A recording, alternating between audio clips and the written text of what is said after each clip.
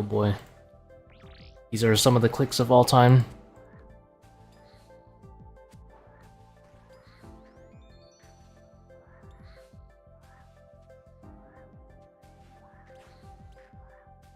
Oh boy.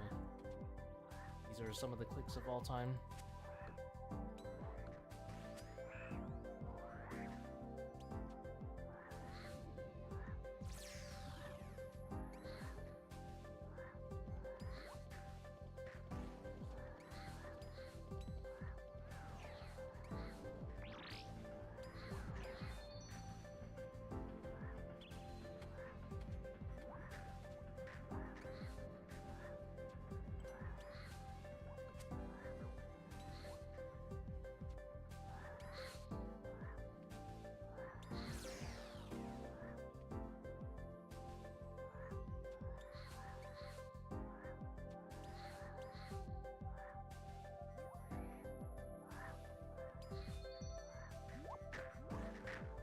Terrible monkey room.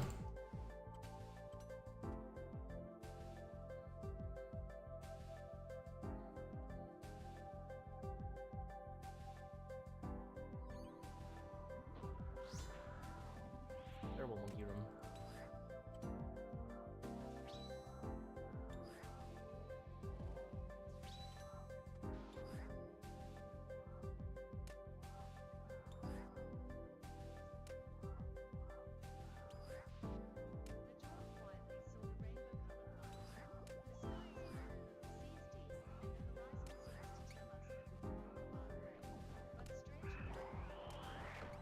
That is not what I meant to do.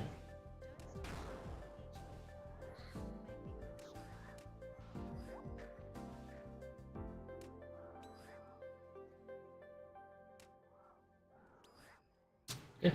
I guess melee. I didn't know melee was also that's kind of like a zero tick action. One tick action.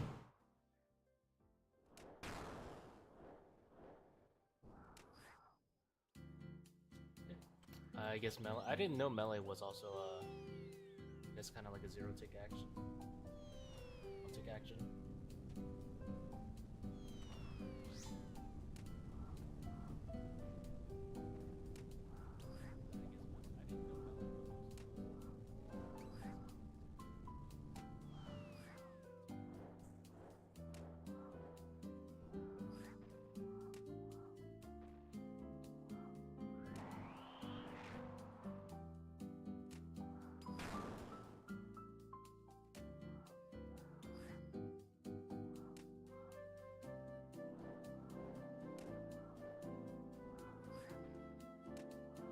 Wonder if I can get a true boulder skip going on here.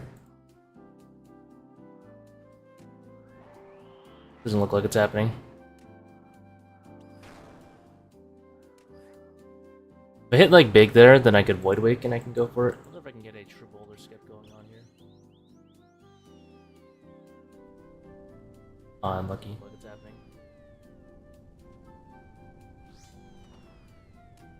If I hit like big there, then I could void wake and I can go for it.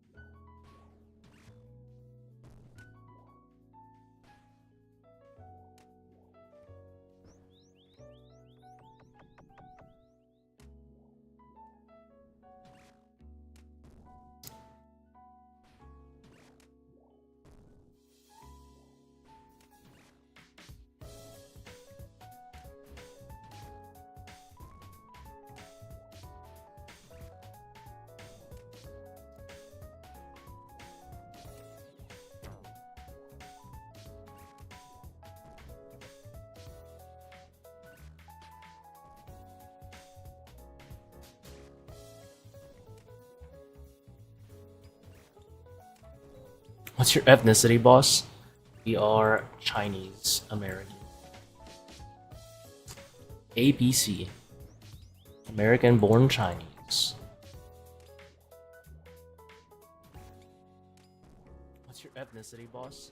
How's it going, no ID? Chinese American. ABC. American born Chinese. Goodbye, Mr. Meller. How's it going, no ID?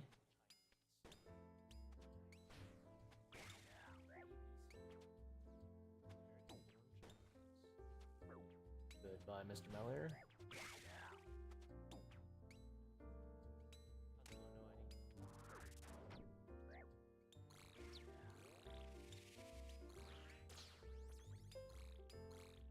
Actually, I'm in no rush. I'm chilling.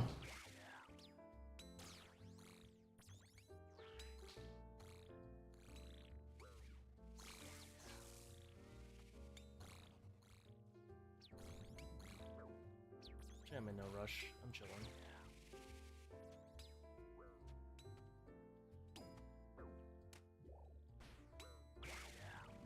Hope you're good? Yeah, doing pretty good. Lowered it by 3%. Okay, so I guess if I hit one more swarm, I would have been fine. One of those swarms. Hope you're good? Yeah, doing pretty good. Lowered it by 3%. Okay, so you went west thinking you're safe? Yeah, you have to pray. If you're doing this specific method, you gotta pray ranged. And, because this method, it sees you.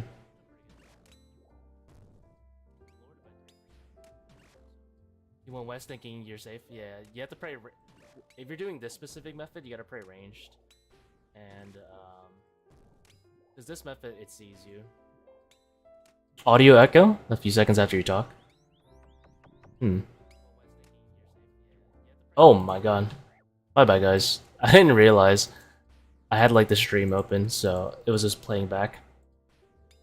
My bad, dude.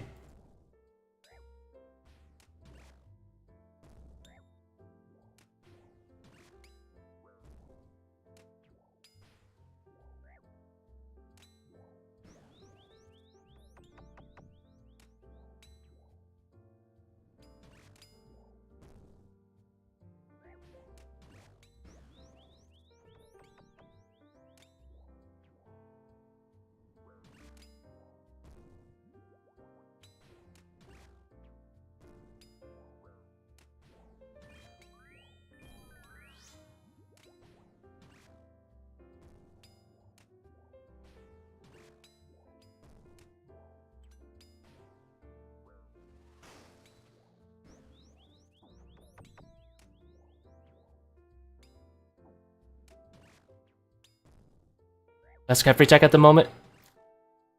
We're working on trying to figure out partial swarming P2, where you kind of like hit some of the swarms. But that's like still in progress. It's pretty good though. Like when we're talking 530s, this is one of the better ones. And it's actually really chill. I wonder, I'm gonna give level 3 is that like a chance.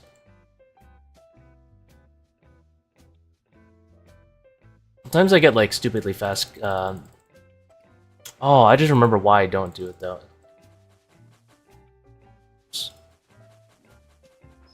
Because it's not as good for ZCBing or whatever. It's not gonna make or break time.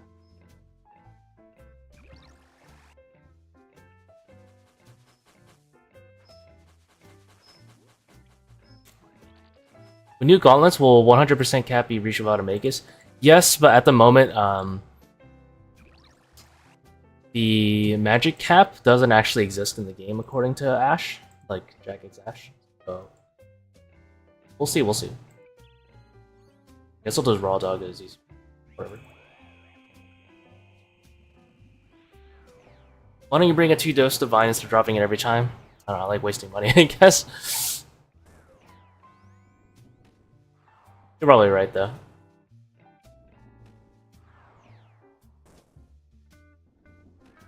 I just never thought of it. I should probably bring a 3-dose so I can occasionally have 1 dose for redemption. And then I can just drop the other. Save me a dose. Why is this game so hard? Because you think it's hard. That's why.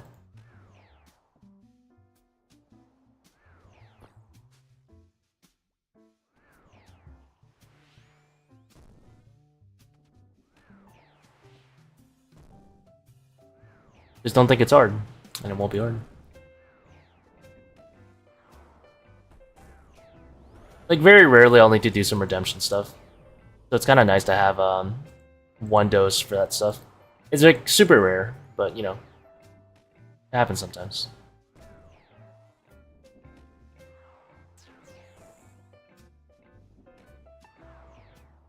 I say we just wait for the gauntlets to come out, and then we'll see if it's worth bringing. Because right now they're just accuracy, which is... It would be nice to have Light Bearer, but...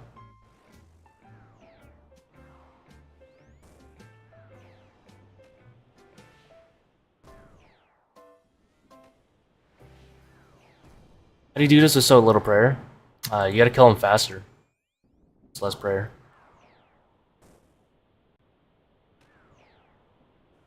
That's a secret. This one will actually work.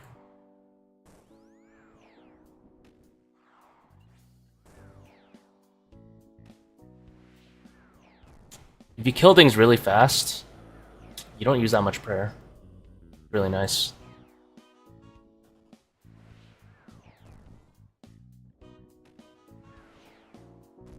Thanks. I know, sarcastic, but it's also true.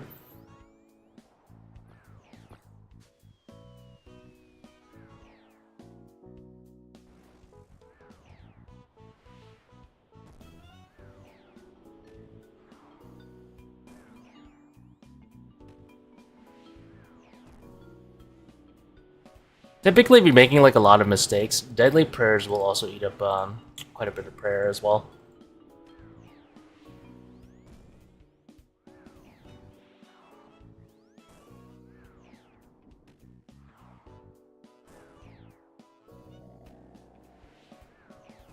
Online and is gonna have a big impact on ToA meta.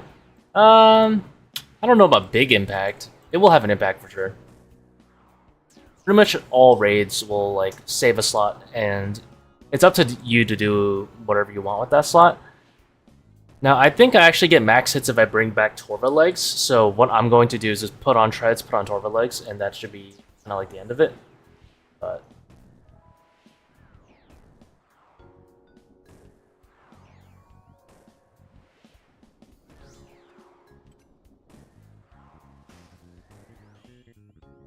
oh, no, wrong button.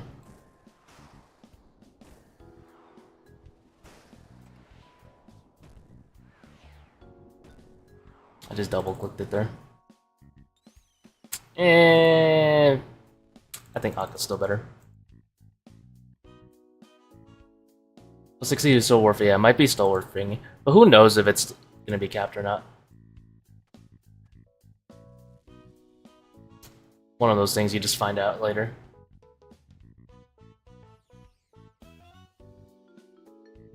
I wonder if even with the rings, will Mage be like the preferred style for chill runs? It probably will be.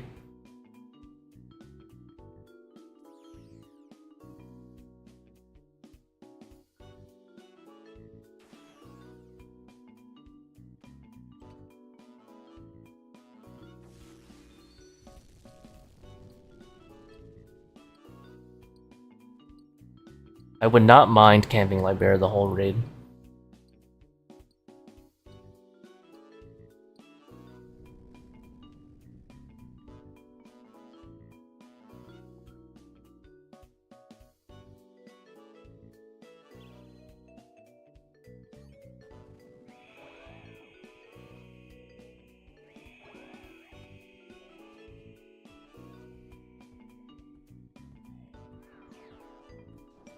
Make it a little bit more relaxed? That's a good question. I mean, if you want a relaxing raid, probably do like an overly draining raid. Overly draining 500 with no pass. But those are a little bit slower. Probably complete those in like 29, 30 minutes.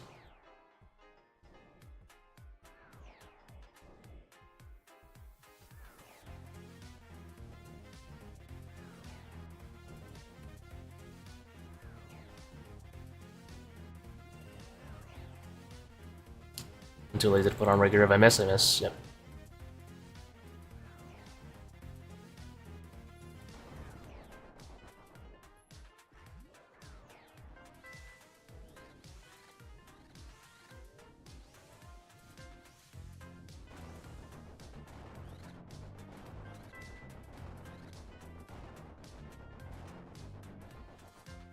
As opposed to how long? Well, when I was doing my 500s, with like the quiet prayer setup, which is definitely more annoying, I was completing in about 27.5 to 28 minutes. So it is like an extra 2 minutes.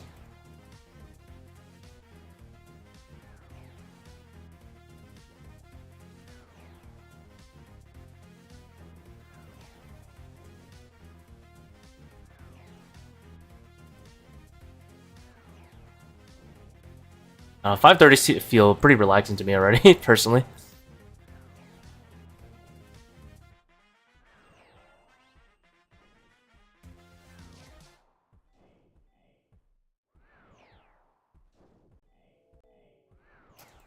I know the T-bow setup, if you bring Venator Ring, goes to like an 83 max hit for Zevik, which is kind of crazy.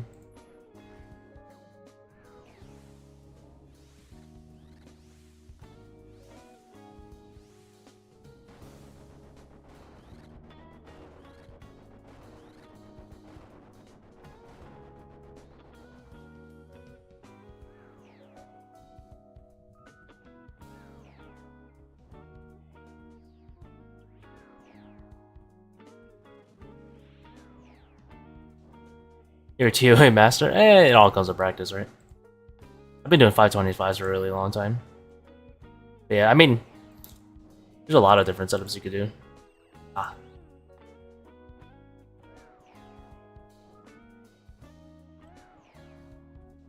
Like technically, I could run this raid and just turn off dehydration. But if anything, like Warden is like the easiest part of the raid.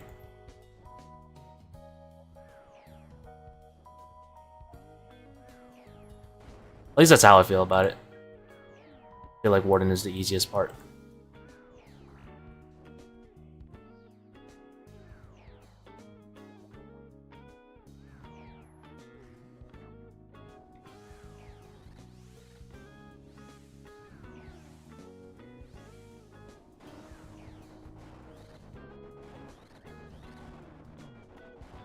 Oops.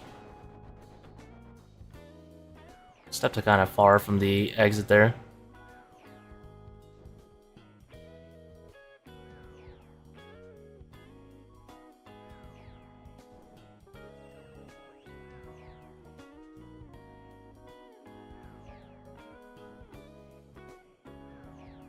And that'll hit me for 19. Okay, so...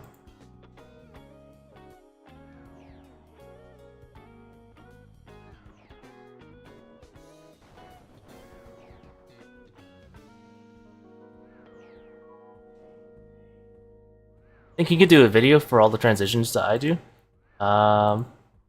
Probably. Would take a while. Quite a few.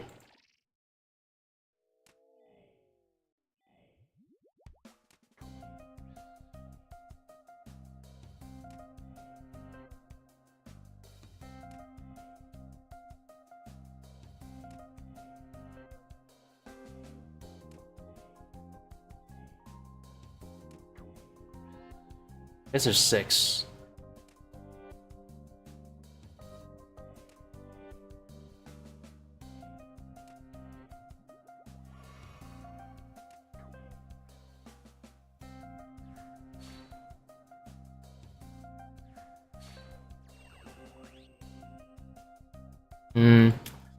Yeah, Bclaws is far superior. Oh, and look how far I am from the thing too. That's not good. Sample size of 1 raid. Like I could also do this with shit, I have to gear up. I could do it like dehydration off, like I said, but.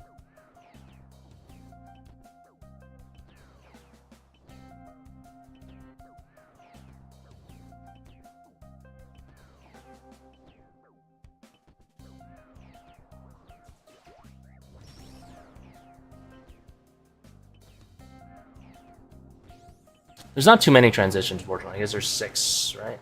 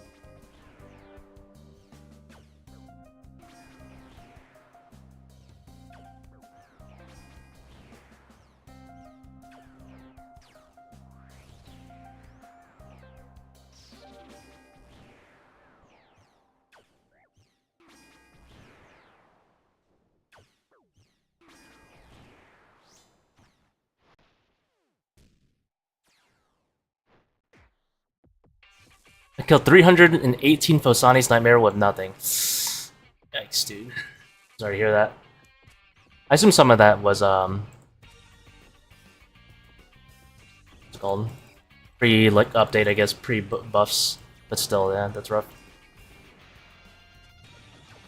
I don't have the greatest log at Nightmare either. I have 1 mace and then, like, 4 armor pieces.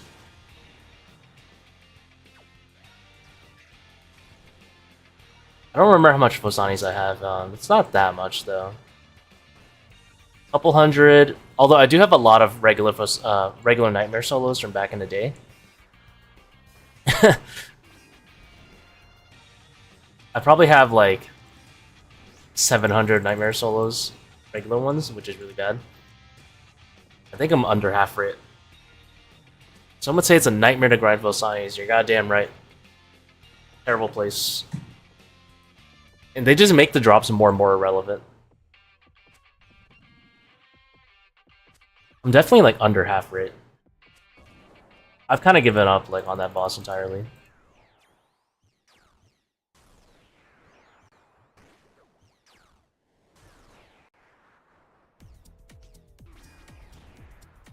None of the drops are good. None of the uniques are good. Generally, it's like a fun fight, but like it is at the same time also a little repetitive once you've done it a couple hundred times. Firmly grasp it.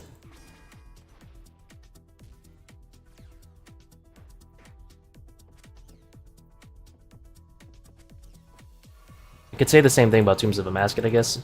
Done it 1,200 times, but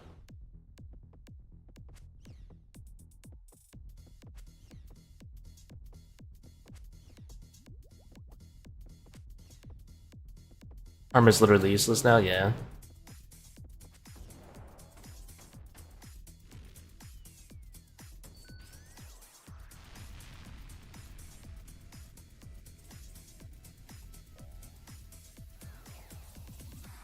Surely they make the new boss weak to crush and not slash again.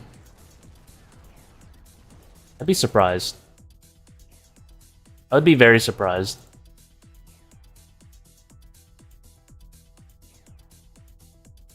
Oops. Wait, why am I back here?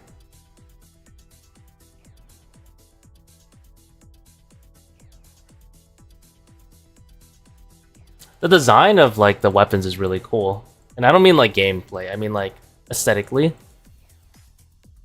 The place is sick.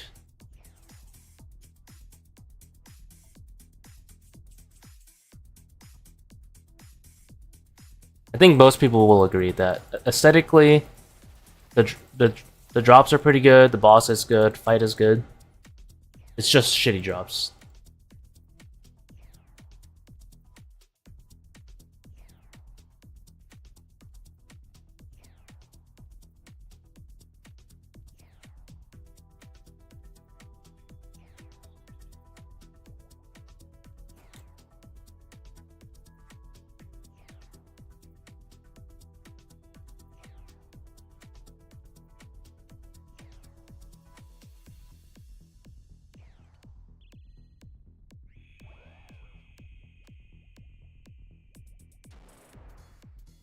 keeping that HP.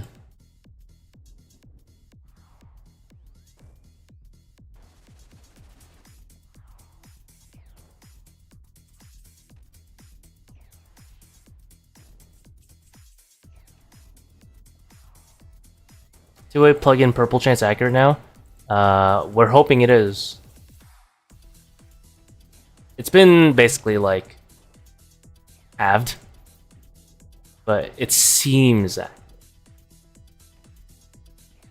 the problem is Jagex hasn't given a real like formula, so it's kind of just conjecture.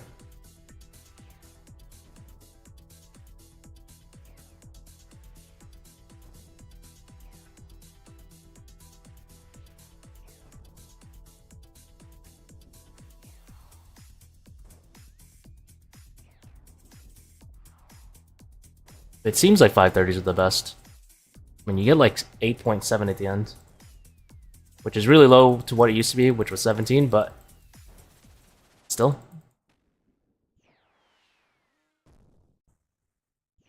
The average time to get a shadow actually isn't that much different. It's like 10% worse or something. 10 or 15% worse. Not the worst thing. The problem is you get no fangs and like no other purples in the way. But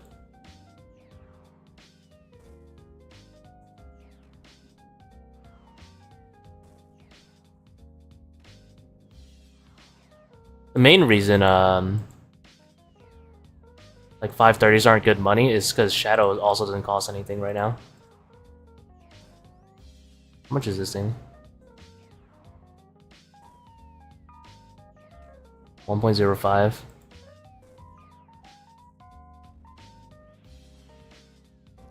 Damn.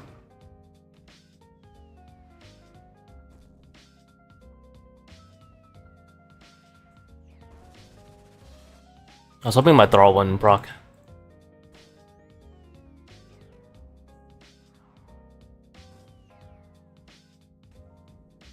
I think 500 is better to run than 530. I'm honestly not convinced in the slightest that 500 in any kind of setup is better.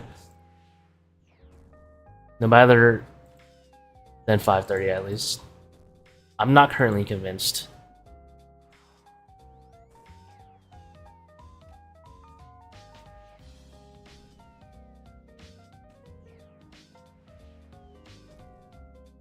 I've already had a few sub 30 530s where I'm like doing full skull skips and stuff, and I calc like what you would need to do in a 500 to like match that, and you just need to break the world record by like 15 seconds, you know? I don't think most people are beating world record.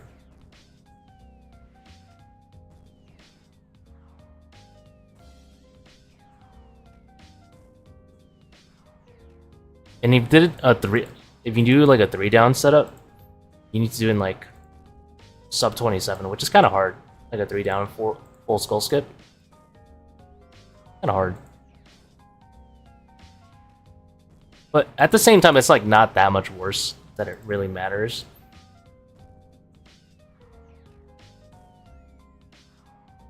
So like honestly, whatever you have more fun in at the end of the day is better.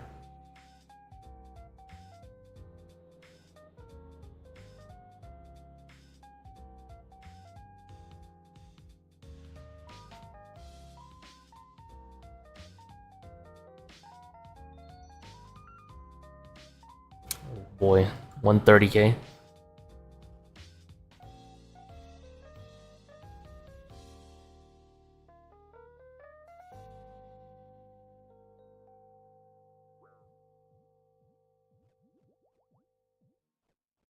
Would you change your setup if you ran overly draining? I would just not bring the Woodwaker.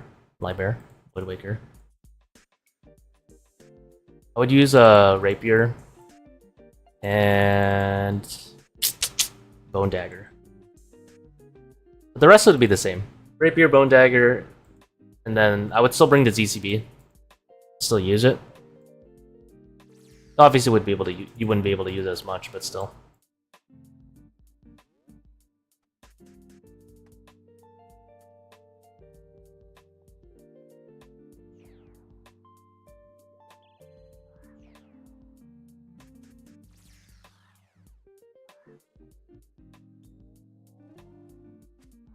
Plan on making more videos like seeing the variants?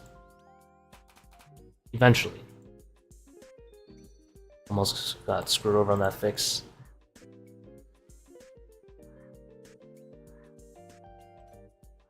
I've been kind of lazy though. I was doing a T-bow. Messed that one up.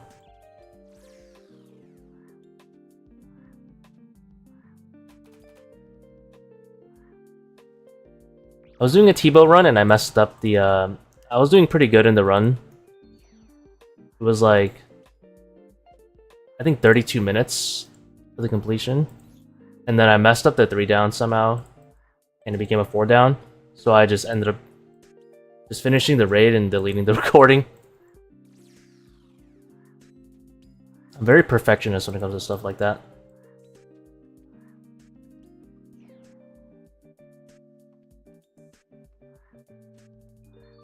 No terrible monkey room.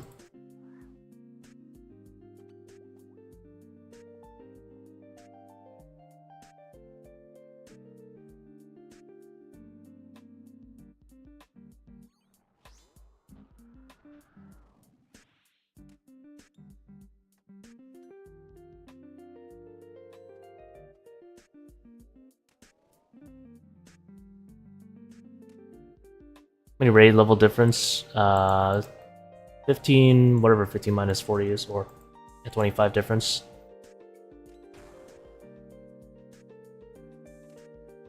I would not recommend Pathseeker. Pathseeker sucks ass.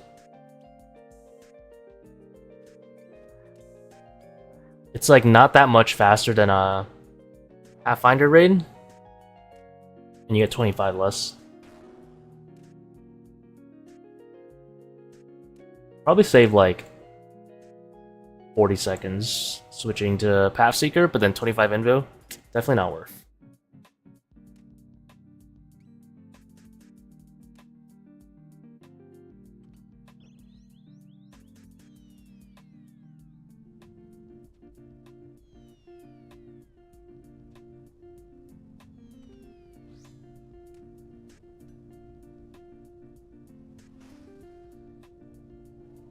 Curious in your opinion what the new 400 is? The new 400 is to do like 450s. But you should learn Double Trouble Kickback. And Butterfly. Even if you mess up Butterfly, remember, it actually does not really matter if you mess up. That's the most important part. Just go for the Butterfly, and if you mess up, who cares? There's no punish for messing up. You could literally pray melee the whole time and just Butterfly. There's no punish. Always worth trying. I should have actually let that pop and proc. I could have done a full boulder skip. That was a perfect angle.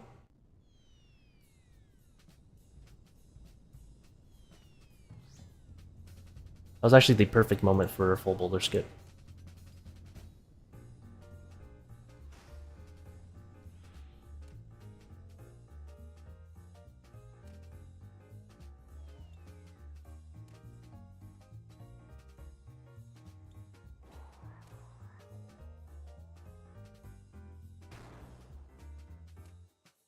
Bob almost got me with that one. She tried to trick me.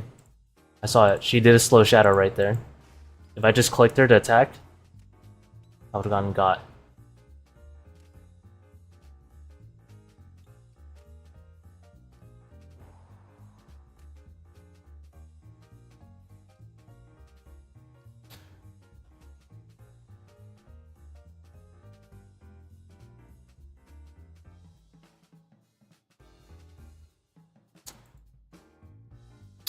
I think 35 timer is pretty free, but most people probably want to run 40. You could definitely do a 450 with, if you take like the 500 video, right, and turn off dehydration, you're at 470. And then you could turn off another. Let me think. Turn off dehydration. Honestly, take the 500 and just run no Pathfinder. That's probably the easiest you can do.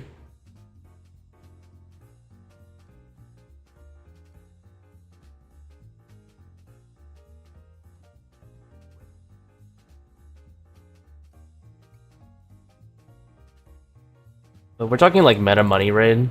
500 is pretty chill to run, even with both the setup.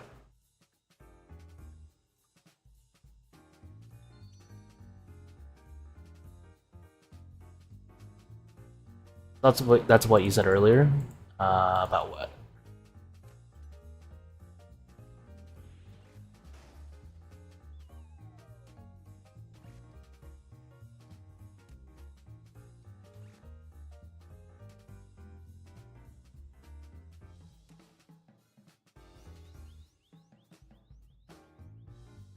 That setup is already pretty chill. Like you go down to 460, and then you can turn off another 10 of your liking. I think if I had to pick like another 10, I'd probably turn off like aerial assault. Going down one path level? No, I never said anything about going down one path level. Overly draining, you could. You wouldn't go down one path level. You just turn off Pathfinder entirely.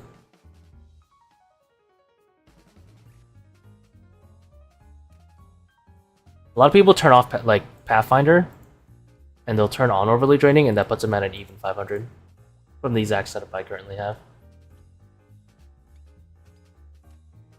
And then they put on like a 40 timer or something.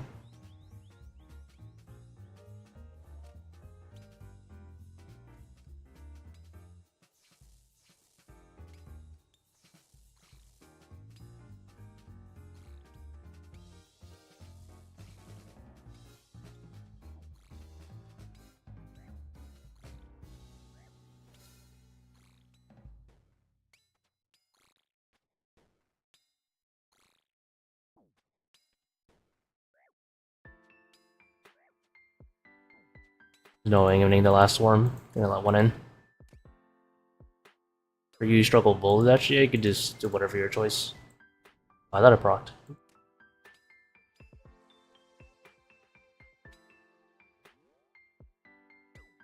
Well, that guy's gone.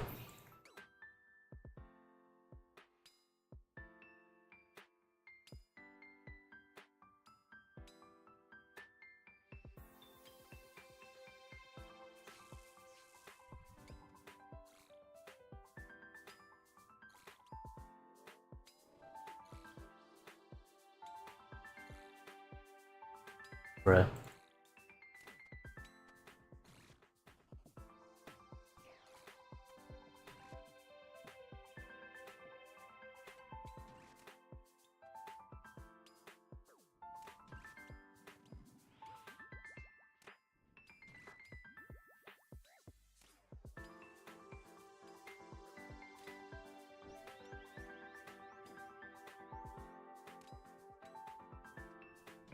Are you saying Pathfinder's not worth at all? Well, I was answering your specific question about how to make it more chill. Definitely, like 530 is definitely good. Oh, Pathseeker? Yeah, Pathseeker is terrible. I would rather... I wouldn't downgrade ever to like below a 50 threshold because of it. But at the same... Yeah, Pathseeker is terrible. And at the same time, you don't even need it to reach a 50 threshold ever.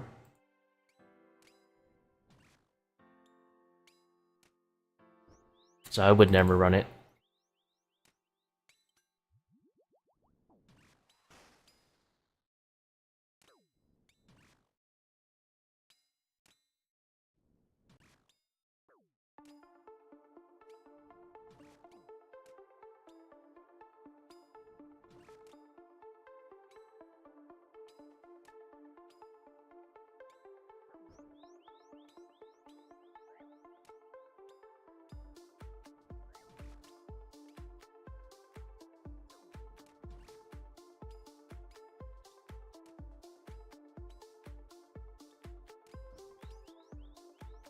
Hello, Mr. Reynolds. Hello. Have we figured out if 550s are good at all? I could do them in about 36 minutes, but the drops are so bad now I haven't been back.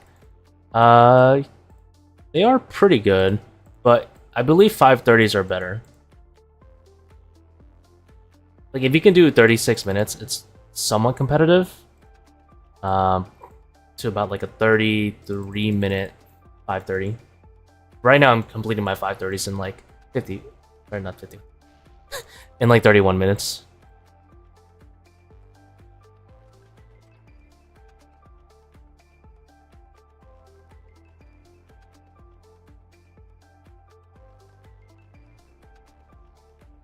I think you would have to complete 550 in about 34 minutes to be better.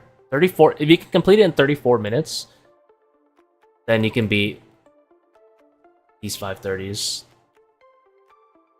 Although these could probably be sub 30 if I went double power. 540 minus OD, yeah, exactly so. Very generous on time too.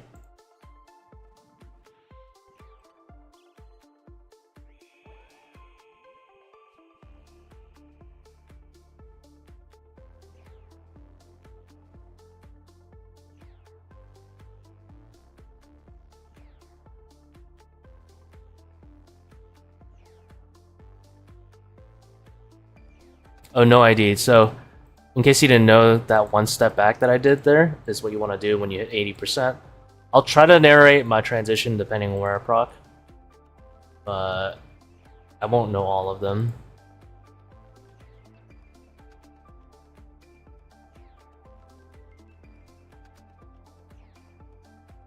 I messed up there.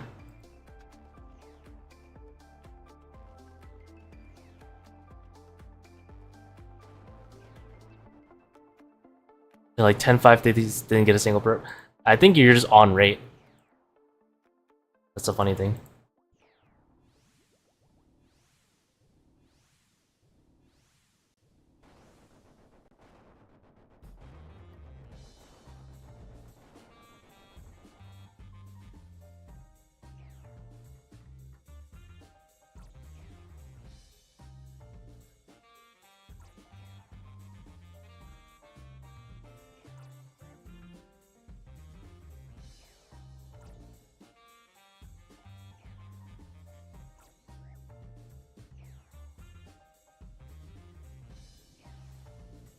When I realized that I gave up and be like that.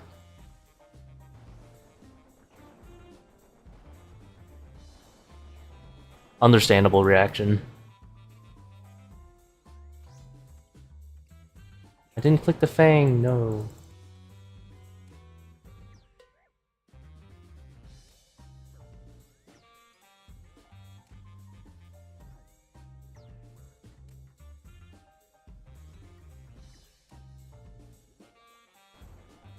I messed up there. I could have gotten a ZCB off.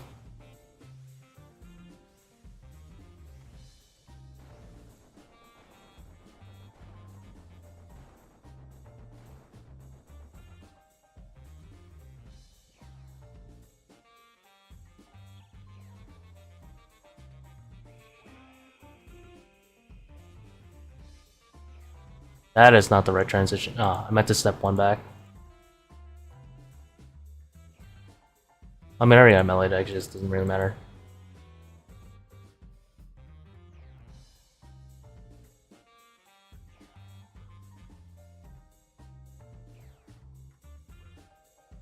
As long as I don't get meleeed one more time here, I'm chilling for an extra minute.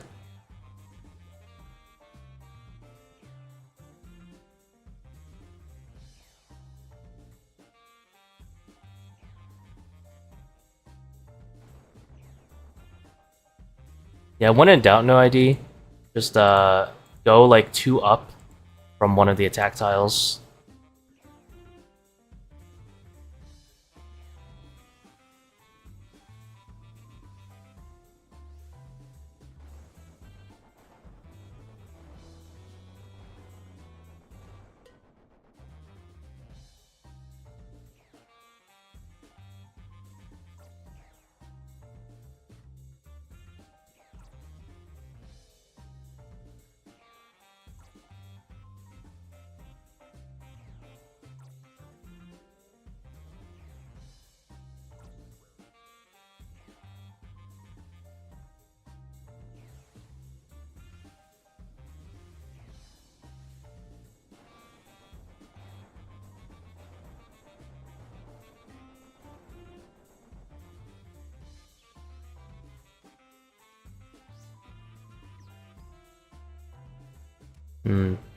Not really sure if I'm a fan of the kick meta. Doesn't look very good.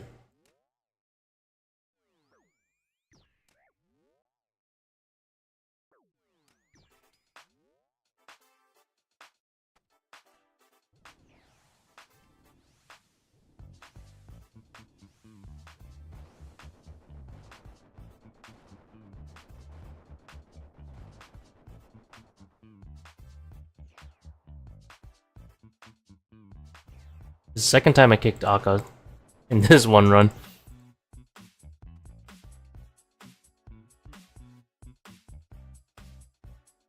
Third time! Oh my god. Kickers.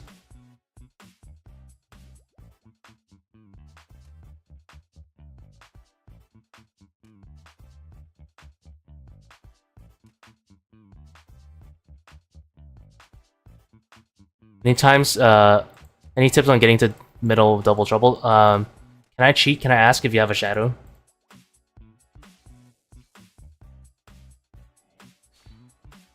If you have a shadow, you see this attack tile? When you're on any of the attack tiles, you just go boom. Click the symbol of the quadrant you're in. Always works. If you're on this attack tile, boom, done, already next to it. Works in every single quadrant. If you're not using like a shadow, using a boffer or something, I like to do something called a long click. I just click like in Narnia and hover my mouse in the middle of my screen and I stop myself when I get close. That's it. 2 ways, both valid. I usually do the second method now, but the first one also works very well. I think I just lost my extra ZCB because I was yapping, but that's okay.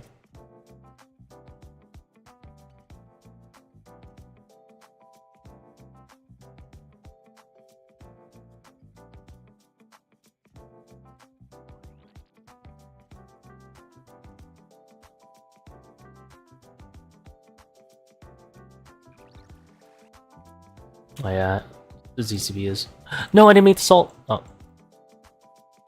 Uh-oh.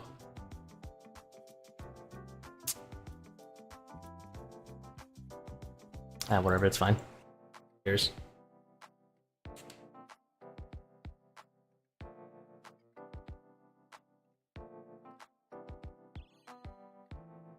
What does no flicking mean? It means I do not do, like, clicky, click, click, click. Less clicky. Good. I don't do this.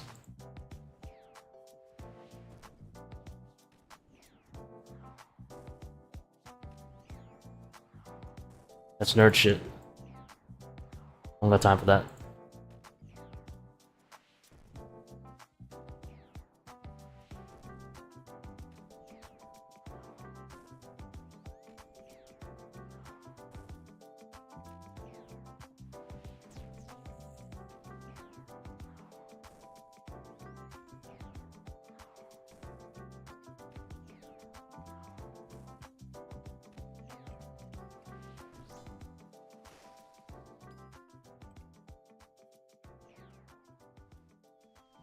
Oh my god, I just major about Occult and Tormented. I hit though.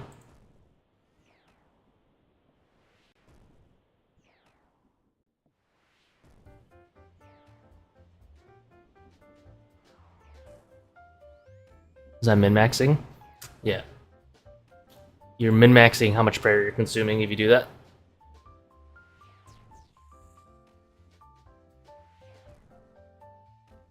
I guess like reverse min-maxing it. Keeping it low.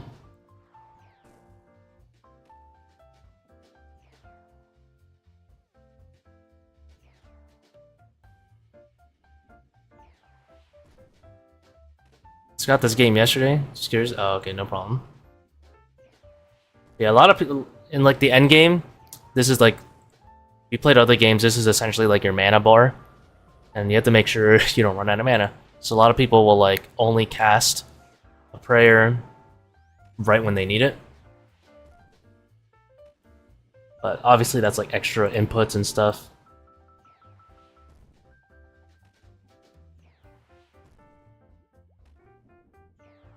That's the best way I would put it.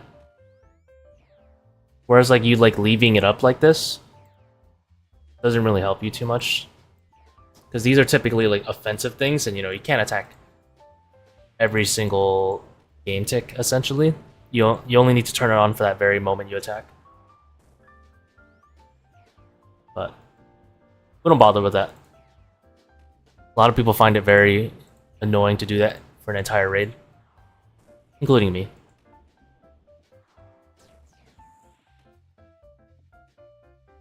a little upset. I'm more upset that I resalted when I shouldn't have.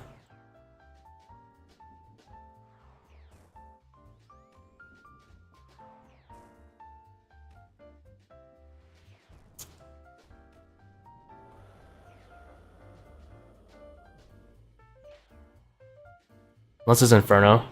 I don't think you even need to flick an Inferno anymore. If you bring like 3 regens.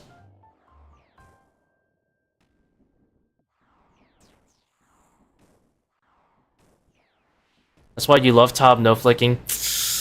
That's if you're with a team that's okay with you not flicking. A lot of teams still make you nerd out and you have to flick.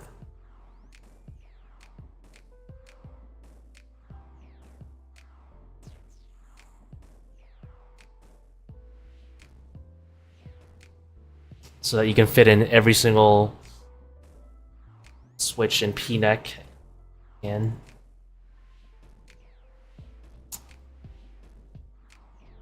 It's the same thing like ToA, you know, like teams. Team raids will want you to like bring max range switches, surge pot, and all that stuff. I assume it's the same thing with top, like this depends on the group you're running with.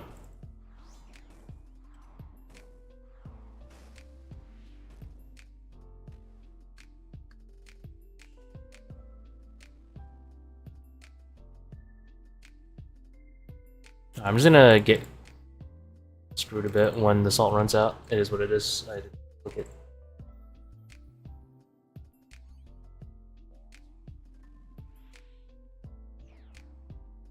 The jugs only blow up when they move diagonally and path next to a rock. It doesn't have to be diagonally, but essentially the way the jugs actually work is that when they make contact with the rock, as in like they're on a tile adjacent to a rock, right, as they're moving, then they will blow up one tile later in the direction that they were moving. And obviously when it's like pathing right into the rock, it'll just blow up inside the rock, right? And it'll clear all the acid around it. But when it's going in a diagonal, depending on the direction, if it's going diagonally into the rock, it'll blow up one, you know, like behind it like that, which is not something you want if you have upset stomach on. But if it's pathing diagonally and it's like, let's say on the lower side and it scrapes on, I guess, what I'm going to call the southern side, it'll actually pop to the right of it, which is fine.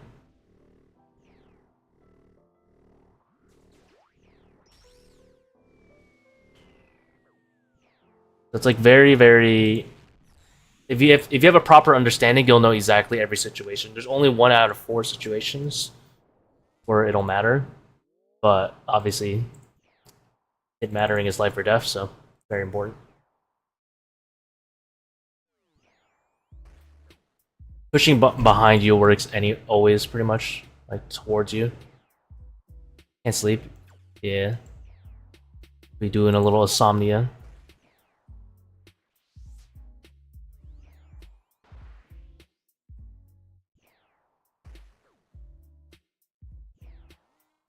I should have undug grass there.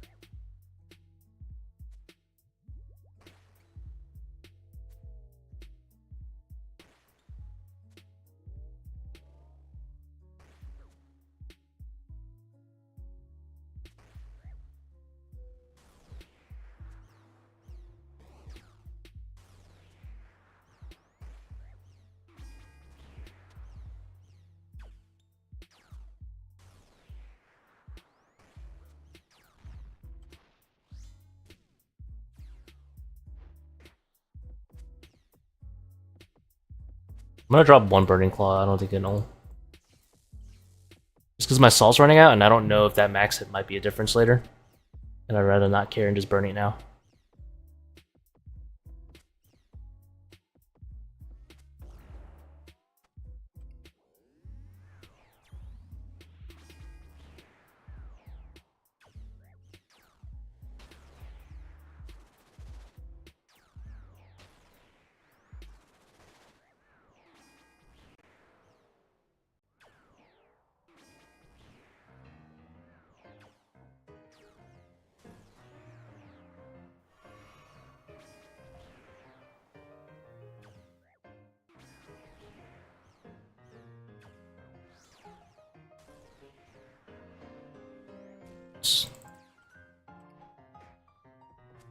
No one saw it.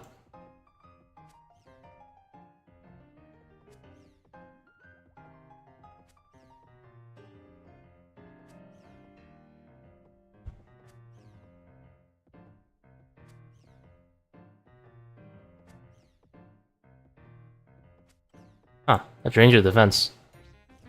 Very interesting.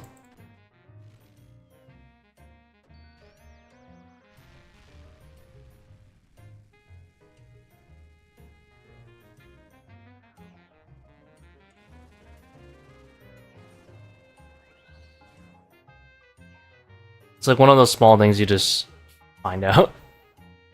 Apparently that drains defense.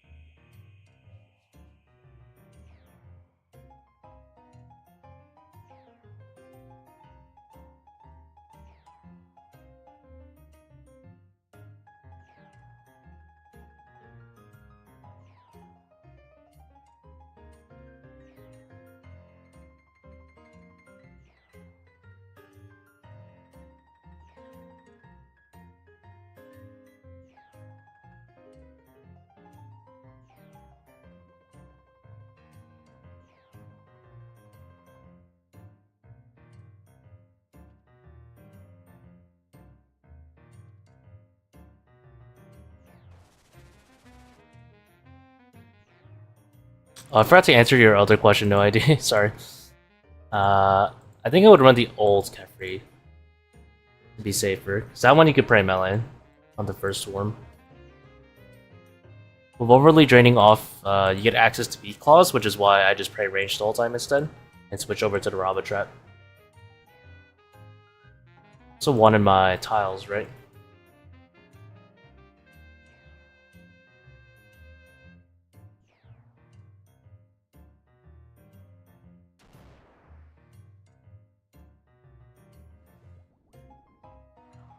I think I would use the old one for like an overly draining run.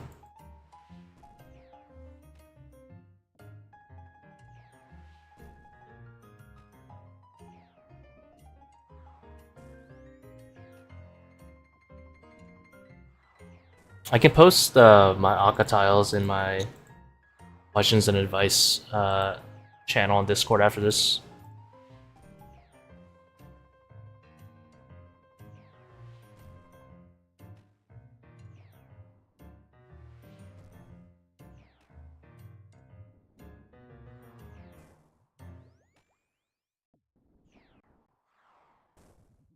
My DPS is in the gutter, 122.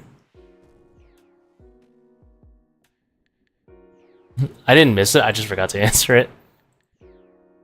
I said it out loud and then I was like, I'll remember to answer it later. Spoiler, he did not remember.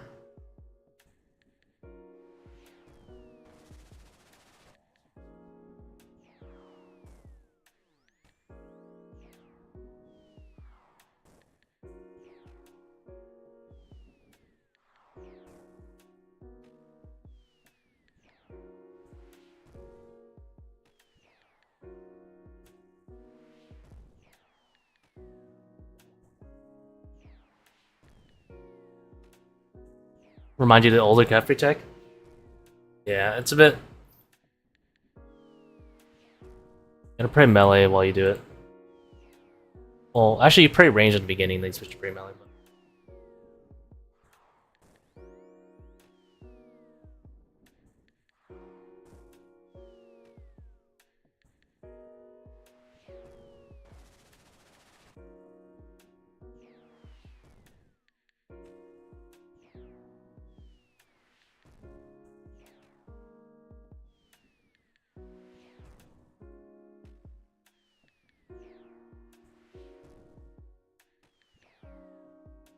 You know what's calling the GP calc per hour? Completing 1.5, 1.7. Yeah, I mean the numbers, to be fair, if you're doing a 445, you're not as experienced as someone who's doing a 545, most likely. I think that's the assumption.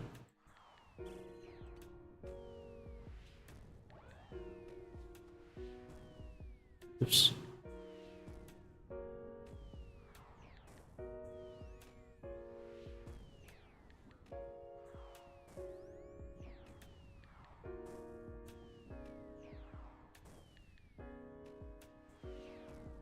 Although 445s are terrible now. You would just run 450s. Because 50 threshold, very important.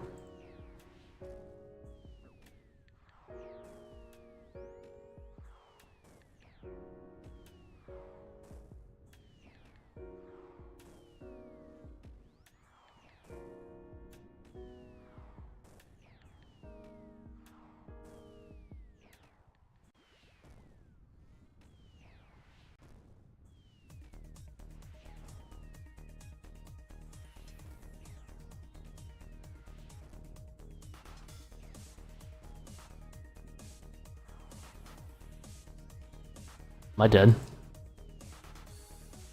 Oh yeah, I messed up. It's been a while since I died at P4.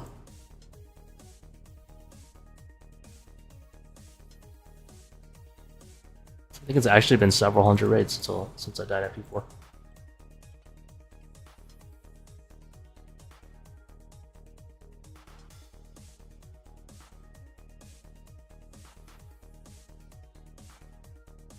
No way, my goat. Happens to the best of us.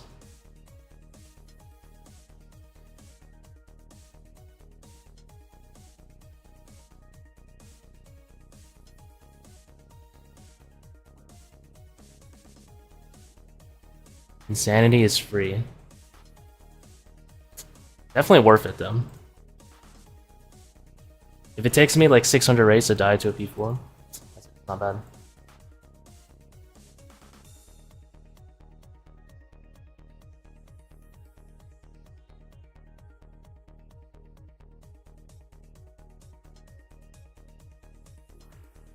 That was mostly arrogance, though, anyway.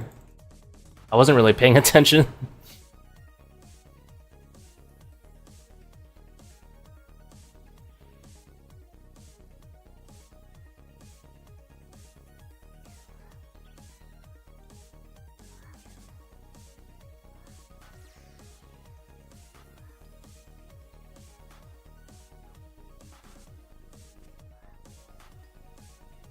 What up, Mr. Books?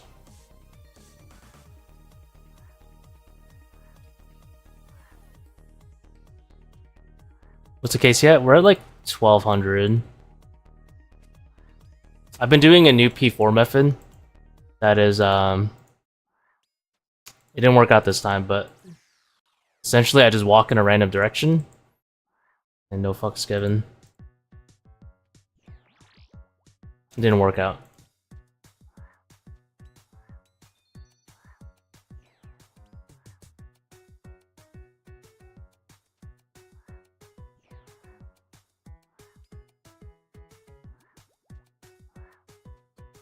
And you can see me. Wrong box.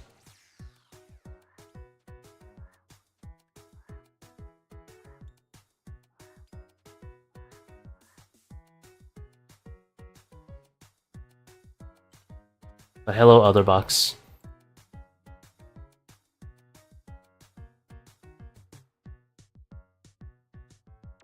Mr. Young.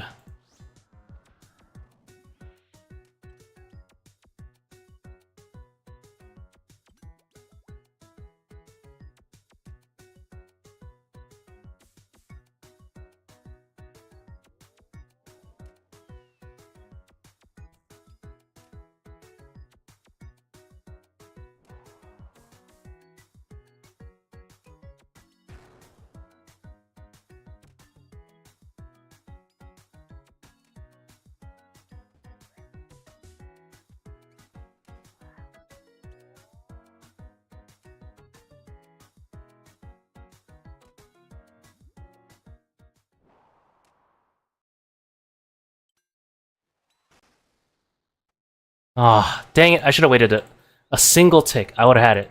A single tick.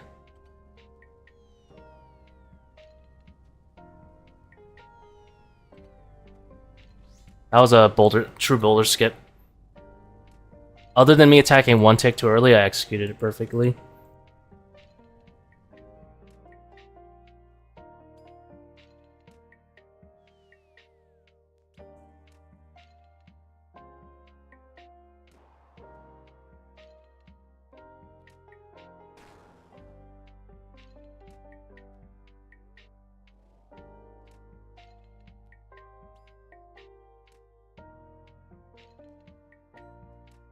I don't think it's gonna happen this time. My DPS is pretty good.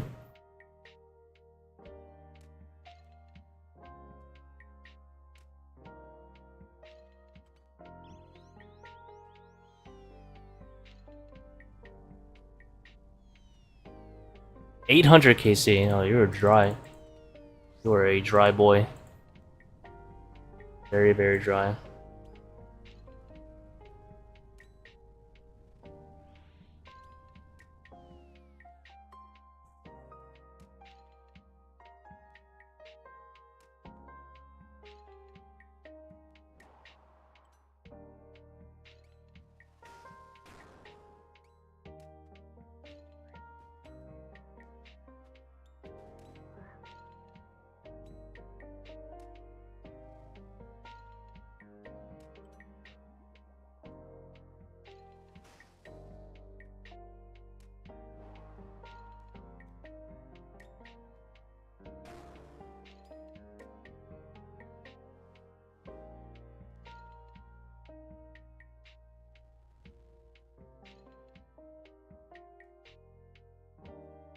Three times rate. Ew. That is not very fun.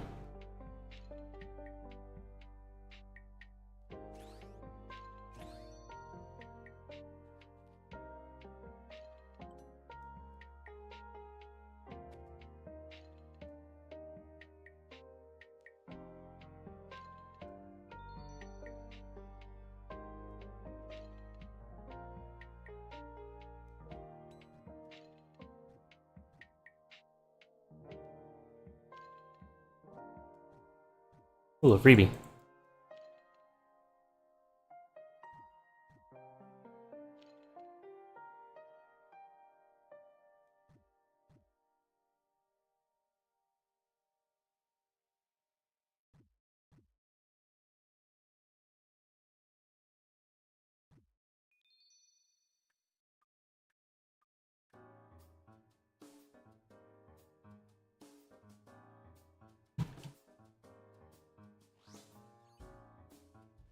No idea. I put in my Akka tiles into the questions and advice channel on Discord if you want to look at them.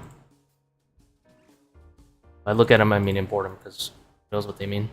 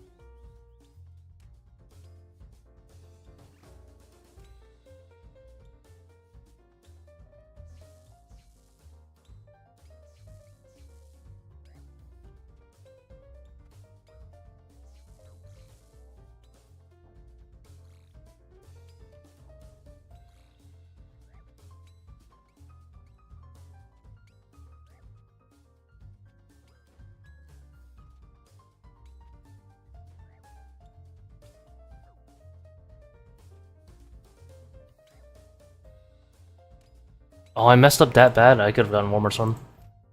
I thought I was done.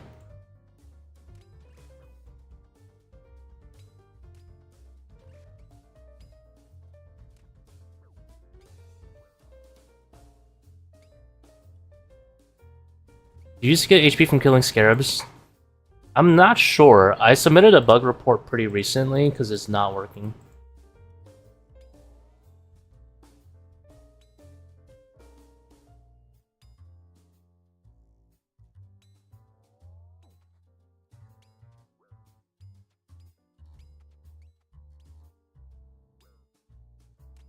Nice, partial storm.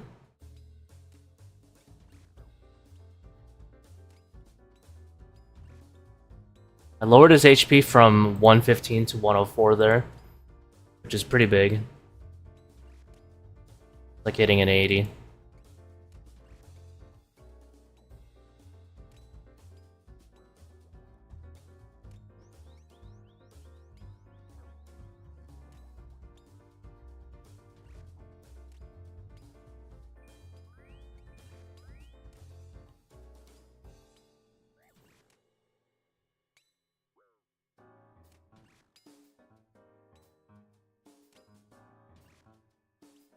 It's right at 140 on the arcane. Nice. I had a 2-shot in the arcane somewhat recently. I don't know if it would have one-shot. It was a 560 strength X speed drop.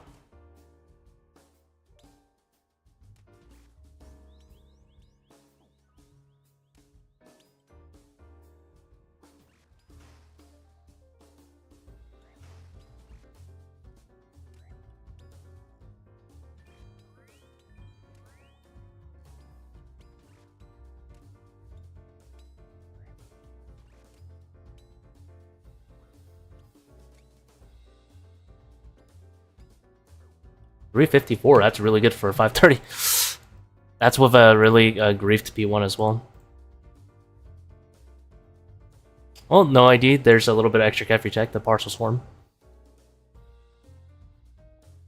And a 170 for getting the swap. Look, we don't talk about, that's not forgetting. That's manifesting at that point. You know what you're doing.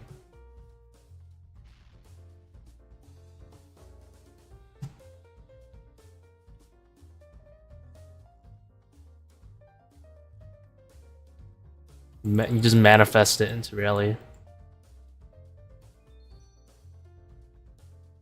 No accidents.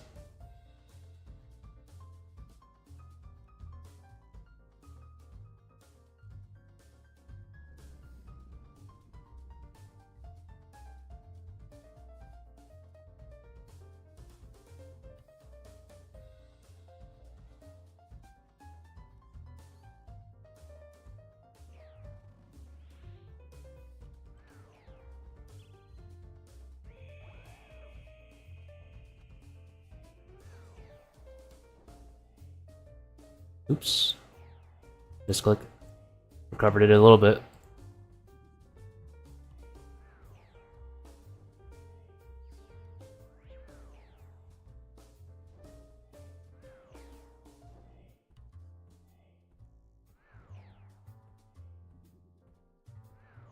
What are the dry streaks looking like on 530s? We already had a 30 dry streak.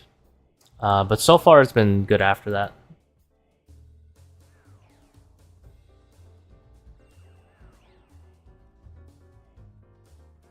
Fortunately, the bug that it doesn't heal on Overlords is very easily replicable. You just kill them and it doesn't proc. So hopefully Jagex can get it fixed. Because it seems like easy to replicate bug. Hopefully they can figure out why.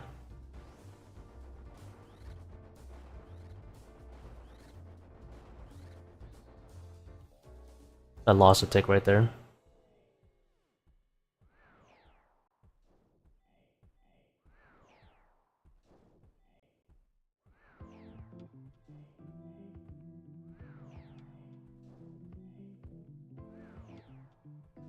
Two up here.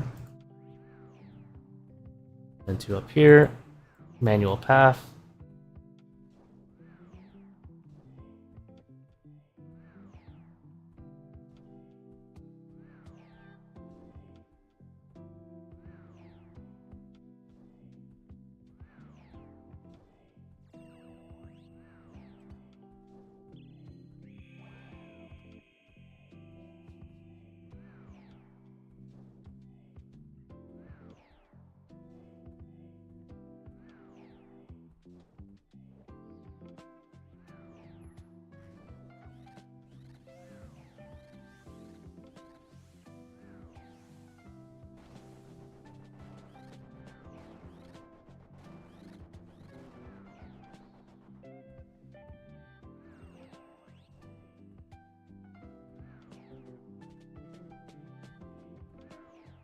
Got a little bit scanned by the shadow travel time.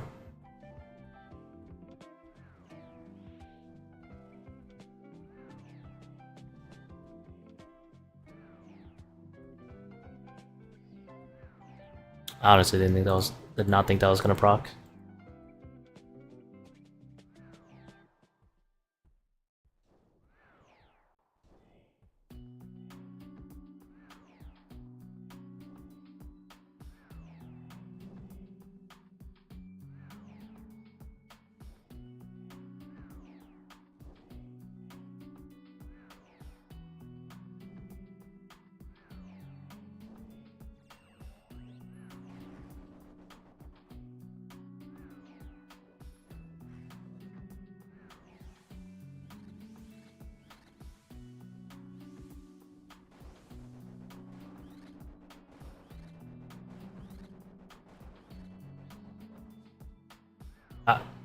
Back to take early.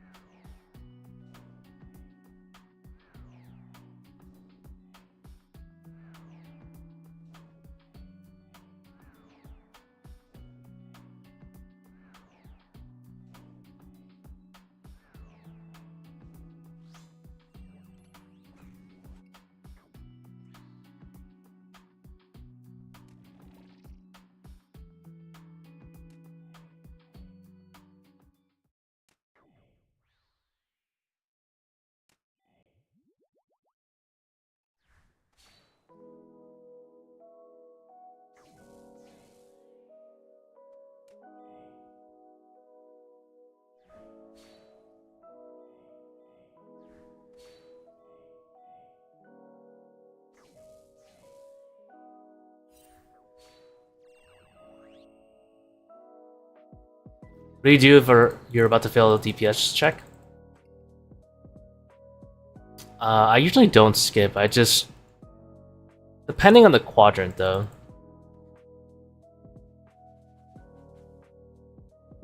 It kind of depends on the quadrant I'm about to fail. If it's going to fail a black or red quadrant, then I'll usually just go to a different quadrant, like the lightning quadrant, and tank it there. Or attempt to skip it there. That way, if I mess up, it's just the lightning quadrant and it doesn't hurt as bad. But if it's like the ice or lightning quadrant, I just tank the damage. I don't really care too much. I don't really care.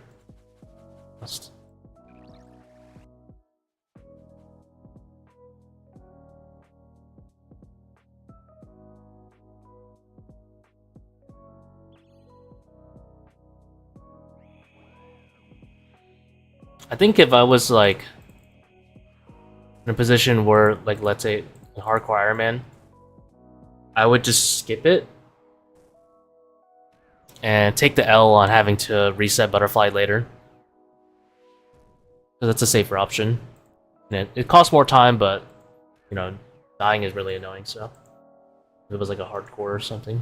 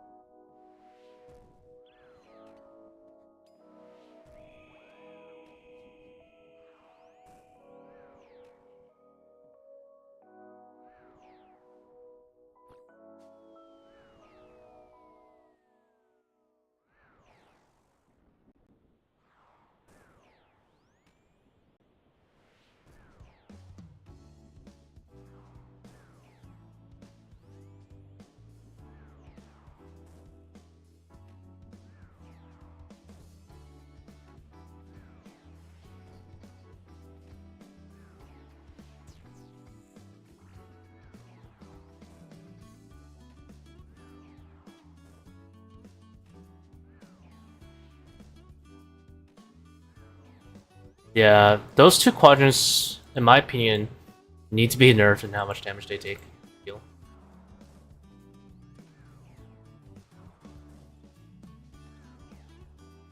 It's kind of absurd. At least they're redemptionable. Fortunately, at least the burns only hit like 8s. So if you tank them, you'll always live as long as you didn't die to the explosion. That's still super dumb.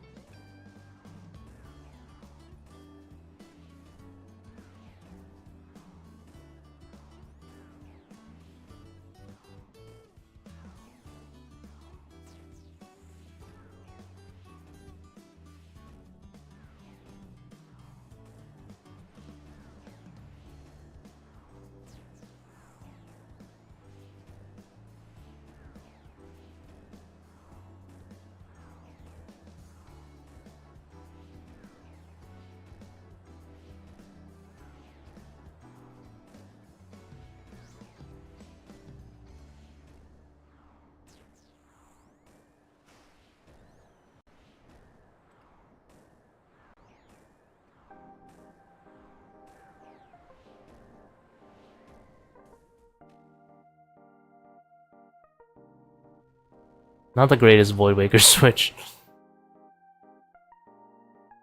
I've done. Oh yeah, I forgot about the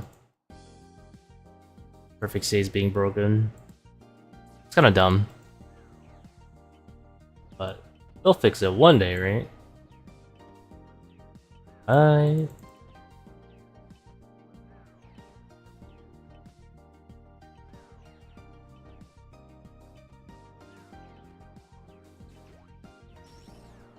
Void Waker fumbling the shaky hands.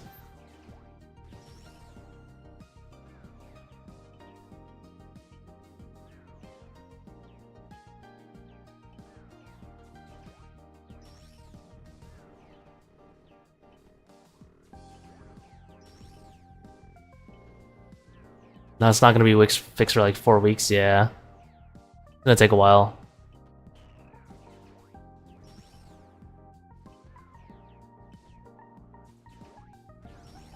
I love how it was like, we're gonna do it next week. It's like, great, and then, holy shit, they're like, oh yeah, it's not getting done for a hot minute because War on War. Like, damn.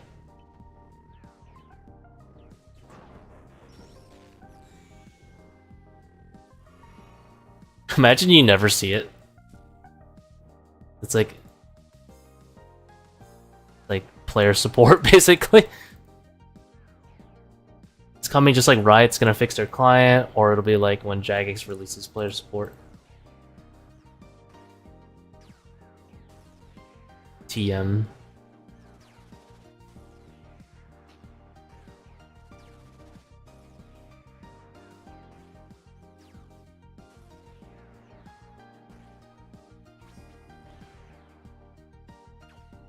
Oh, that was a grasp angle. Not too good at like judging how much damage I've dealt. At least we got new render. True. I'm actually kind of looking forward to the day that At the same time, I know it's gonna be a shit show though. I don't know.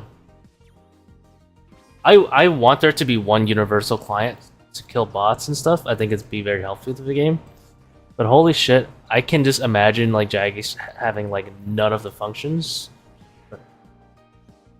and just releasing it and killing Moonlight. Like releasing the client, be like, yeah, that's good enough, deal with it. It's not worth running 425s. You might, honestly, you might as well.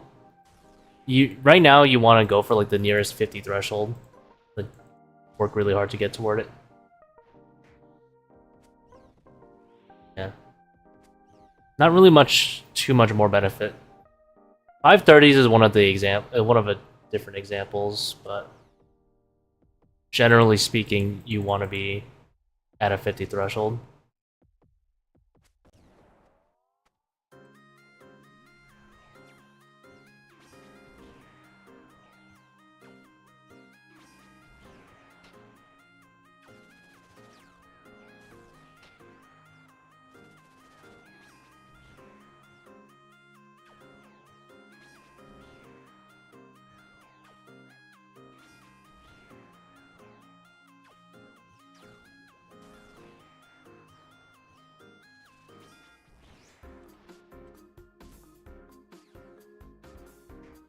I genuinely believe that it's very likely for Jagex to release a very unfinished client, and just because it has like HD and better FPS, people are just gonna switch to it.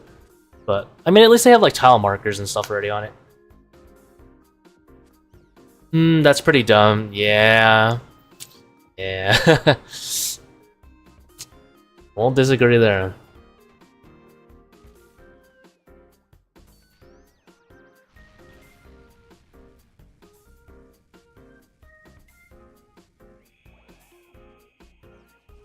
Like, you should always be rewarded for trying to push.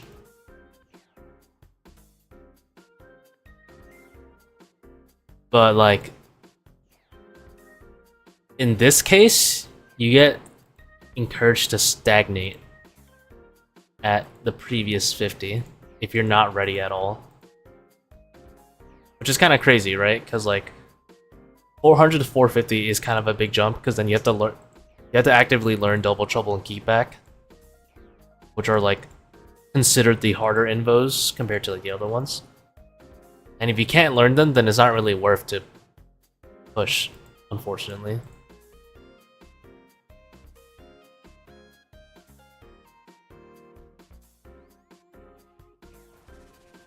Well, obviously you can learn them. There's no such thing as you can't learn them, but you know what I mean.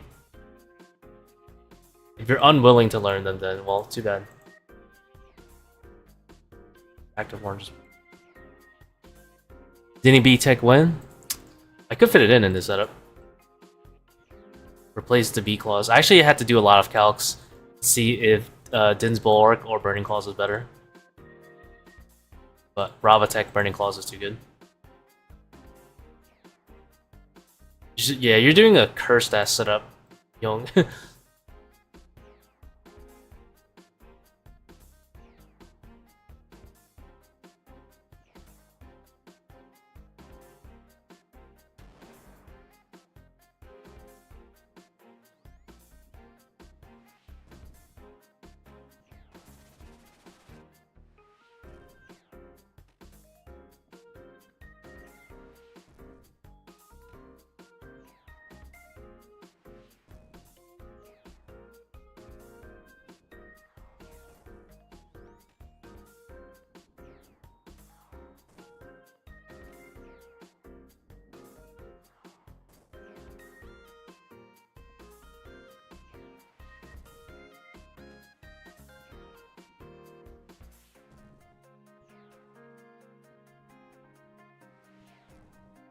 Instagram Dense, it was like 9 to 9.1% around 33 minutes.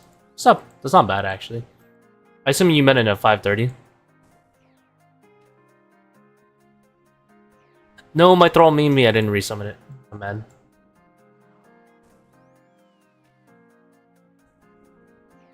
Or 525, whatever.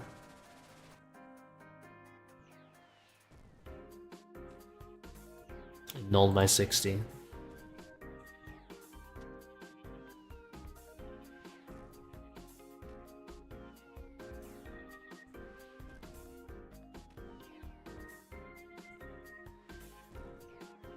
when I initially tried out the Dins, I did 2 Sun Pokes on the melee at P1, and then Dins. And if I was lucky, the second Swarm would spawn kind of like close by. And you can basically, you know, double hit the meleeer and kill 2 Swarms. But the problem is if it spawns kind of far, I mean, you can only skip so far, so maybe you could still reach it. But basically, you could do like 2 Suns, Din Spec, and then do like 1 more Sun Poke. Depending on the spawns. Maybe you can always 3 Sun Pokes. I unfortunately don't think 3 Sun Pokes and a Dins is as likely to kill as 3 Burning Claws, though.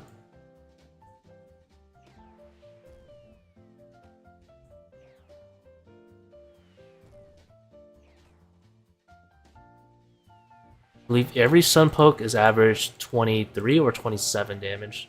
One of those numbers.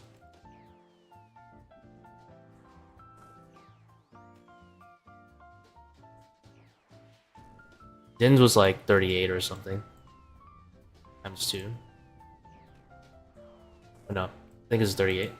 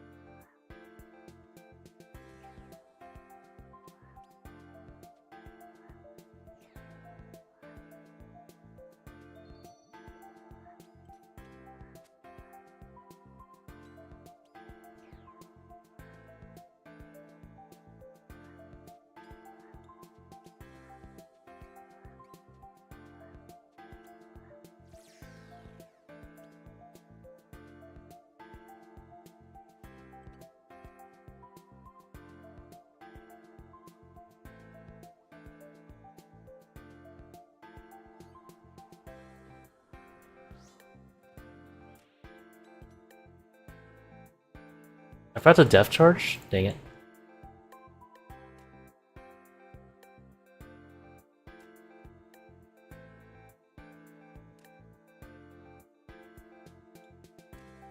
Thought I casted it. Guess not.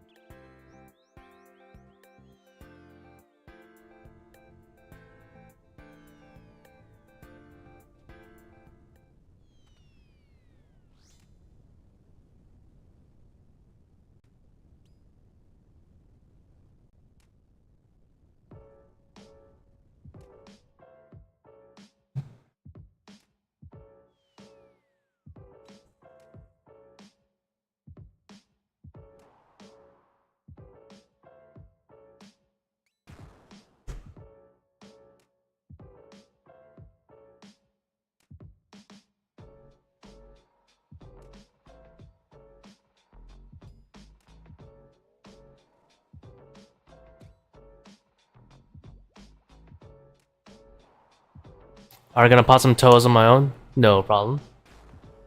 Good luck, good luck.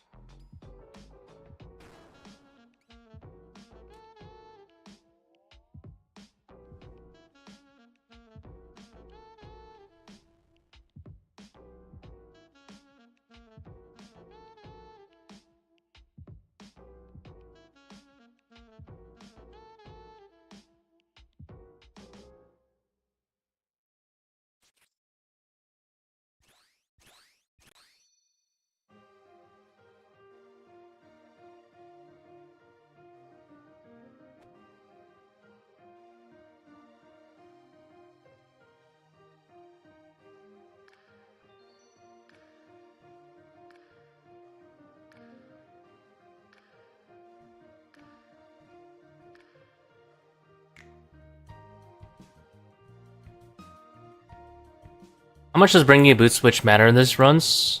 Decent bit.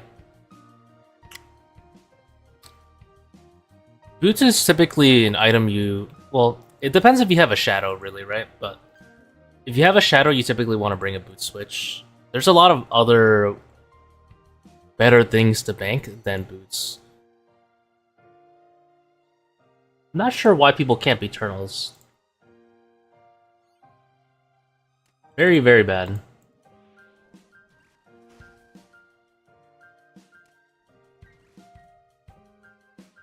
5 strength bonus, or even like D boots 4, is pretty hard to lose or like make up. Like for here, I banked my legs, which is typically going to be better than what's it called? Not bringing boot switch. You used to or still play League? I mostly play like ARAM and stuff. But I do watch the competitive scene a lot. Especially the international events. I'll also take there.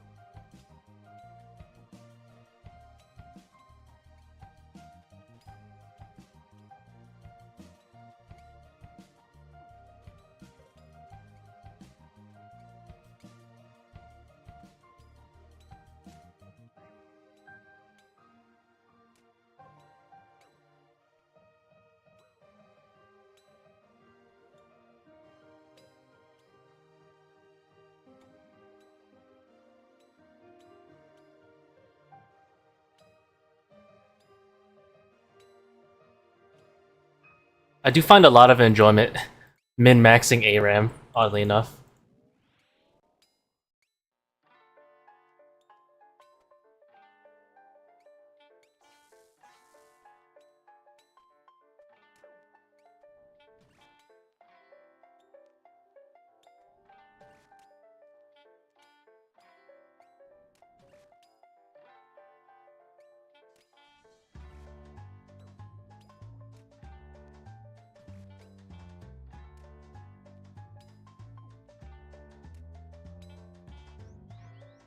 I usually play like in Summoner's Rift. I used to play like a lot of Zillion and Senna, and overall like Thresh and stuff. Don't tell me you abuse Exhaust in ARAM. Not for most champs, no. Even when I play a lot of carries roles, I usually don't use Exhaust. I'll use it for some champs, like backline supports, but most of the time I don't use it. I usually don't play backline support too much, but on rare occasions I do. You do not want to go against me if I'm playing a backline support though. I'm extremely cringe. Not only do I go Exhaust, I don't even take Flash. I go Exhaust, Ignite, and I play Super back. I just make anyone's life miserable.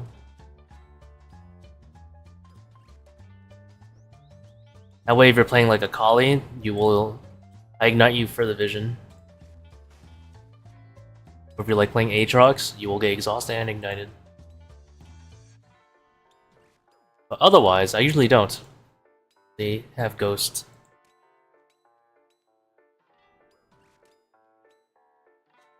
Swarper, I'm gonna share with you my hidden tactic. 1,000,000% win rate strategy. If you ever get Bard, max W. It's the most cringe thing you'll ever witness.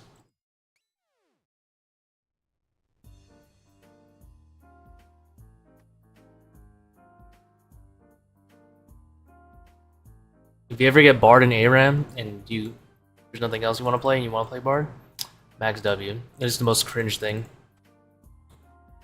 At level 9, it heals you for like 500. It's actually better than Warmogs. That champ is not right.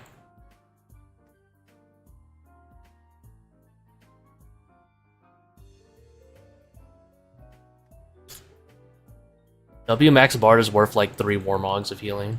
I don't know what Riot was smoking when they made that. No.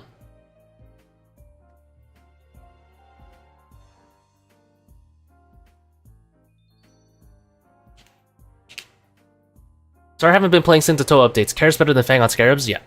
Yes. They made the Scarabs defense not scale with Invocation anymore, so Burning Claws and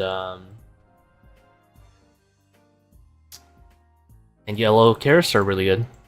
Obviously, if you have like blue carrots, it's a little bit better, but brings blue carrots.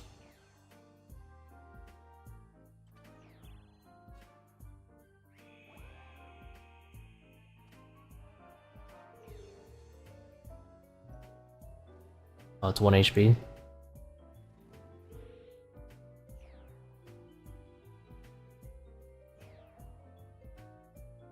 Also, you can ZCB Akka now. Static Shift Bard? No. I've done that build and it's annoying, but it's not good. Comparatively to W Max Bard. W Max Bard is crazy. After doing it like 3 games, I wouldn't wish that hell on anyone. I was against like 3 poke champs, and I would just tank their poke on purpose and heal the full in like 2 shrines and rinse and repeat. And I would always like do it like right outside their vision. And they were probably just wondering like, huh, this guy keeps coming back full health. What's happening?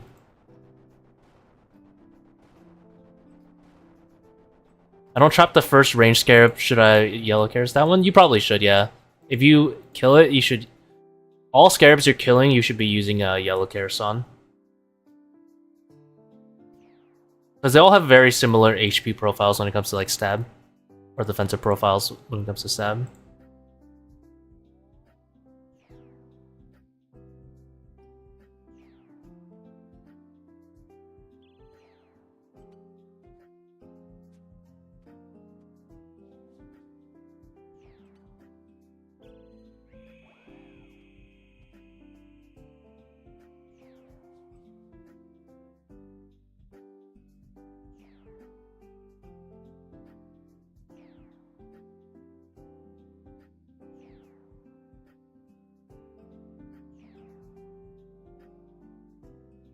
I got back when Divine Sunder was still a thing. I got absolutely fisted by this one LeBlanc, who went like Fleet Footwork, Static Jiv, Sunder, LeBlanc, and it was just like a really strong mosquito the whole game. It was so annoying, but ever since they removed Divine Sunder, it's not that much of an issue anymore.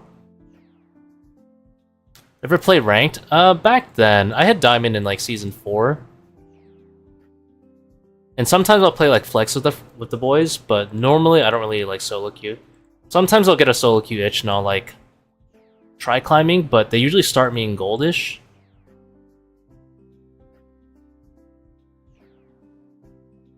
And I honestly cannot be asked to grind. I usually get a really good win rate, but I get bored.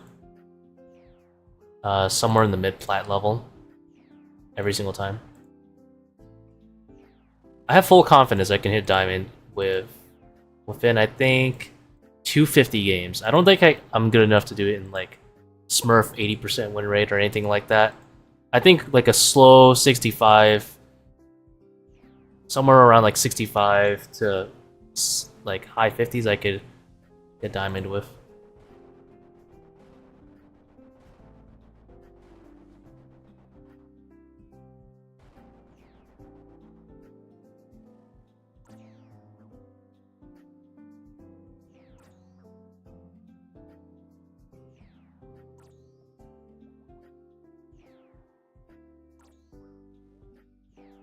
But yeah, I don't really like have fun with it anymore.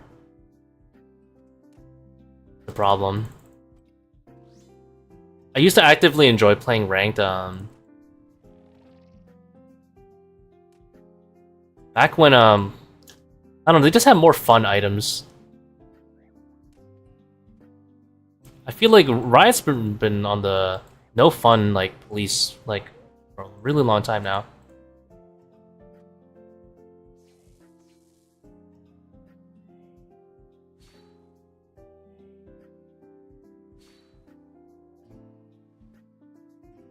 I used to have a lot of fun time playing Zillion, going Spooky Ghost and GLP.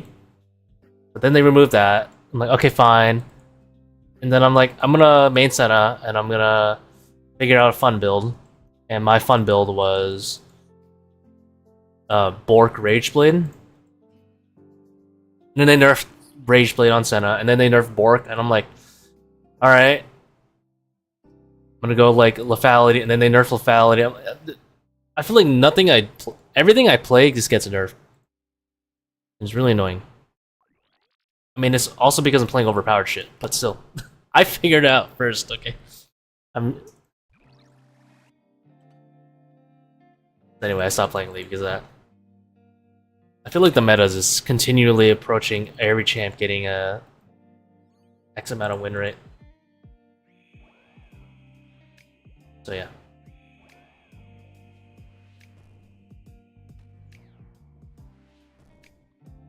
That's my complaints about League.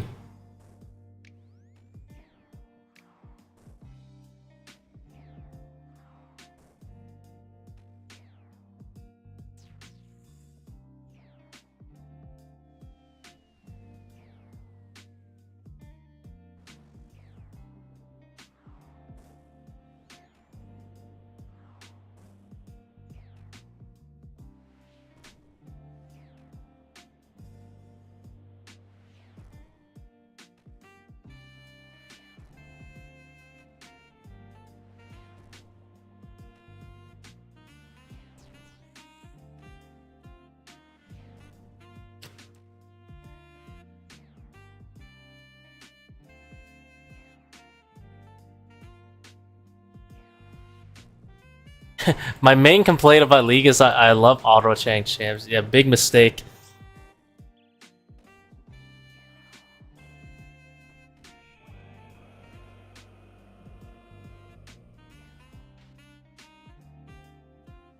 You just said you like ADC. A big mistake. I used to play a lot of ADC back in like season 2, and holy shit.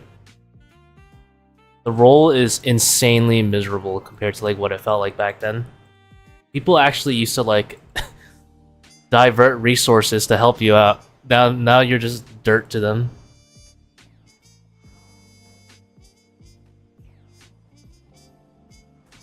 I didn't mean to push the jug. Ah! I meant to run over. I'd have died of crocodiles, bro. It ain't so.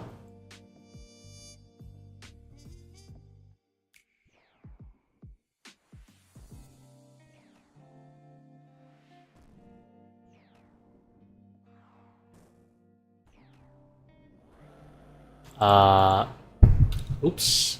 Backlicks.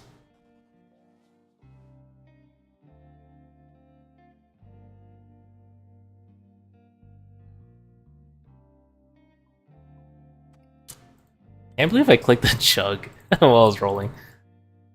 The goat survives, the goat does not survive. I missed a prayer. The backlicks.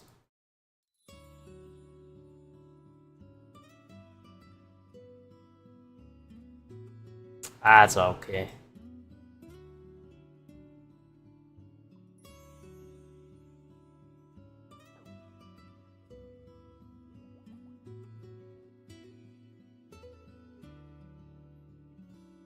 Am I forgetting something? Oh. Chinny chonkers. E double lift strat.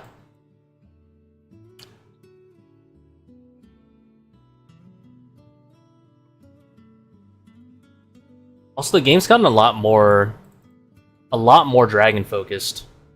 So people are down there to like skirmish a lot more, which is not what you want as ADC.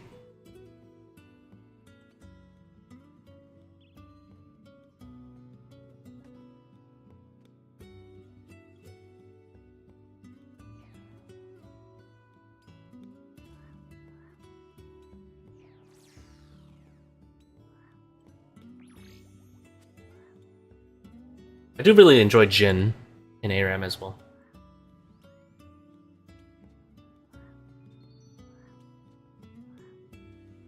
Ability haste lethality Jhin with Lord Doms is that good shit.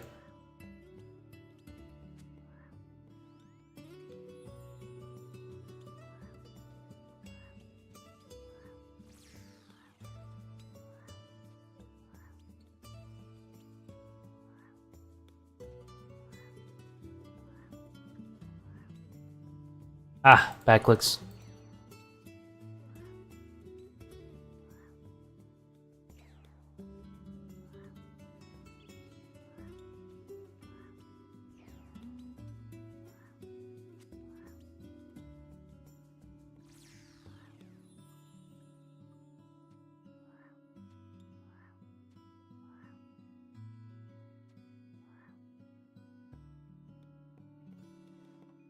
Also, thank you very much for the Prime, Contempt.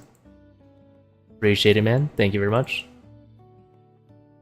Any idea of what kind of GP ToA is after the changes? I think it's like 11 something.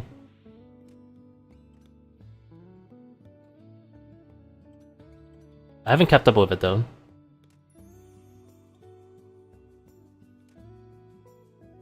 Oh, my Twitch alerts didn't play. I wonder why.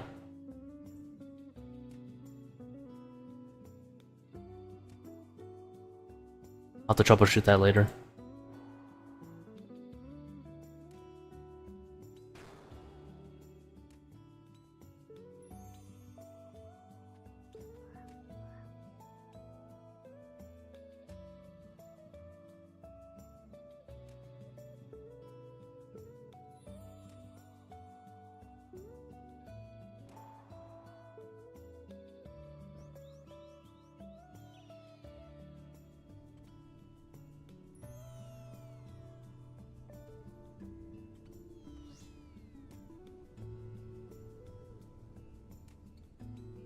Oh wait, that's not even a Prime, that's a tier 1 sub. Thank you very much.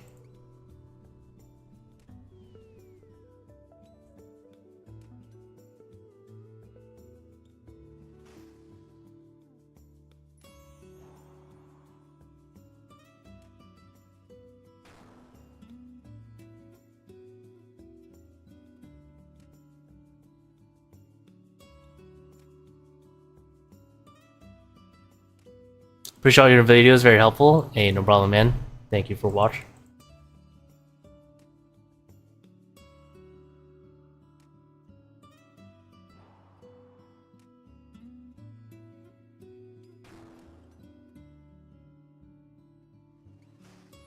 Oh, I didn't get to move fast enough. That would have been a true boulder skip.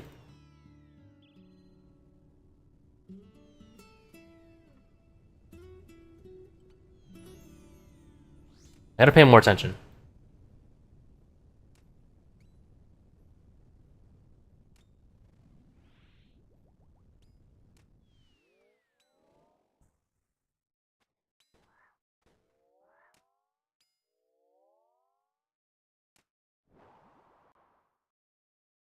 I'm like trying to proc Baba's like 33% at a very specific time. That way she like drops these rubble right when she's about to jump up and do boulder dash. And it'll kind of like block my fall. I don't know if you guys have seen that before. Probably a good amount of you guys have. But that way you can skip doing boulder dash entirely for that phase.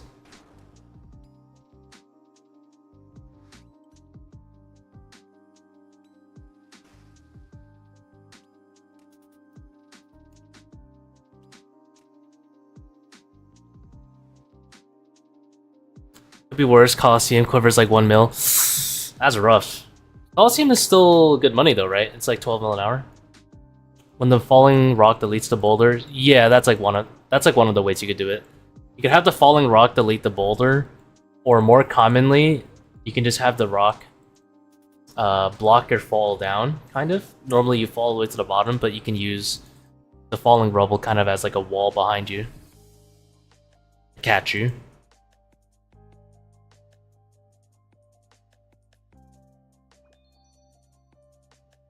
Wonder if it's a bug. I have no idea if it's a bug, emergent gameplay, or whatever. But it's actually extremely controllable with Void Waker. I just need to keep an eye out more for it. Like there, I had it if I just Void Waked and moved up right away.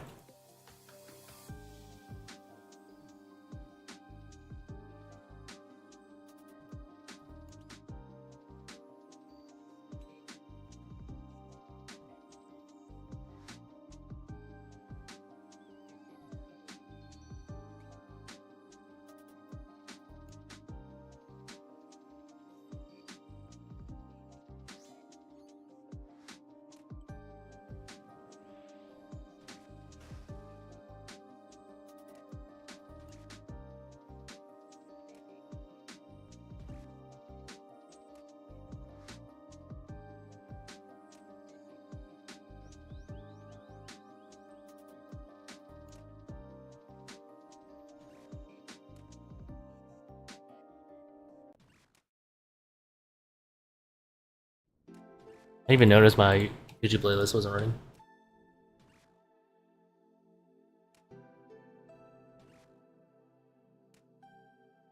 DPS is good on this one. I'll probably kill 2 eggs.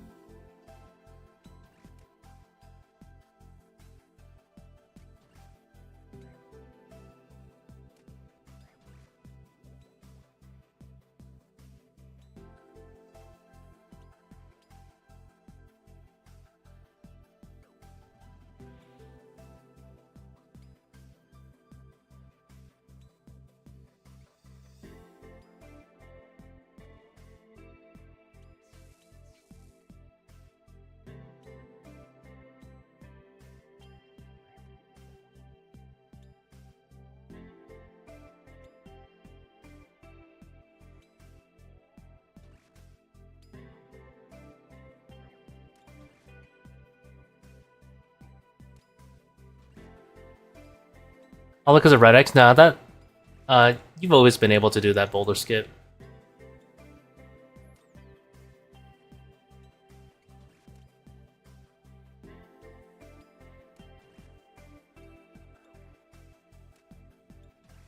But definitely like easier to do now, and it comes up more often now that you just face tank. Just the way how Baba's specials work.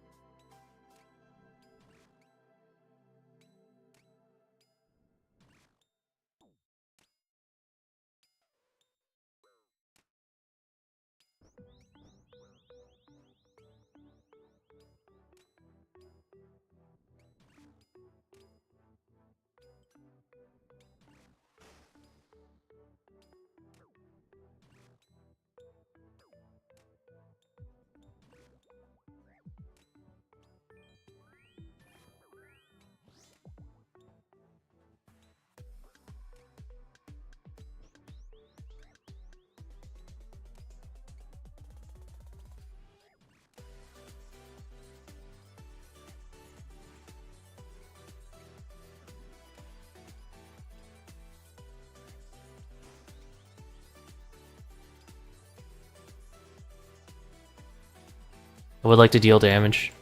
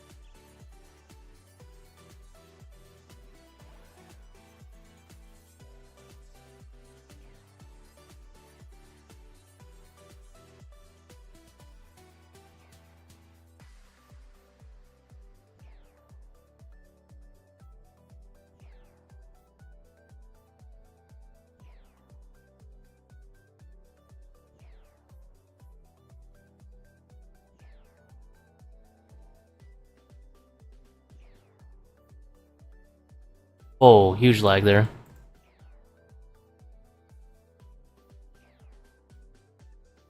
And I misclicked there, but there's some lag right there. That is weird.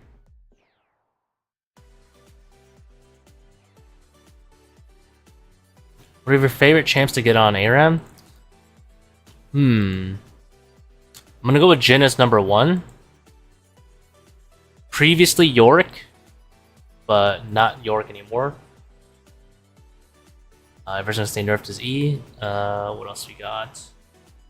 Recently, I've been really digging Renekton. Normally, I used to hate playing Renekton on ARAM. There's like a certain art form playing Renekton and still being useful. I used to think it was like a useless champ, but I've been kind of smashing with Renekton.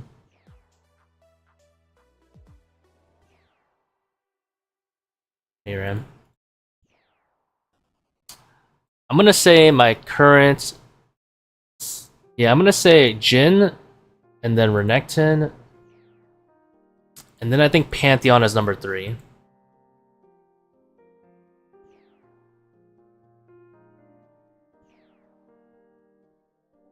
I like always duo when I get Pantheon.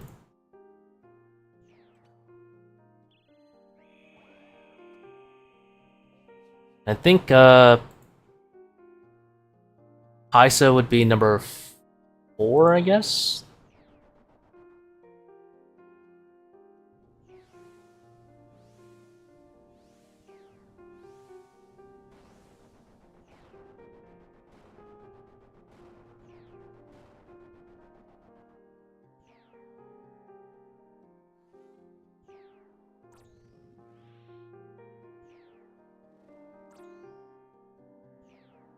Moramana AP Pokaisa is one of my more favorite champs.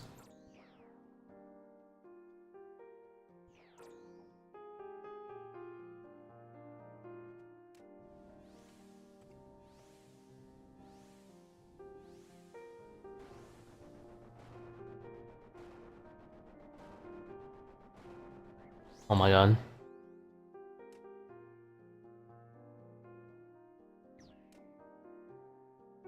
Not sure if they nerfed it. They nerfed it quite a bit. It does nowhere near as much damage. It's all like dependent. Like all her burst is if you hit the second part. You proc or passive, that is. If you hit 2 W's in a row.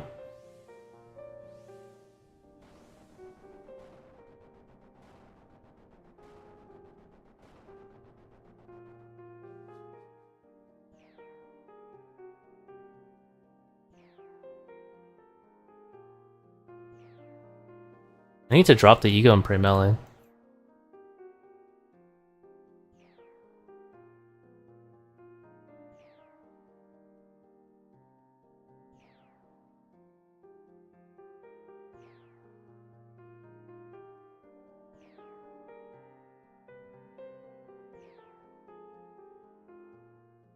Now, Renekton is like a shopkeeper check for real. If anyone buys anti-healing in ARAM, he's like his win rate probably drops like 15% the second anyone gets anti-heal. A lot of people don't want to pay the 800 gold tax for Oblivion Orb or Executioners. I've been watching Drut run it and it looks fun.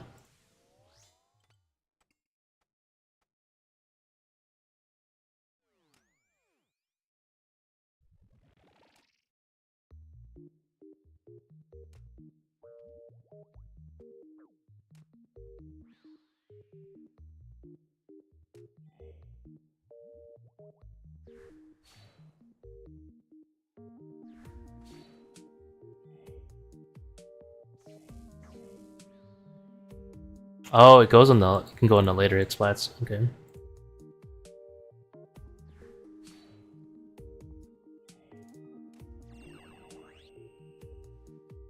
He still plays Kaisa top. He's been playing it again recently, I think.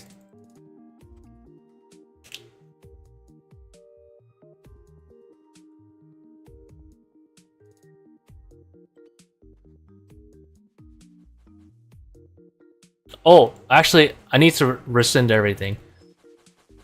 I need to move one champion up to number 2. Gragas is my number 2.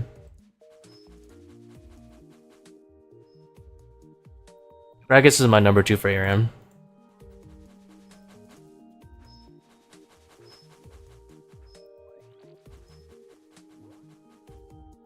I have no greater satisfaction than stopping someone's engage. As Gragas.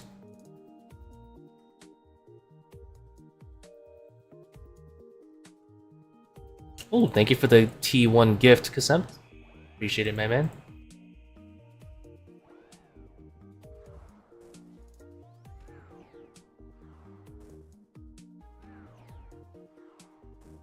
I like watching the Biles play a lot, and watching him play Gragas made me at least like 40% better on the champion. Because I didn't know how to like properly combo and stuff on Gragas.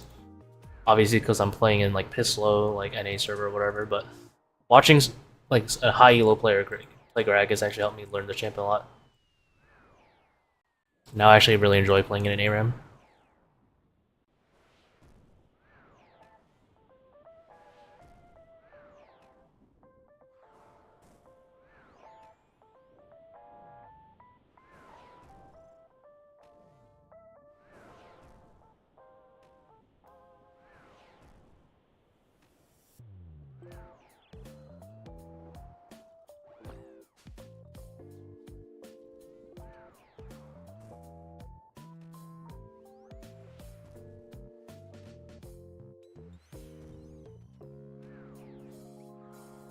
Really? Alright. I thought that ass would blow up faster, but that's my mistake. I could just not redemption, I can adrenaline. Level 5, okay.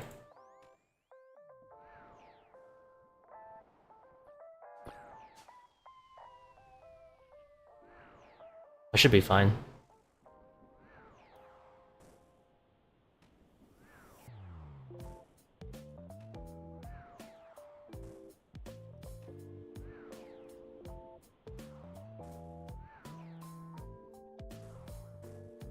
I am not fine. I can't click for my life. It's at 6 a.m. clicks.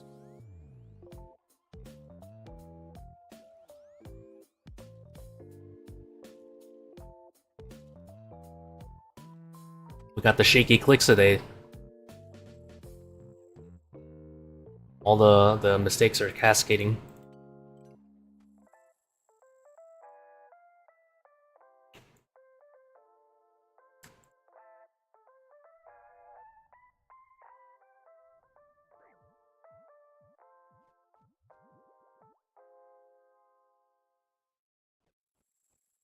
Let's see. Boom, boom. What am I missing in this setup? Shins. Oh, combat.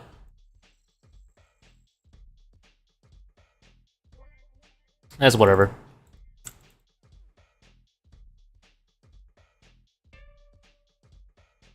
It's funny because usually there's like a way out, but the way out there is just to not make like so many misclicks. It wasn't like one misclick. It was obviously a bunch of misclicks at the same time in one Zivik.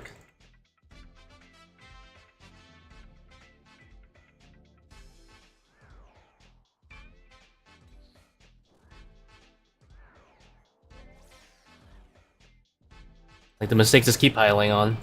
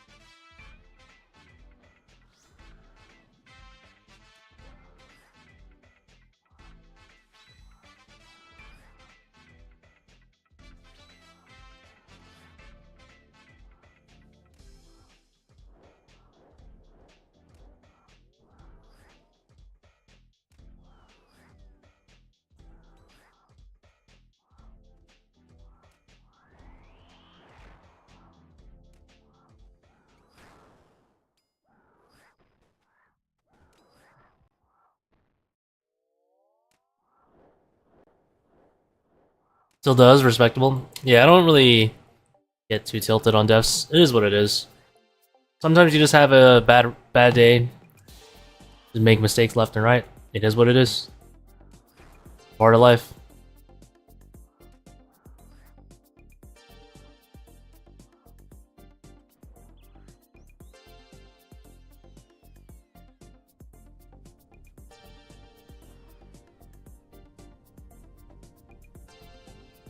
I probably could have still made that one.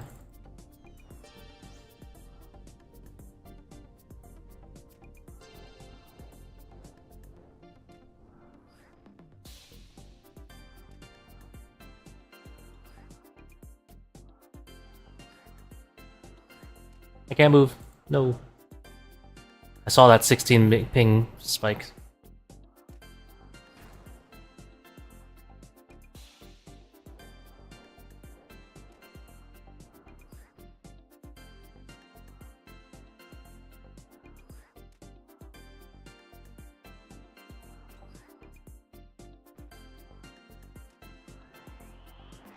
We'll meme it. We'll try.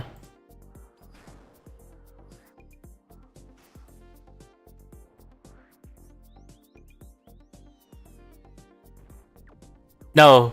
Okay. So this is the line. Right here. Can't run through. So I gotta kill one. Today I learned.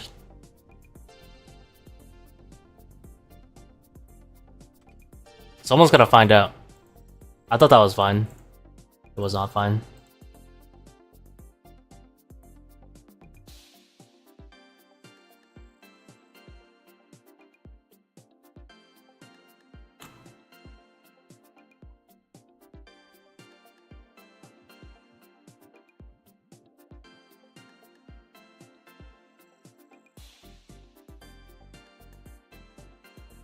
Honestly, that dev was worth. I needed to find out. What's like the line that I can cross for that.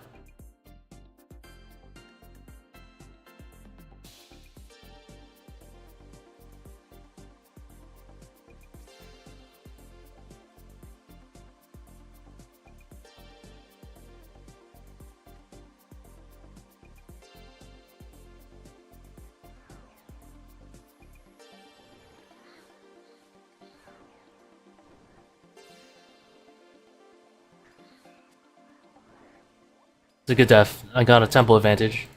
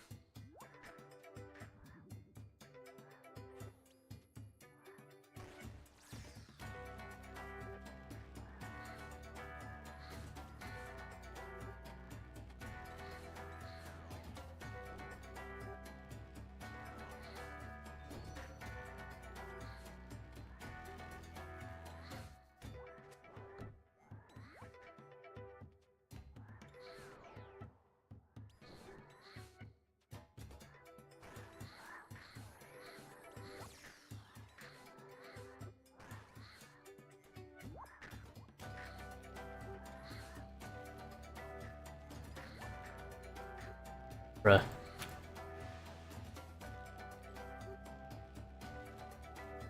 Oh, a terrible monkey room.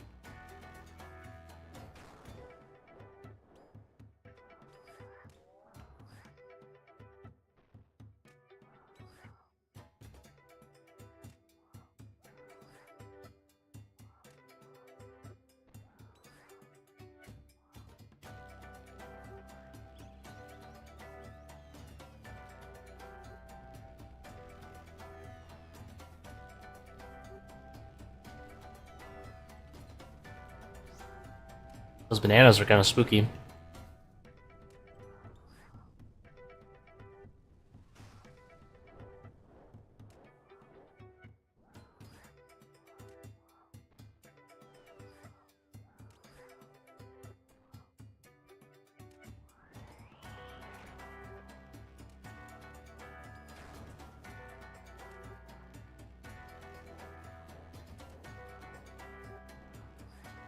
This skip is kind of spooky because I don't know if it's gonna land left or right.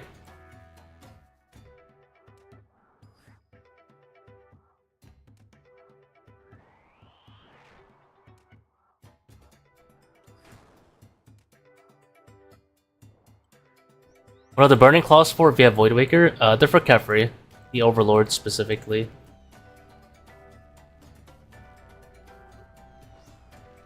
Basically, they're like the same DPS as Void Waker, except they obviously cost 30 spec. And you'll see, like, especially in the first set of swarms that I deal with, how like strong they are.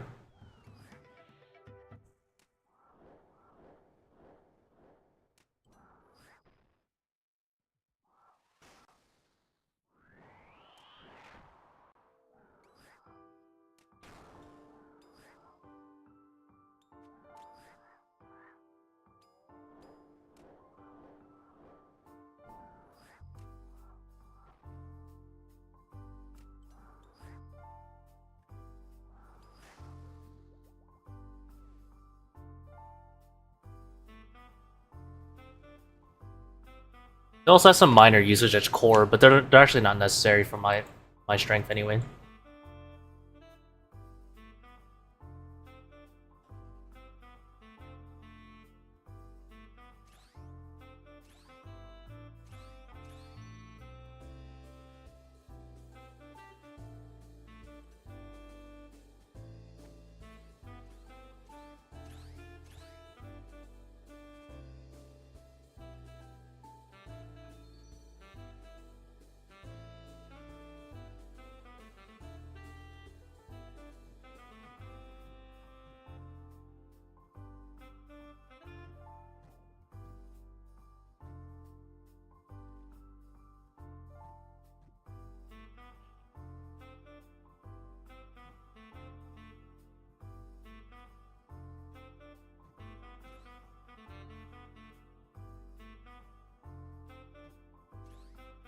Do they max hit core with spec? They do, but their max hit's pretty low. It's like 60s. I just use it because it's kind of convenient for not having to count later. I could also just do like VGS spec, some wax, but...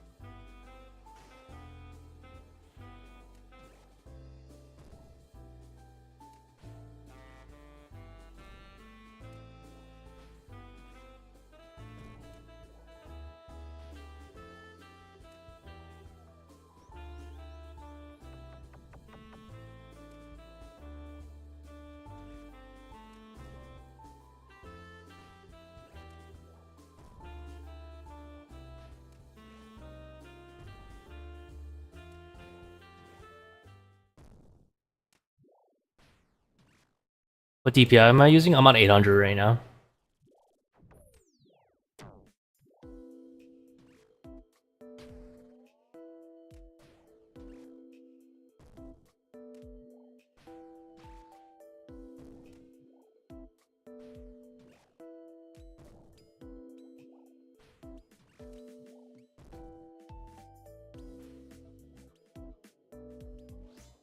Alright, so look at this.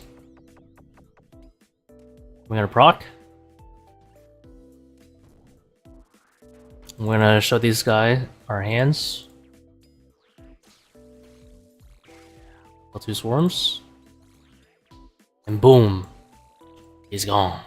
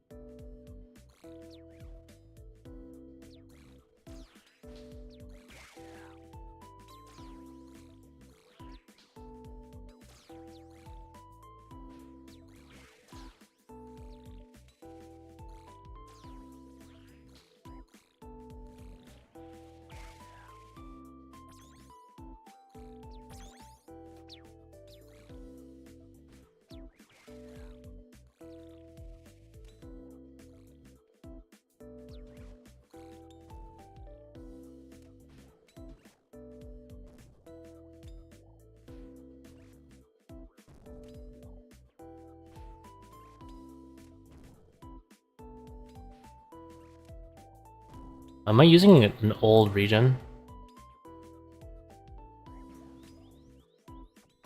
I only have one left. Must be using an old regen bot.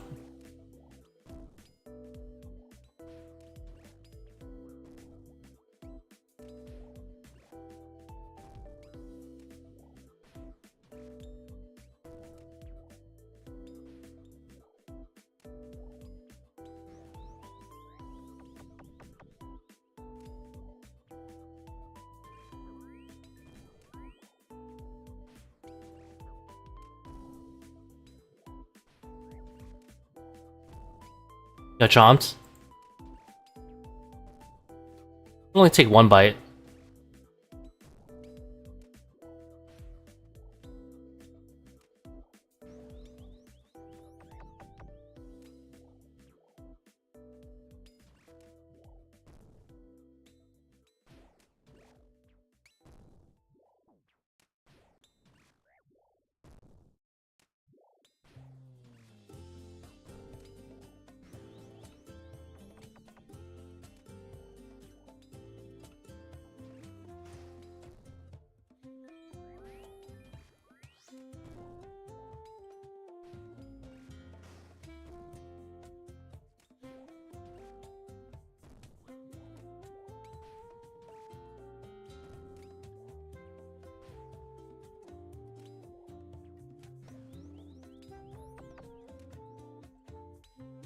I think I got chomped too, honestly, in the first fight.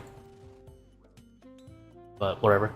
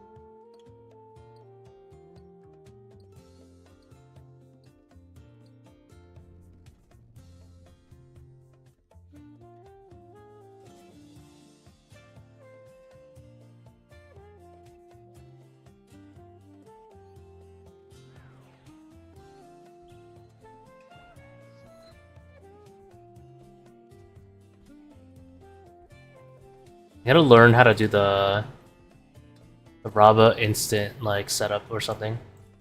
I think I was too close.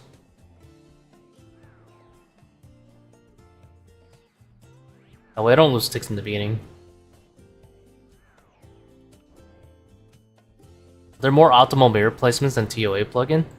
Honestly, I don't know. I don't like using the plugin for the mirrors, so I've never enabled it.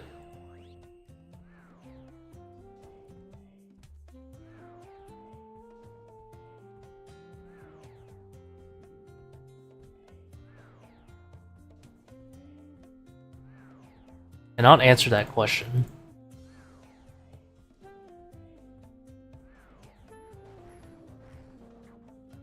you kidding me? Didn't proc.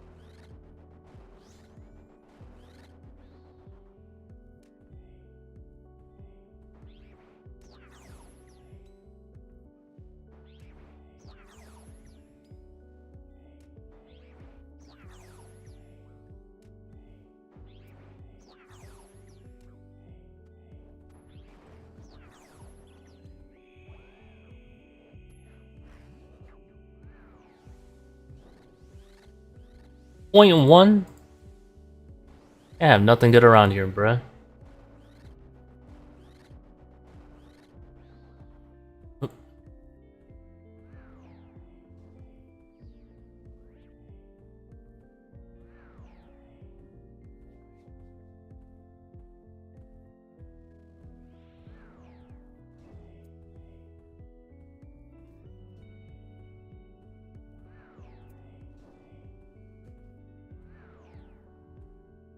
Oh, I have to skip or I'll die, actually. Noodling.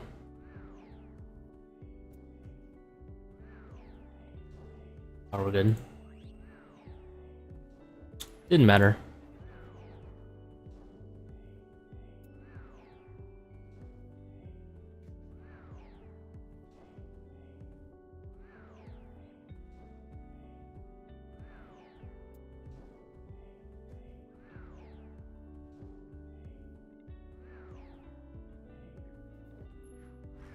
Oh my god, what is my RNG today with I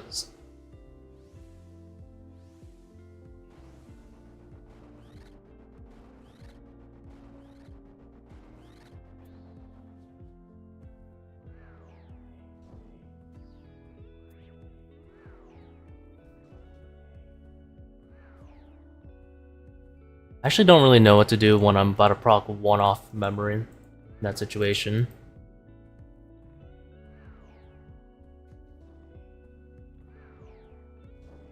I guess I could just wing it. It's definitely better than what I did. Because even if I lose like 4 ticks, it's way better than losing 5.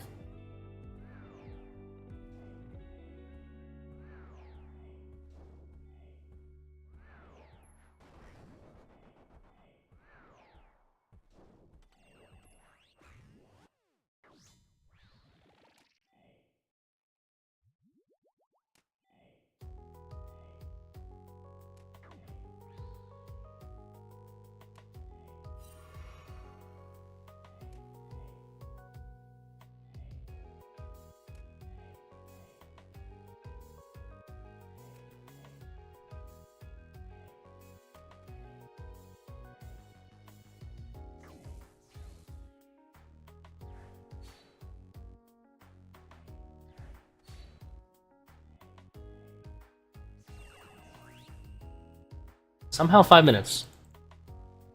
Not bad for kind of trolling it. Started skipping, it already sounded too sweaty. Well, it was only because I made enough mistakes to the point that a DPS check would kill me. I didn't have any way out.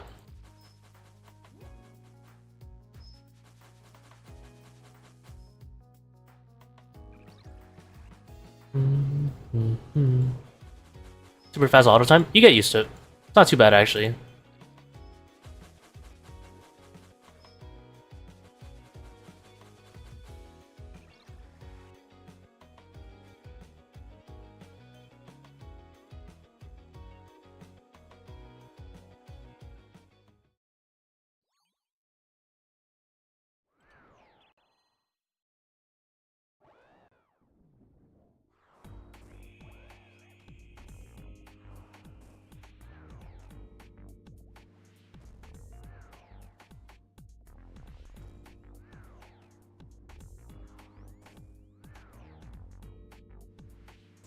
If you do like Leviathan, it's actually faster. Let him speed up. Just realizes the missing ping sound? Hell yeah.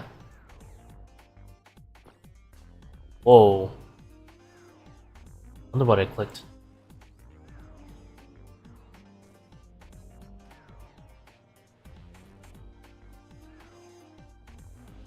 Thoughts on removal of the ping? Bait ping? Unlucky. No fun zone, I'm telling you. Riot does not allow fun.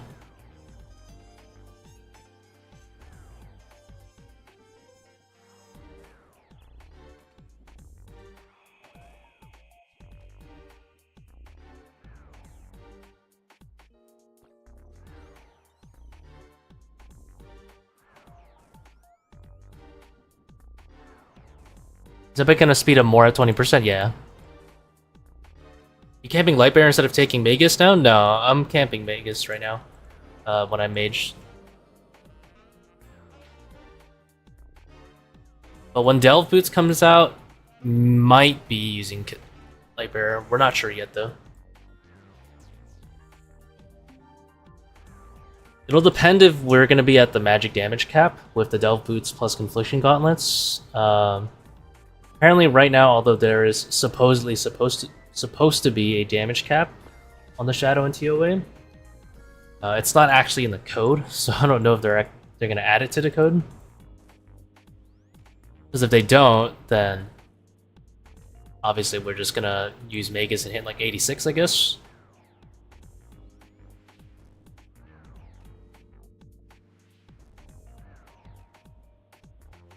But who knows?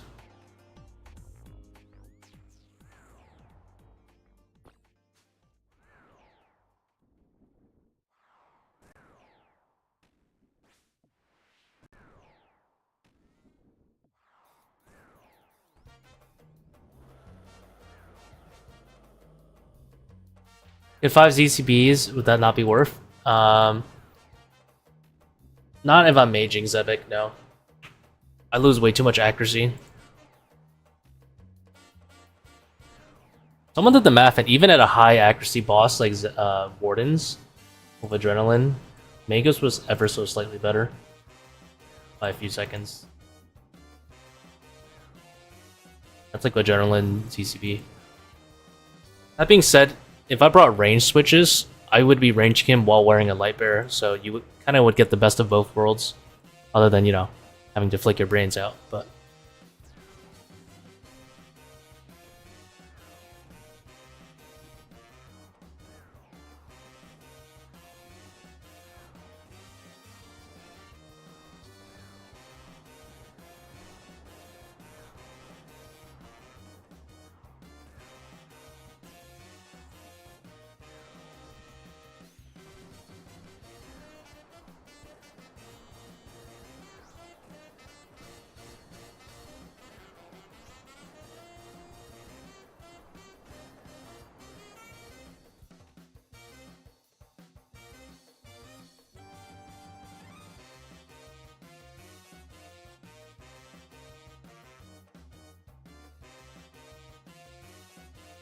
A lot of people like to camp Lightbearer because, you know, like, bringing less rings is nice.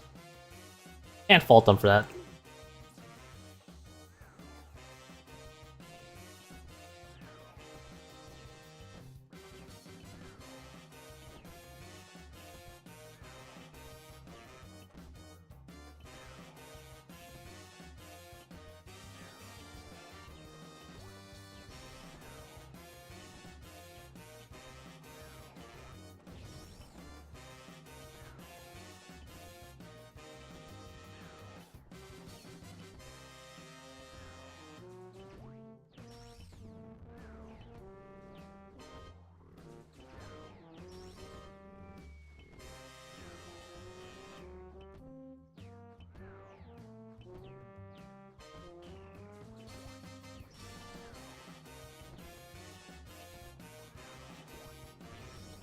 You see proc satisfying, so Lightbearer BIS. Facts.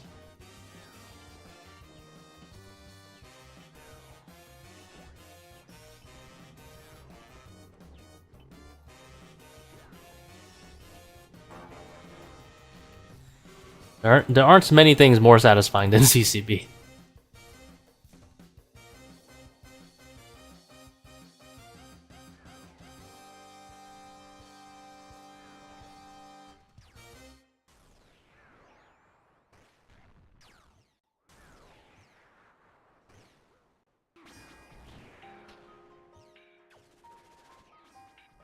Lightbearer would be really nice here in P2.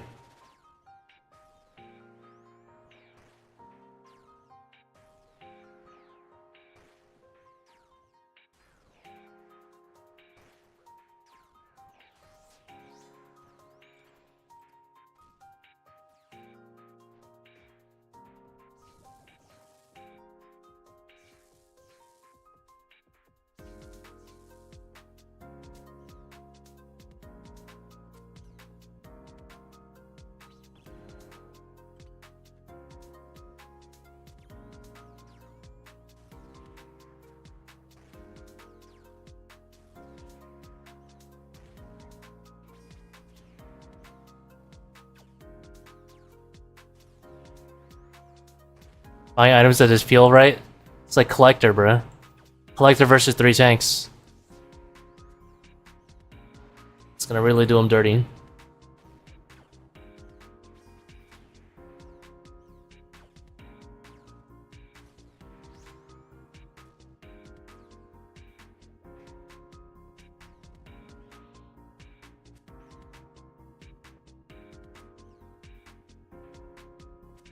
I can't even complain.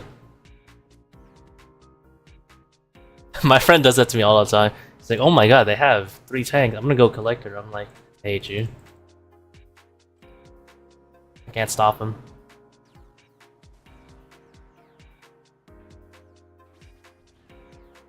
Is he MSI? Yeah.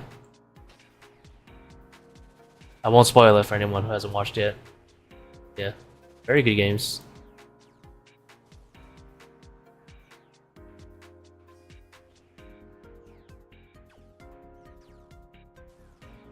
Some peak League of Legends went down there.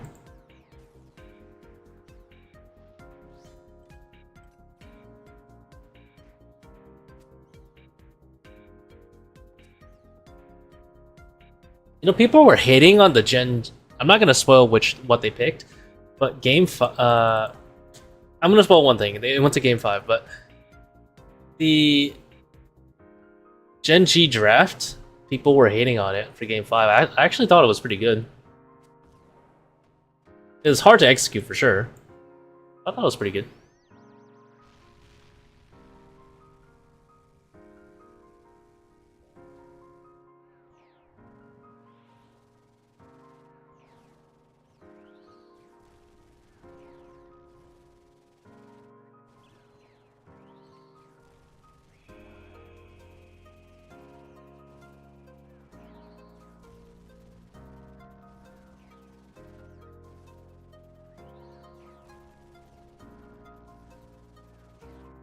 How do you get animated Infernal Cape in your inventory? So you need to complete the Inferno in 20 minutes.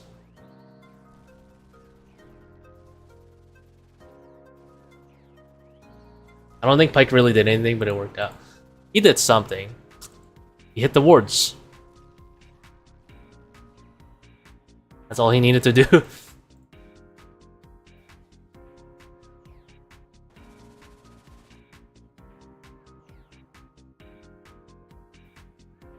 Unironically, that's all he needed to do once they were ahead.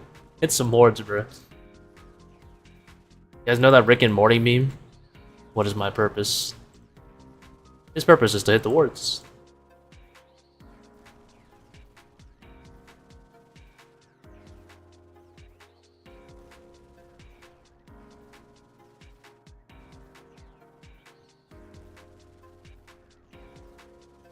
There's a plugin, by the way, in the Maz. I think by Winter Days for animated icons. I don't remember the exact name.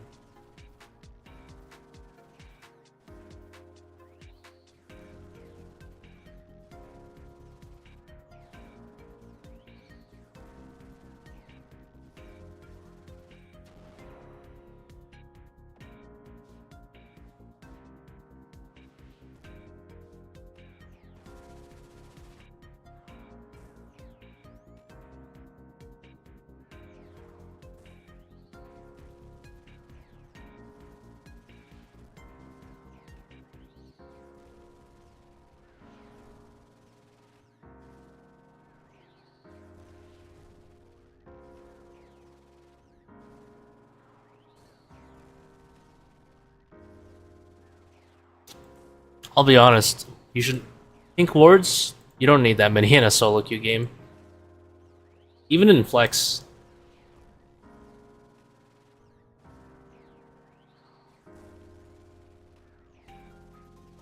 Like 5-man Flex teams, and let's just like... It's like the entire enemy team's like Master Elo plus. You don't really need that many pinks to supplement the vision too hard. People don't really do anything with the vision. It's just there to look funny. It's not like vision does not have the same level of value to the casual player base as it does to a pro. I assume they do a lot more with it.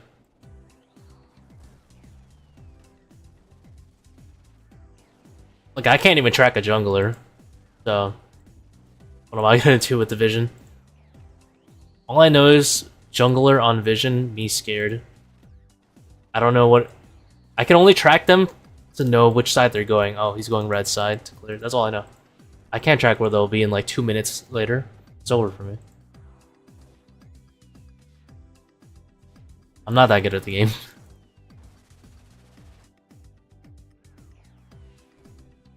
They are really important objective fights, though. I mean, I'm a support main, so I'll usually like be sitting on 2 pings. So I'll use one and I'll use another one for the objective fight. But if I'm playing like a carry like Senna, then I will probably buy a few less pings. I do want the gold.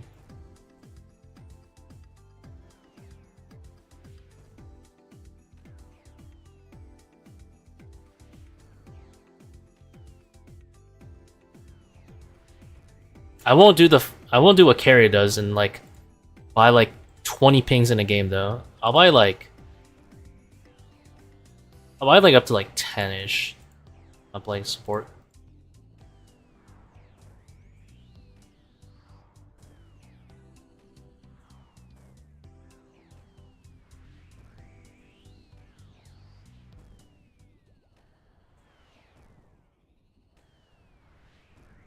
Trying to get my fan kit with Shadow both hardcore and I'm suddenly making the dumbest mistakes and tilting myself so hard.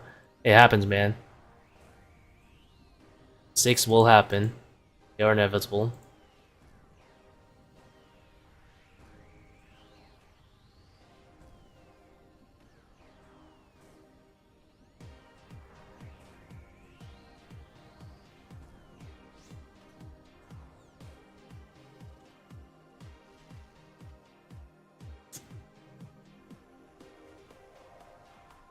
Did Drew play Senna on his support climb? I did not. I don't watch Drew too much, to be honest.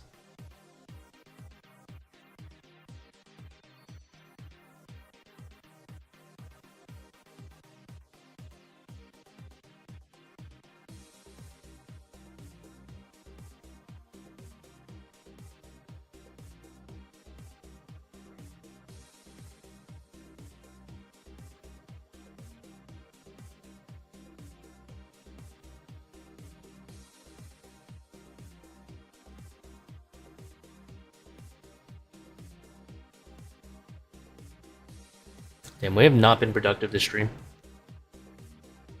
Not a lot.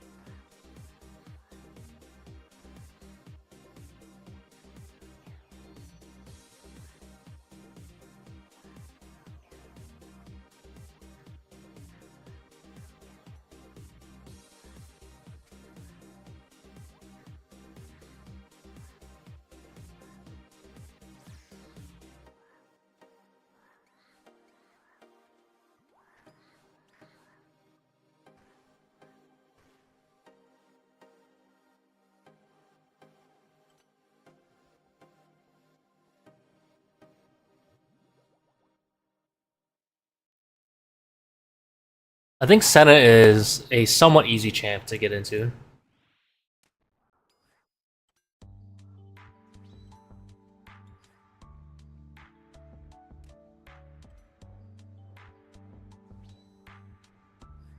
I only had trouble the first like 5 games with the champ, but honestly, it's not too bad.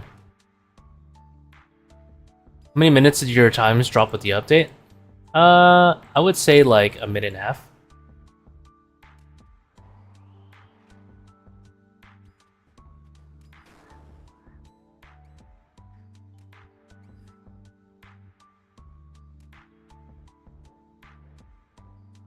Probably, actually, probably like 50 seconds. I don't think a minute and a half.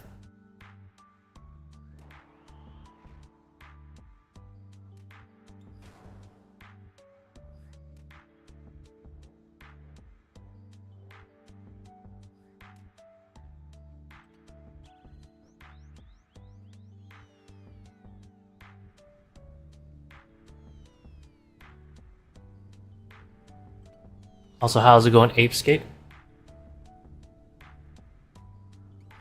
Where is my Ape Escape remake?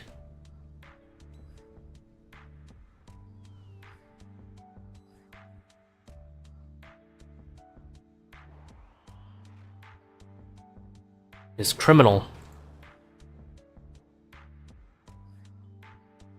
Demand it.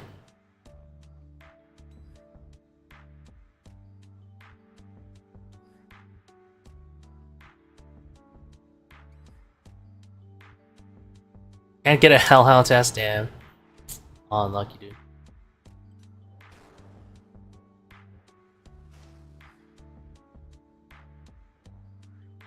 Oh, did I proc it at a weird time? Oh, I guess. Okay. Slow shadows don't let it go through. How's life? Busy. Mostly will work. Pretty good.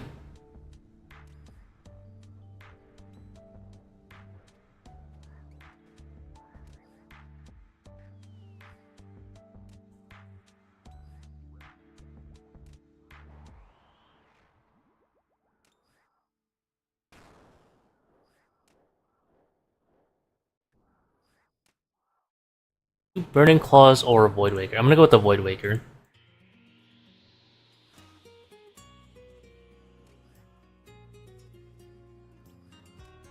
Might be autofilled players that underestimate this support role. I guess for me it was easy because I played ADC back in Season 2, and I already main support, so I already know what the roles like expect to do. Although usually when I play it's like flex. I kind of find a mixture between early lane dominance and then following my jungler around for souls. At least when I play. Just ganking my jungler with the shroud.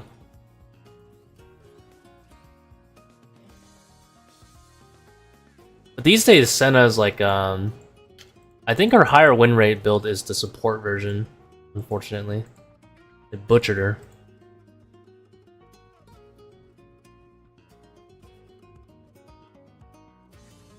Maybe the changes to Kraken and Bork will help her carry roll a little bit better.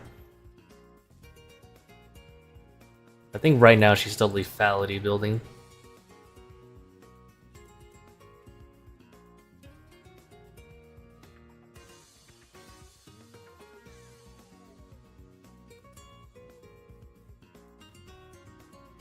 I like stalking the subreddits for like the mains. Like Senna mains, for example, to see if the build has changed again.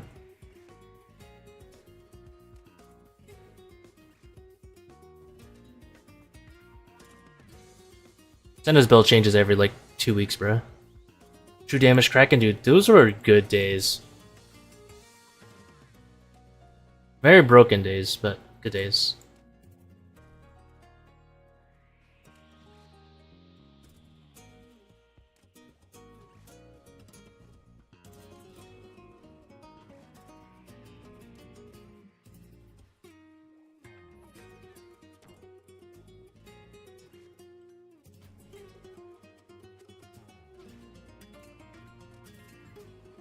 We're hitting good, so we'll kill 2 eggs.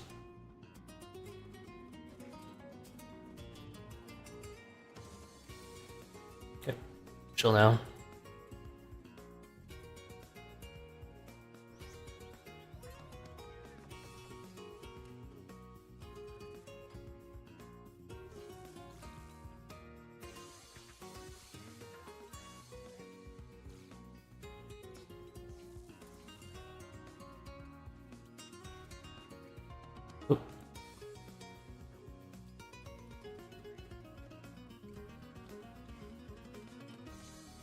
Are you kidding me? I like triple grief that dude. Oh my god.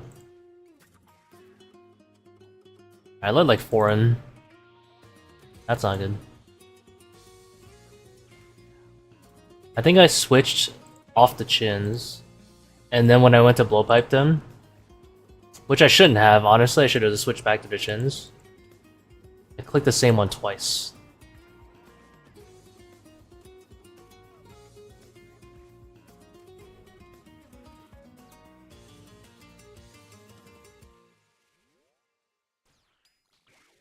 Broken is Torva, and only shot to 25. I'm wearing ancestral pants, I'll have you know. I'll have you know. I'm actually weaker than a Bando's boy.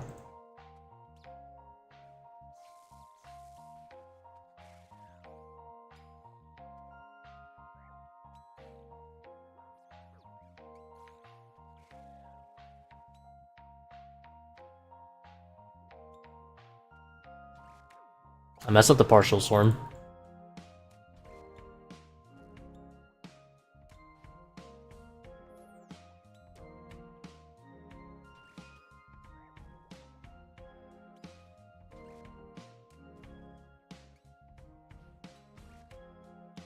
Does a 50-second time save you make up for the purple nerf? No, not even close.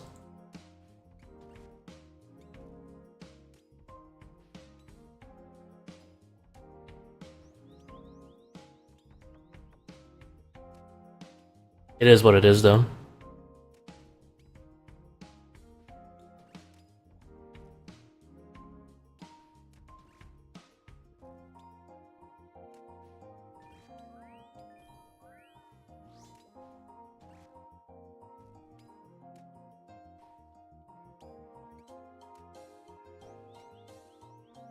May I ask if the beaches is not worth that Godfrey? It is not.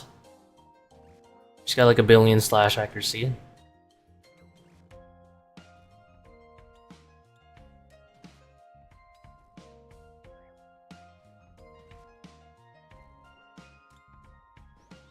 Sorry, slash defense.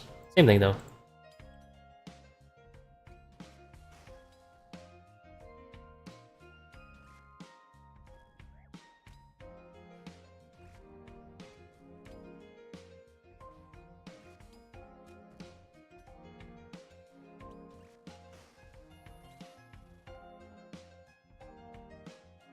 You know, 415 for letting P one heal to half is really good. That would have been like a 350.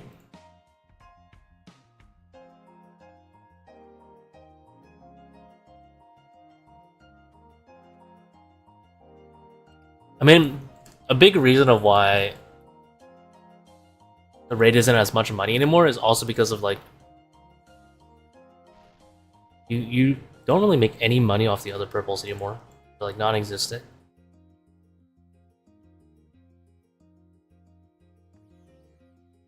Initially, I was like, maybe the shadow will go up. It's rare, but turns out they just went down again. I mean, a lot of people not sure what the player base like vibe check is, but you can go from 400s to 500s now very easily with Bofa. At the very least to 450, which already kind of makes up for it, like any purple nerf we previously had. But I don't know if like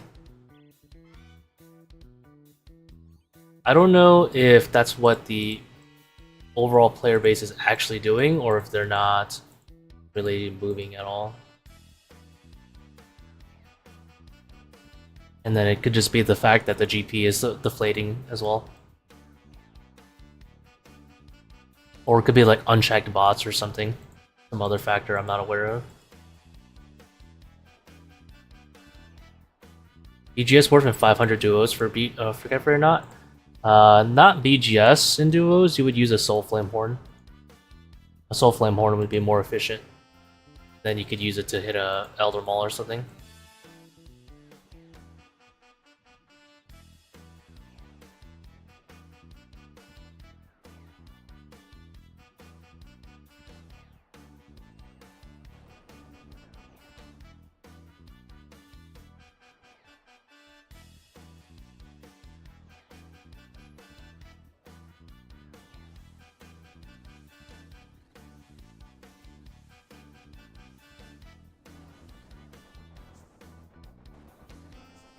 I forgot it's level 4.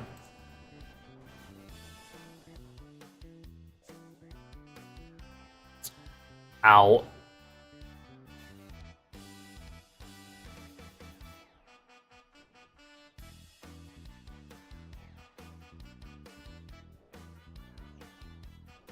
They stay at 400s? I see. I guess it probably does GP or bots. Either just bots running it, or... I guess, just the GP is deflating in general. Are you kidding me?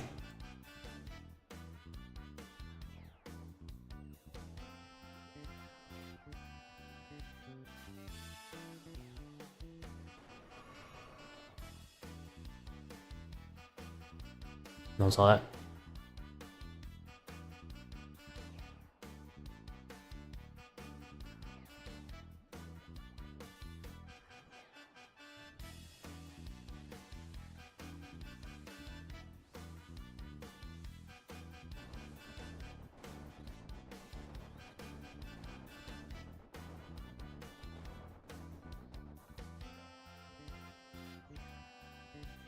What's the GP per hour of these 530s? I think it's like around 11 to 11 and a half. I haven't checked it in a while though. They're very, very similar to 545s. They're only a little bit better.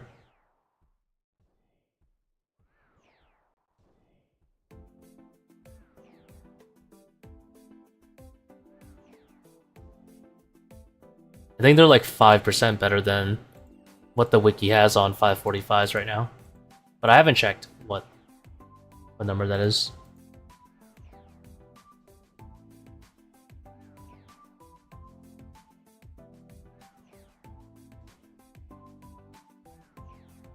Probably doesn't proc there, right?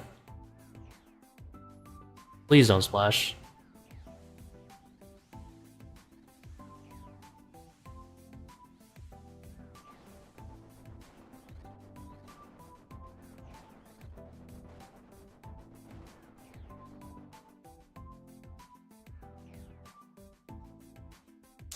If I believed and I clicked right away, I would have gotten this extra shadow hit.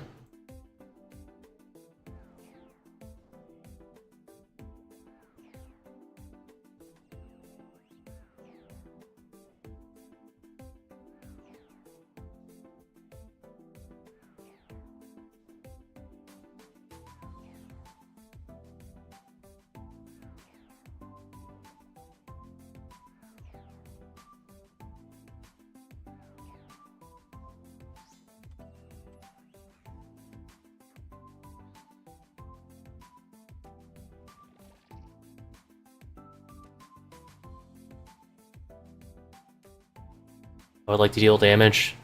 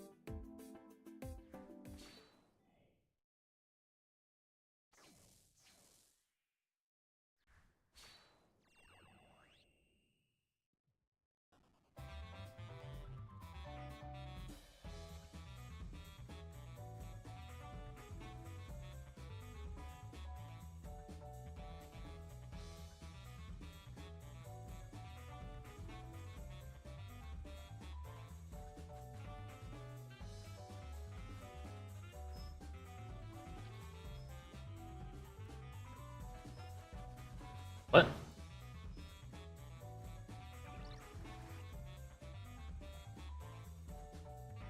Huh. Wonder what I messed up there.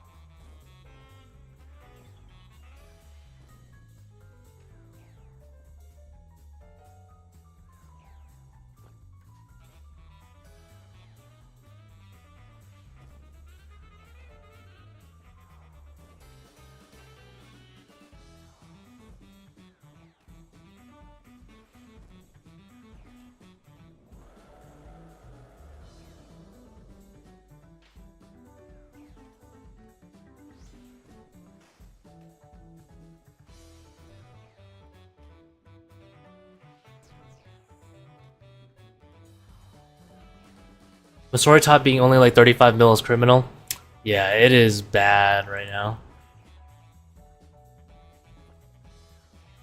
It is very bad for the economy.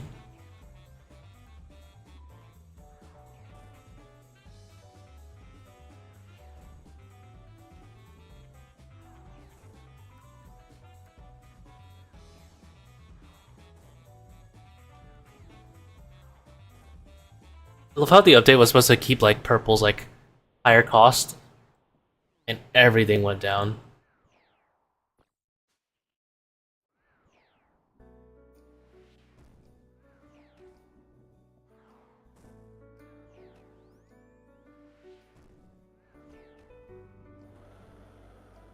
What is 35 mil? The Masori top. It is down bad right now. Yeah. Except Fang. Yep. I think Lightbearer is like about the same too. Like 2 or 3.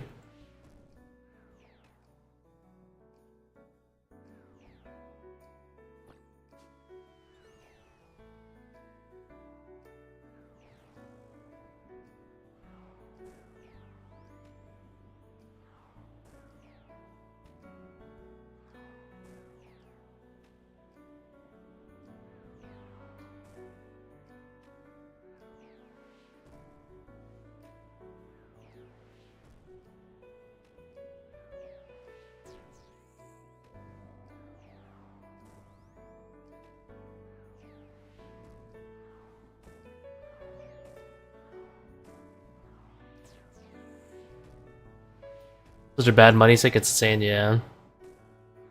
Well, the GP is whatever, right? I guess it depends if the GP is devaluing or not. Are we experiencing a point of deflation? I don't think so. There's a lot of rev in its bots.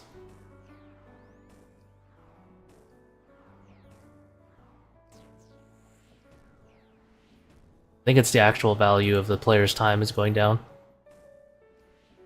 Unfortunately.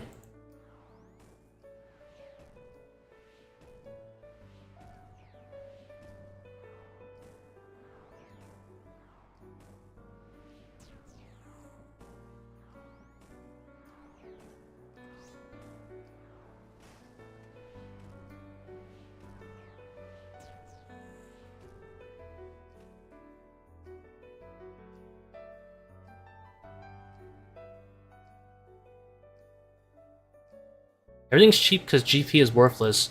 GP was worthless. Wouldn't it make it more money though?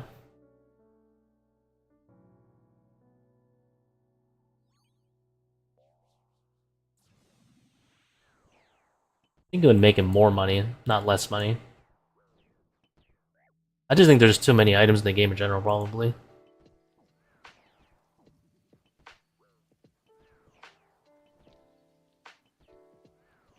Is my guess.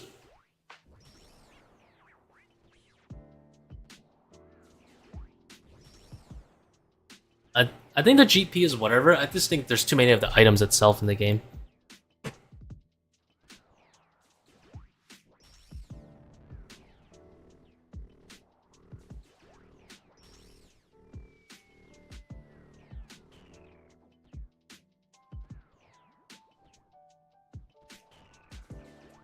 I think it's the reverse. I think GP is. I don't know what the sinks are like with the 2% tax now. I assume the 2% tax is doing a pretty good job. Yeah, bots definitely making too many of the items.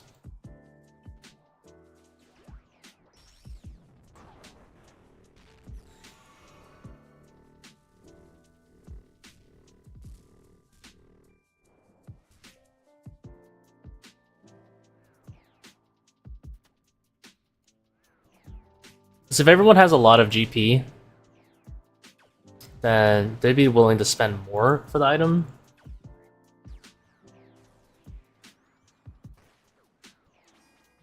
But if there's too many items, then no matter what, people won't be willing to spend.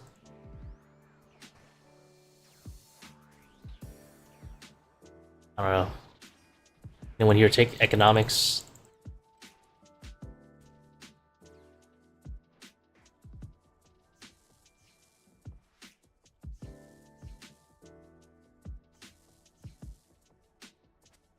The bots are inflating the numbers for sure, though. I heavily agree on that.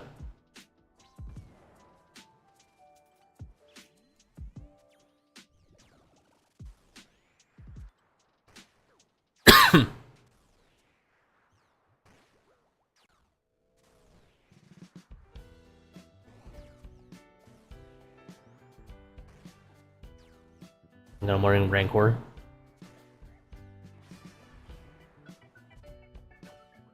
Dude, this spot is so broken. It's so rare to get a bomb that's like not auto-solved.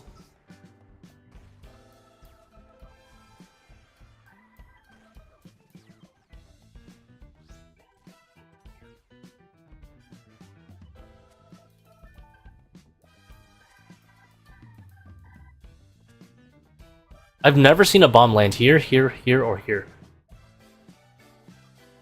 I swear it has to be underneath me at this point.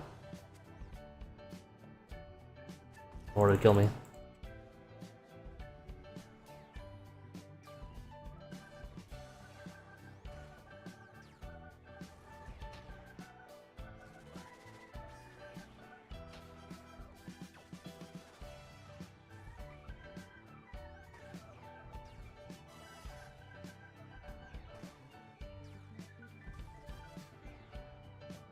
At the wrong thrall. Oh well.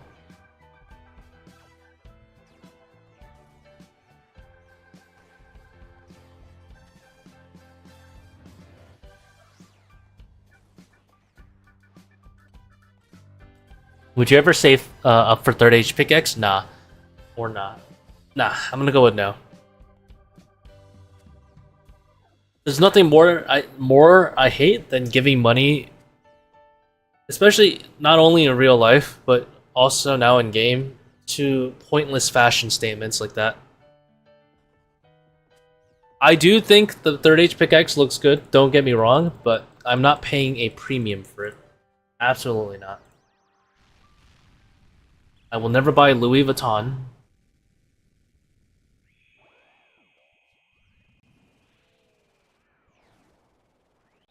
I will never buy Supreme.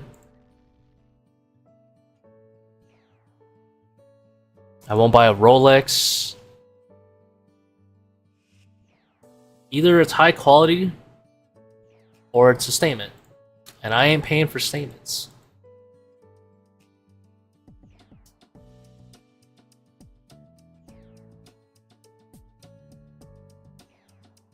I will admit, if it's a good drip, completely different.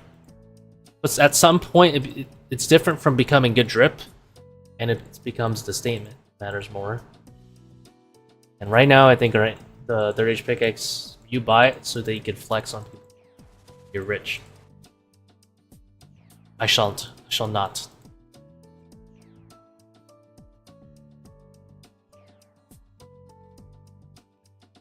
The value is in the flex, unfortunately.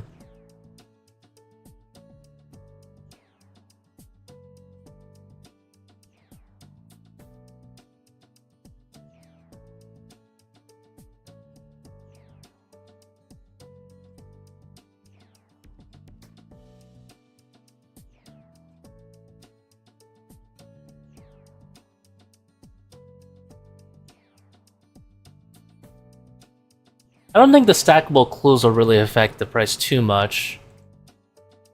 It definitely will though, but I don't know about that much.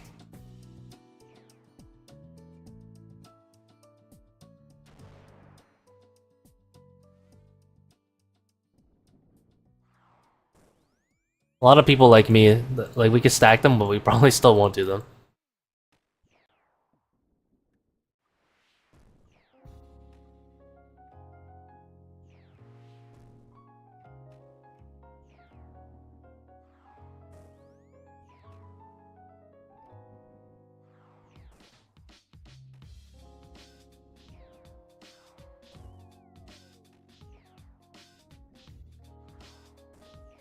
You know what I've been getting an itch to do for some reason?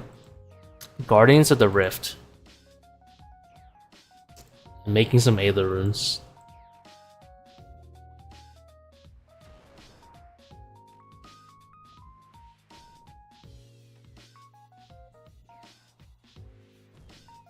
I have 2 pieces of the rune crafting set.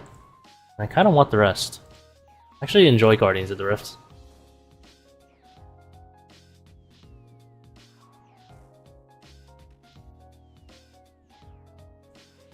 It helps a lot that I'm, you know, 99 rune crafting. Have the Abyssal Lantern and Colossal Pouch. Pretty good experience. Need the pet as well.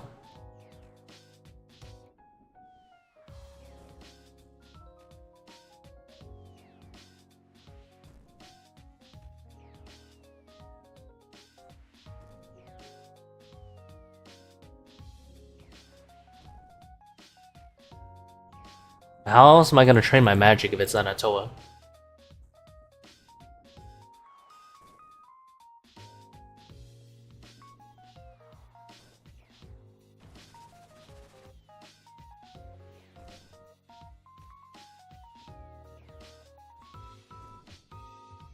Ah. No one saw that.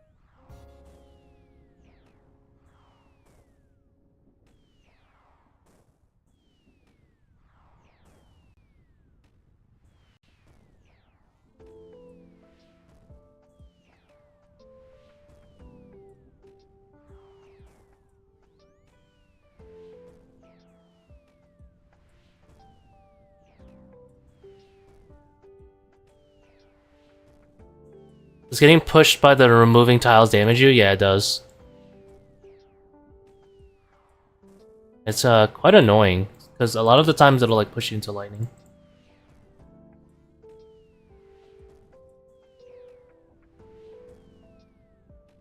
I somehow almost grasped defeat from the jaws of victory. I thought I clicked that. I didn't. Are you not into clues or expensive items like Third Age? Not really, no. What are you doing at ToA? Looking for money for what? I'm not really at ToA for money, actually. The GP is nice, though. But I am at ToA because it is good content for the stream.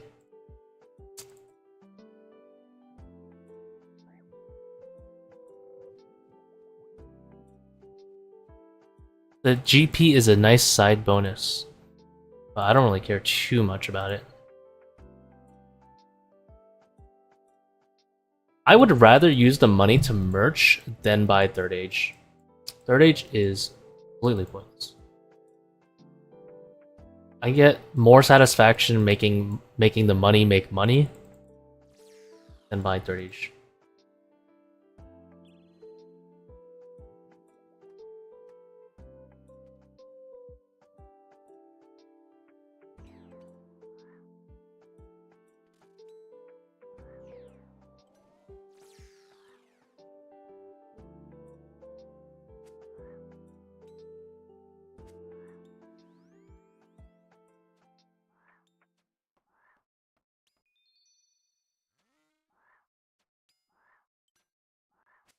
How hard is Yama? Not very hard.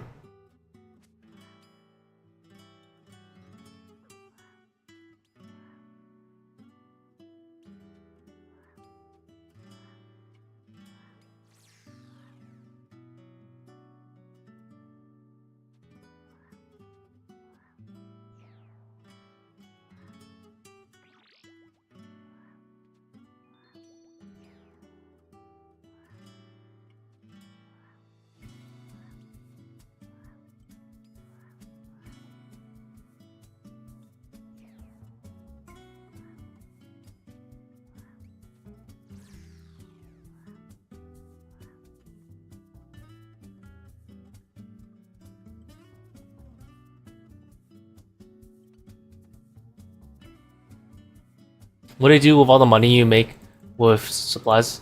Yeah, like collections of random supplies, to be honest.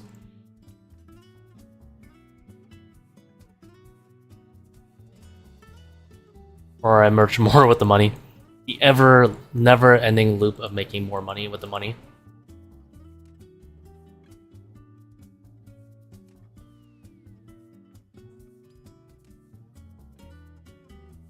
For example, I have... Oh, wrong tab, hold on.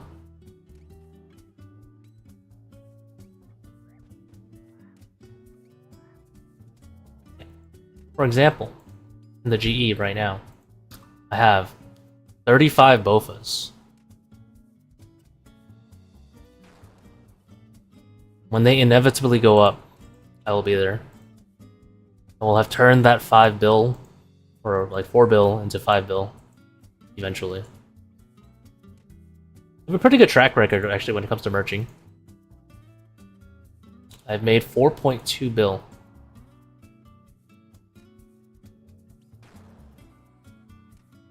According to the GE Flipper plugin.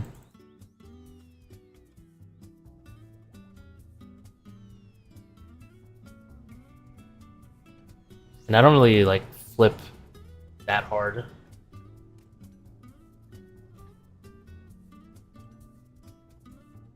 Not circles. Nah, that bow unfortunately sucks. What you reckon the GP in per hour for you is at ToA? Probably like high 10, 11 to 11 and a half, depending on the market.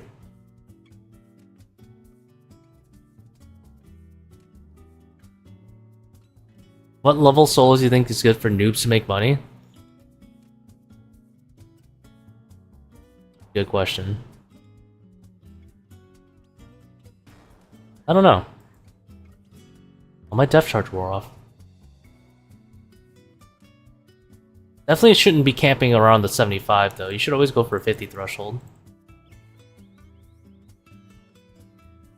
Circle not worth even when your maging's epic? Not anymore, no. But it kind of depends on your spec weapons. Generally speaking, if you have at least like a Void Waker level, like a Void Waker or ZCB even better, you just want to spam that instead.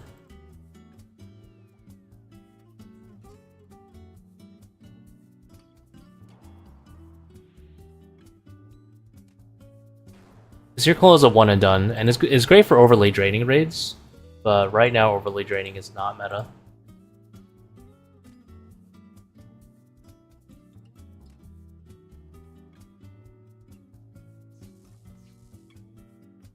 I was like, should I wait for him to summon monkeys?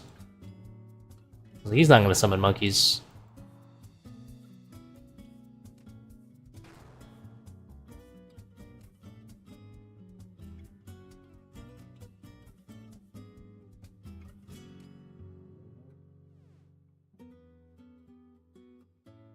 Slow Baba. Very, very slow.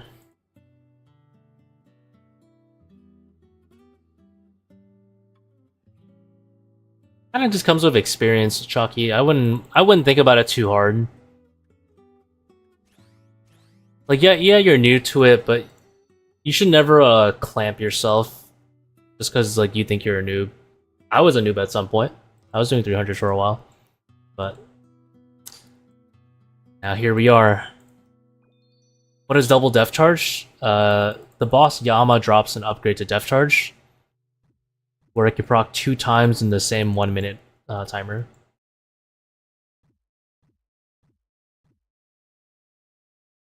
If you have literally no DPS specs, then yeah, you could bring Circle and it saves you like 18 seconds probably. But that's up to you. Most people own, if they have a Shadow, they own at least like a Void Waker. It's really nice I cut for you.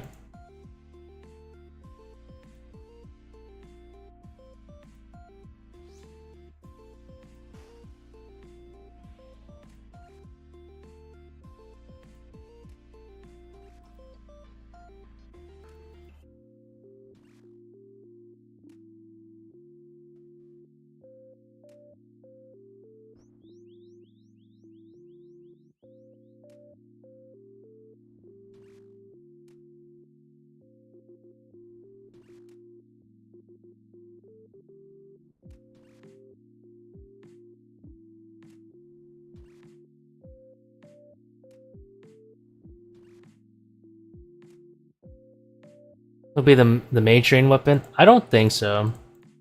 It's really inaccurate.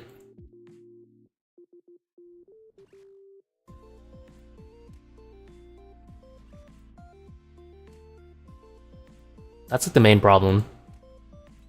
If it hit more often, then yeah, it'd be good. Well, with how inaccurate it is, I don't think it'll be good.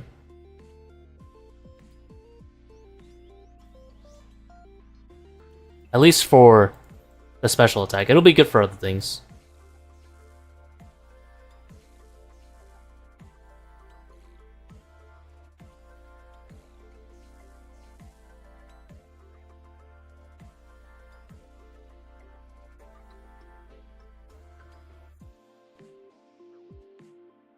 I think I'm behind a swarm.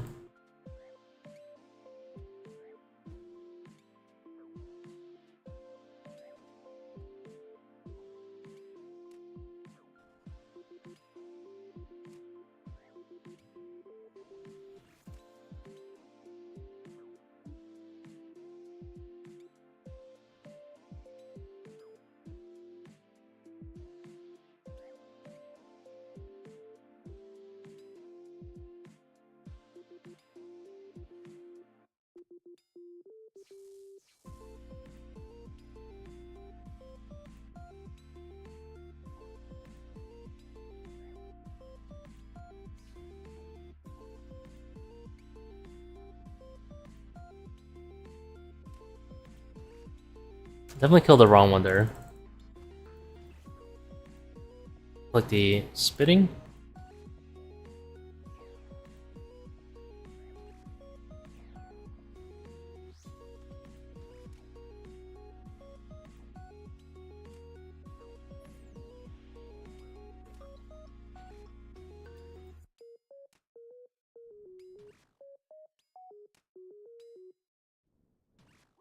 Isn't it like 70%-ish? I don't think so. I thought it was a lot lower. I thought it was in like the 40s.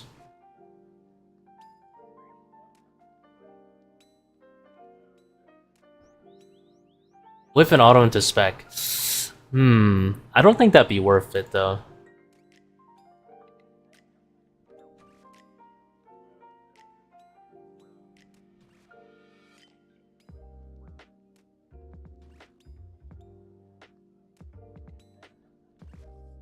I'll wait until the calcs come out and I'll try it. Well, I'll like throw it into the calcs and I'll see. Is the ranger supposed to hit you here? Only when you walk up to a melee. The second I step back one tile, it doesn't see me. Which is really nice, because then I lower its attack speed.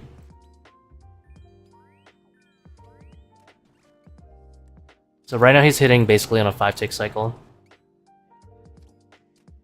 Which is pretty nice, because normally he can hit you at 3. Usually you can get away with just 1 or 0 or 1 redemptions, but very rarely you'll have to burn through more.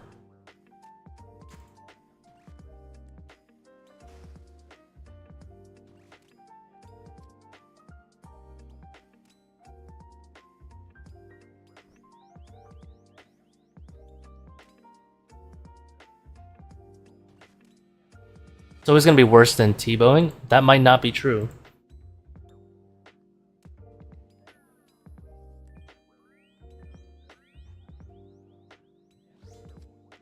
That was hot.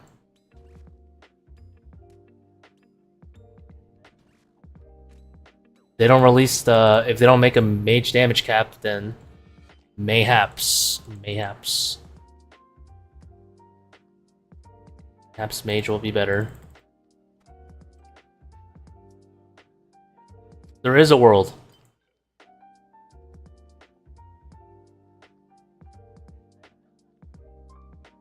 There is a world where mage might be better.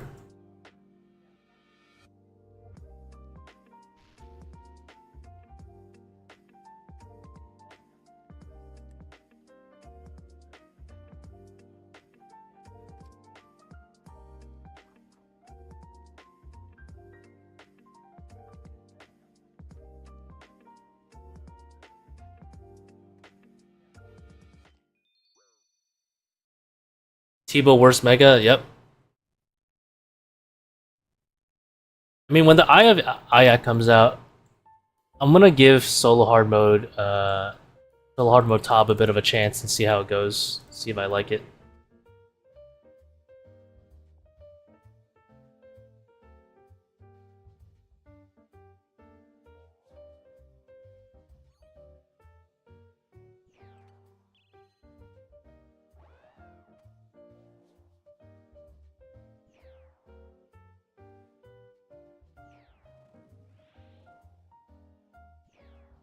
Hello, any tips for how to approach 500s looking for hit? Don't die. And click boss good. And ideally learn double trouble keep back. If you don't want to have a miserable time. Spend some time learning double trouble keep back. That's pretty much it.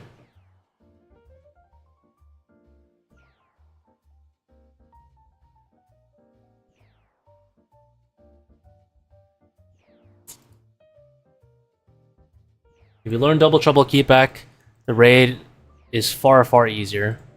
Trust me. You get a lot more options to work with.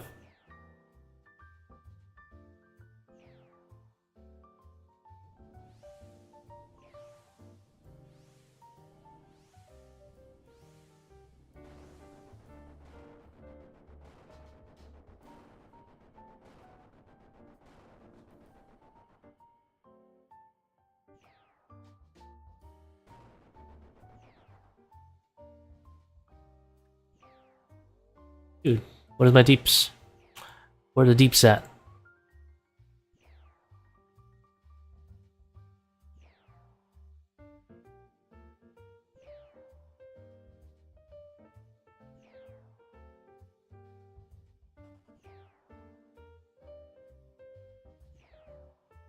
I'm actually hitting one of a wet noodle right now.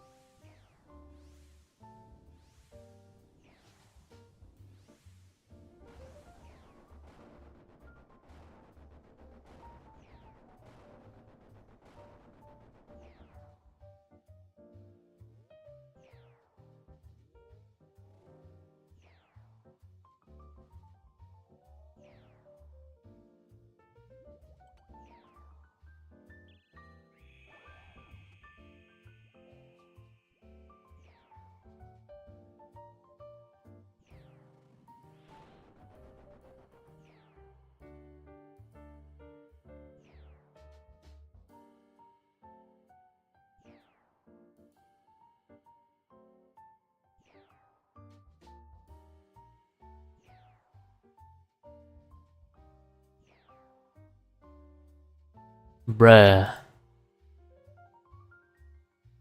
Didn't click there.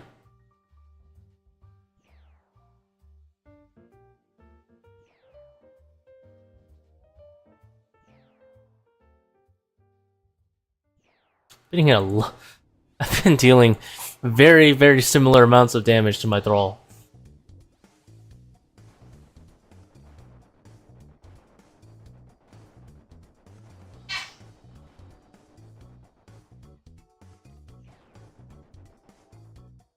I want a refund.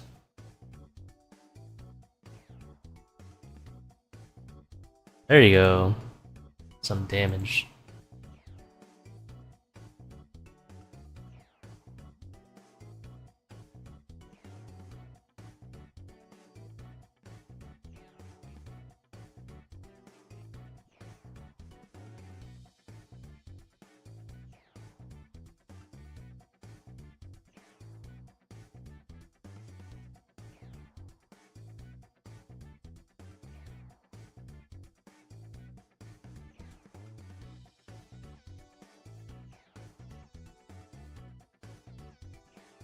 Damn, I'm gonna get DPS checked.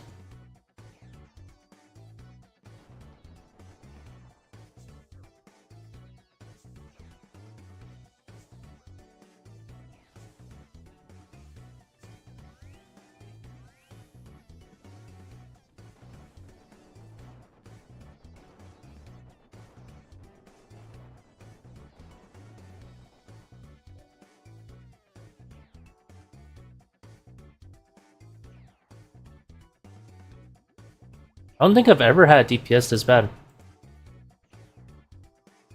I think this actually might be my worst Akka I've ever had.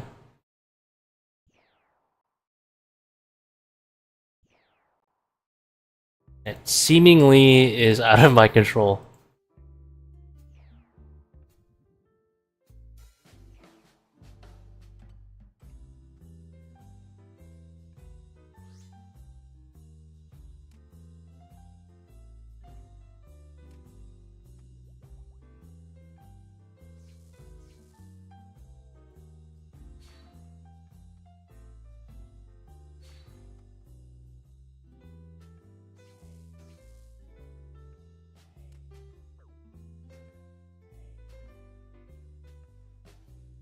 Six minutes, no butterfly mistakes.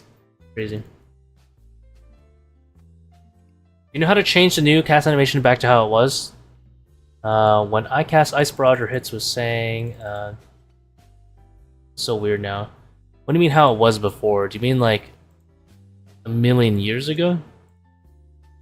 I don't think they changed the animation on those. Talking about like animation stalling?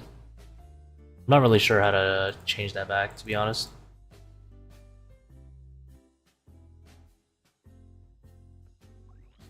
What best room slash timing to use the search spots? I don't particularly know, to be honest. I haven't really messed around with search spots too much.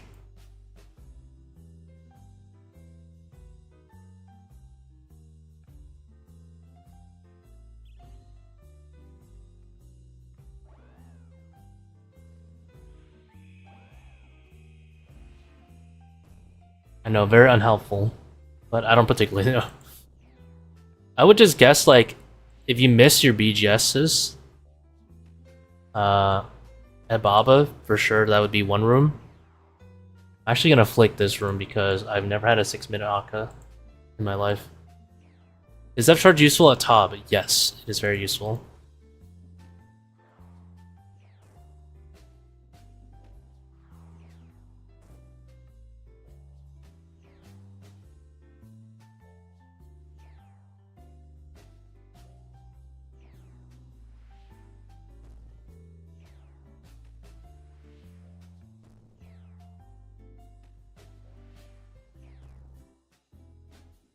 And then definitely whenever you have like ZCB Adrenaline, this would be an example.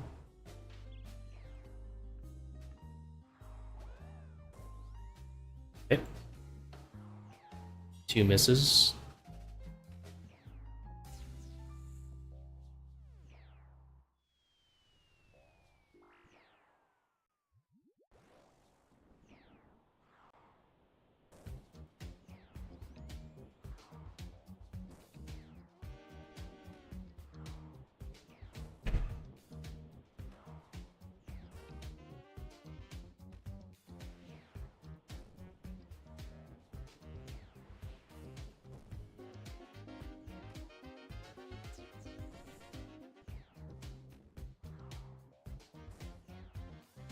This is a flicking stream now? Yeah, I'm out. True. Fair enough. Understandable.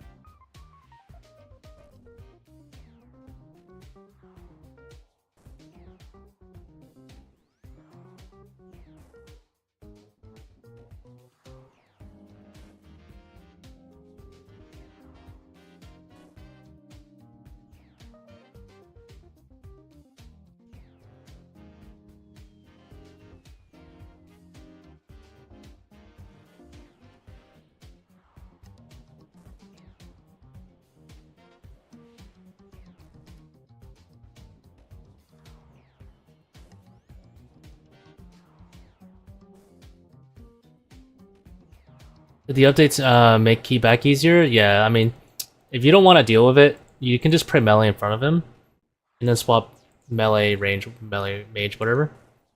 And it does like no damage compared to what it used to. Used to deal like 16s or I guess actually up to 19s. Now it deals like 10s.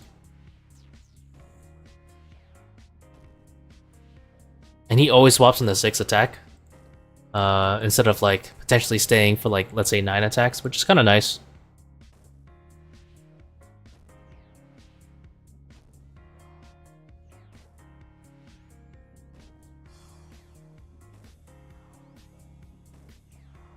Makes the boss much more consistent.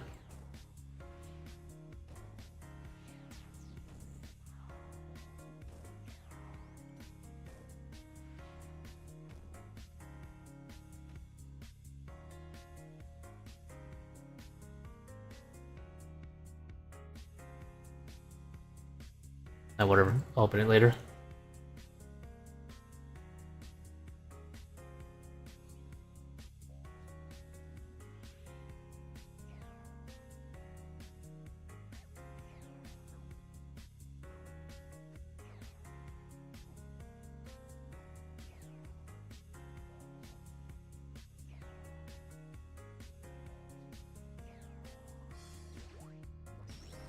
Yeah, I got my first 500 just praying, pray switching, keep back post update. There you go. You just stand in front of him and flick now? Yeah. I mean, they also made it so that if you don't mess up butterflying, he never switches off pray melee as well, so just don't mess up.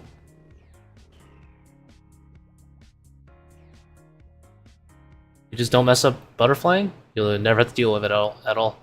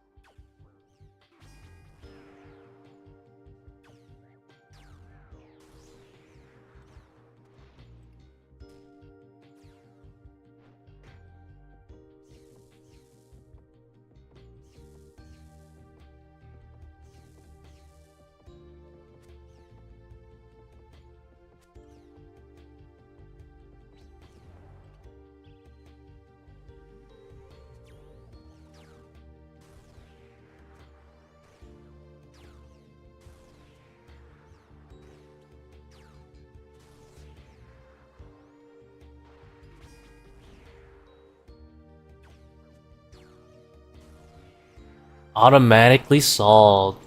What a luxury we live in. This spot is so broken. I'm gonna say every raid. Once you have it set up like this,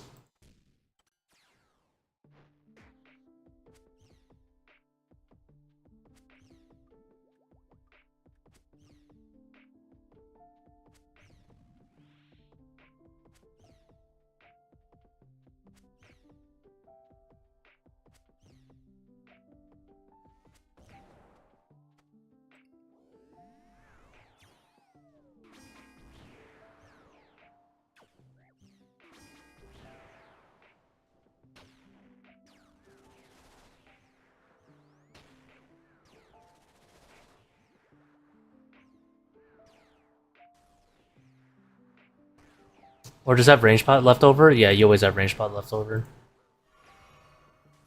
The monkey room is usually like 130.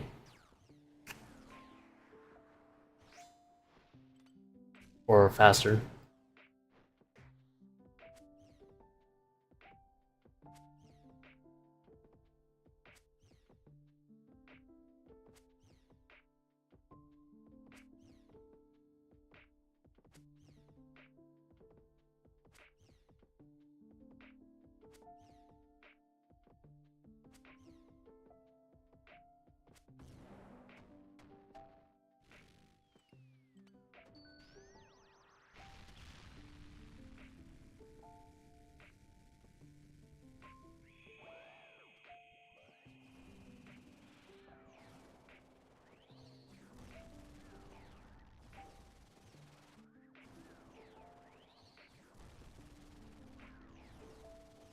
If I got to create an invocation for TOA, what would it be?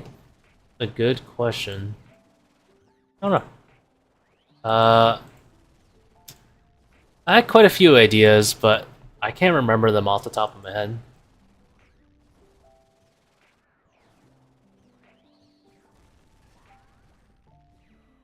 I'll have to look at the ideas I previously had. And then refer back to them.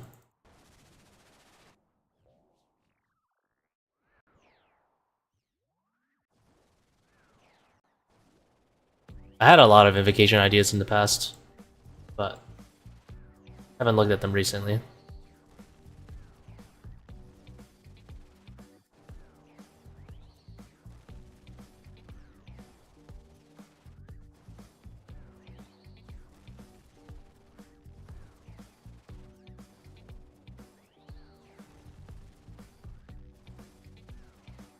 I have a Reddit post I made of like changes I thought TOA should get, but I made that post a long time ago, maybe like a year ago, if not more.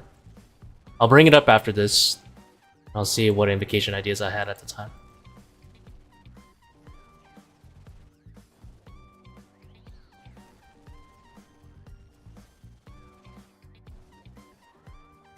Yo, how's it going, Lord Dexter?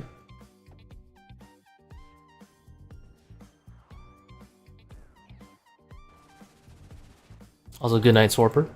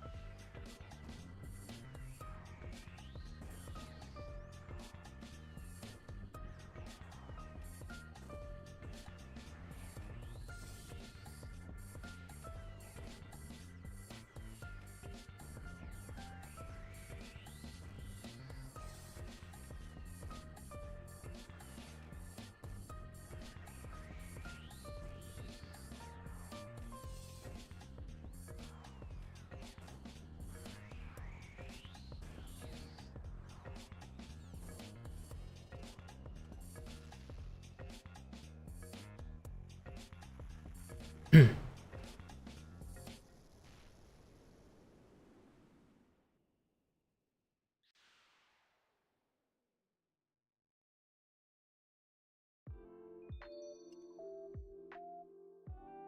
was a slow one. Alright, I had a Reddit post for ideas.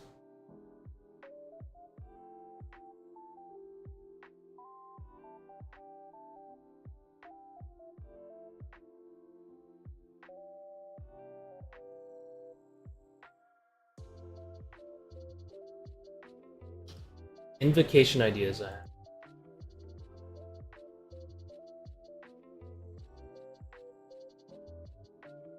This is 2 years ago, oh my god.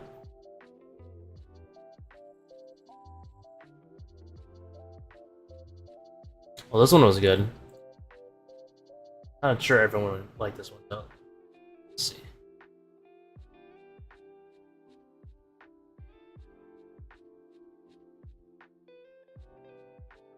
This one was a hard one, but I liked it. It's called Daylight Savings. All the hourglasses at Akka are offset, but killing a shadow doesn't reset any timers, so you kind of want to like keep spinning Akka around in every quadrant instead of staying at one quadrant. Bro, writing a PM while last rank. Look, you need some excitement in your life.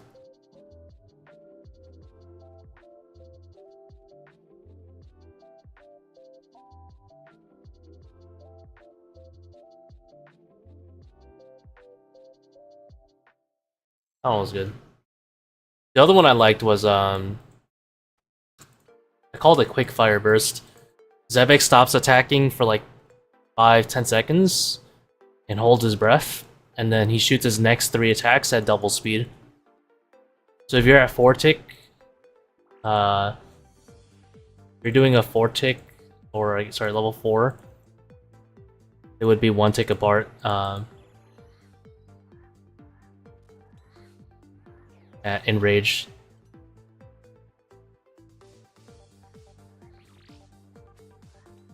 And it would carry over into Wardens.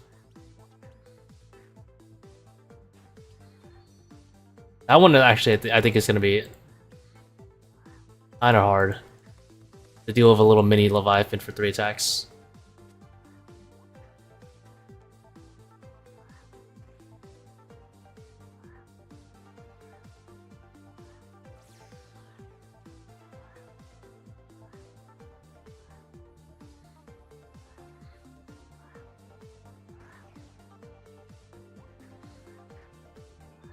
I think that's my favorite one just because it's so simple.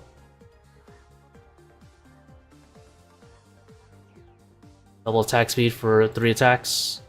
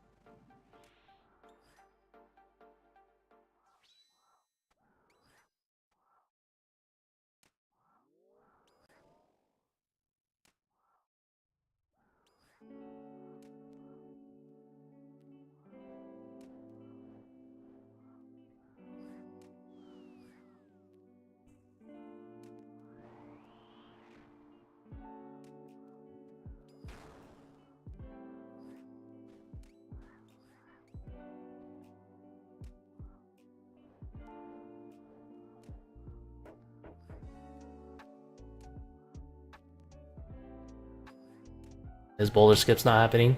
DPS is very low.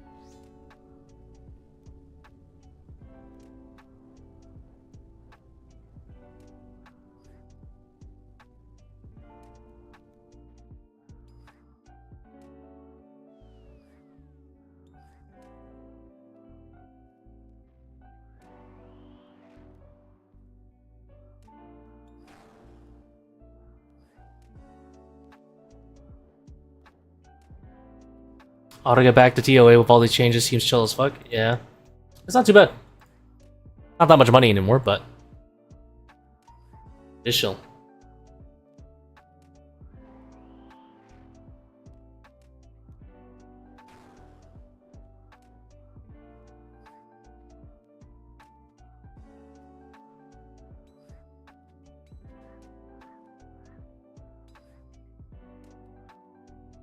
Hitting really low.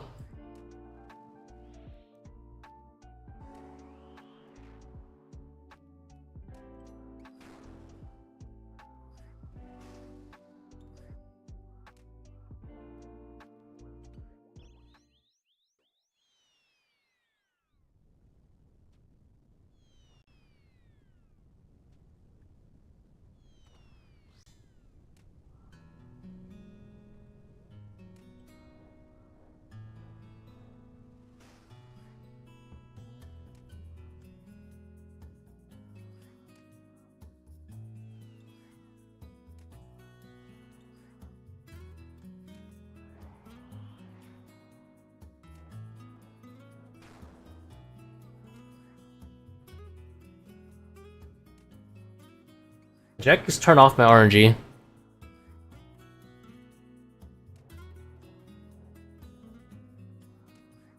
There you go.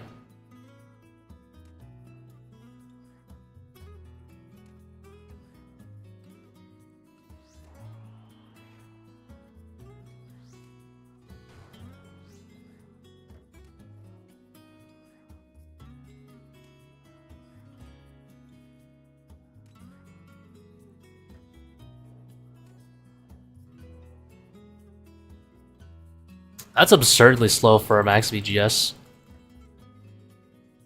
Hmm.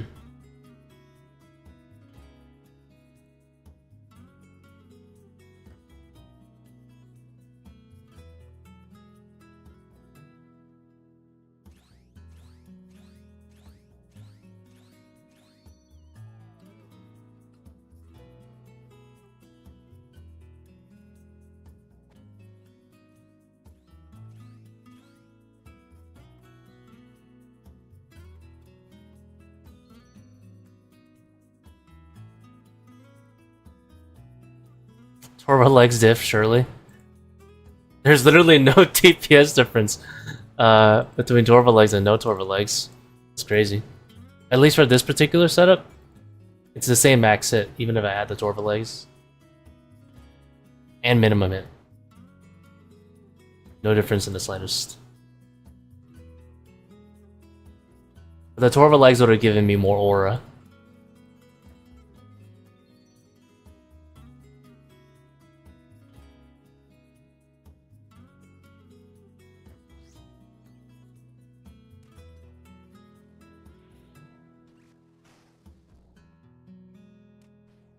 I was just chatting. There's a lot of people that don't know that, so. Which is fair, because, like, normally you would think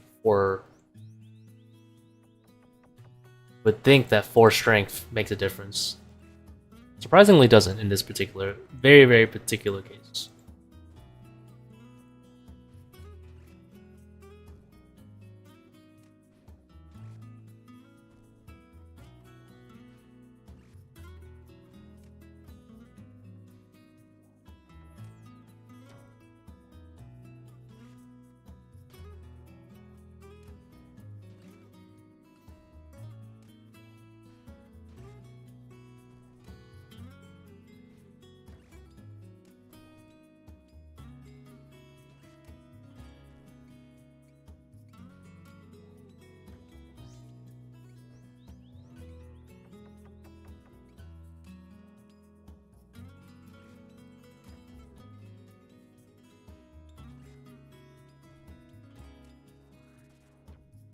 Oh my god.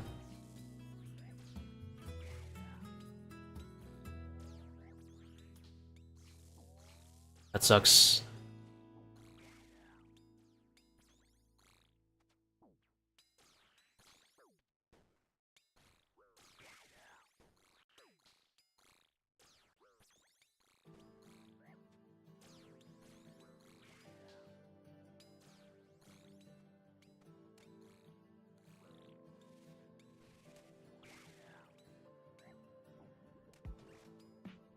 That was probably the worst case scenario.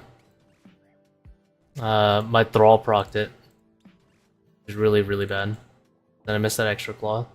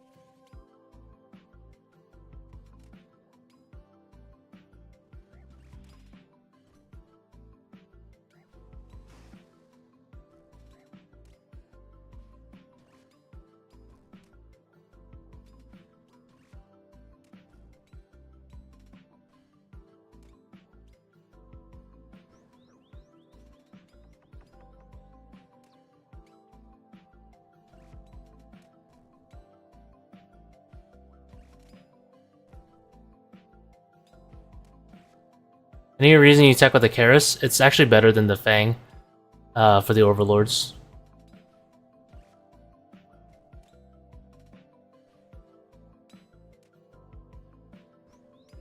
By a pretty decent portion too.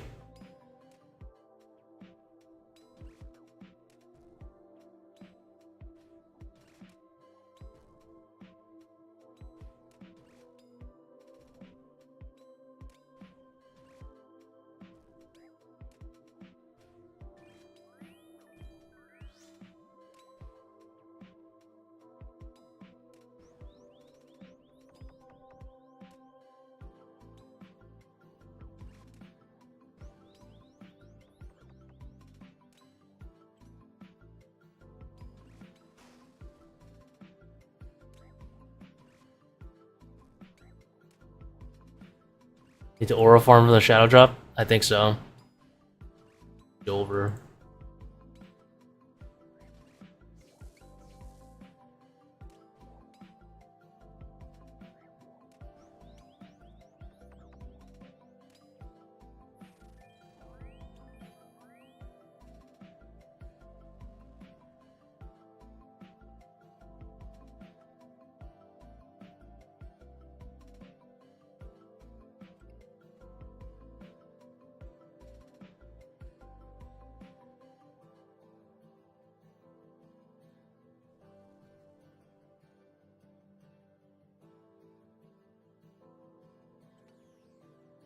Oh, misclick.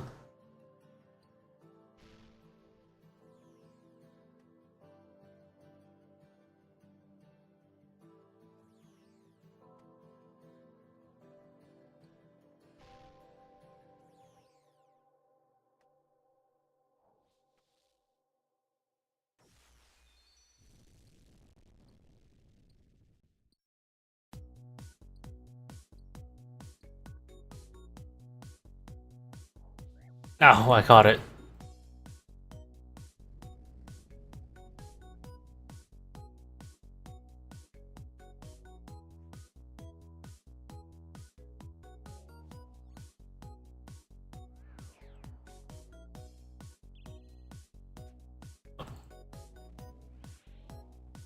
Don't judge me.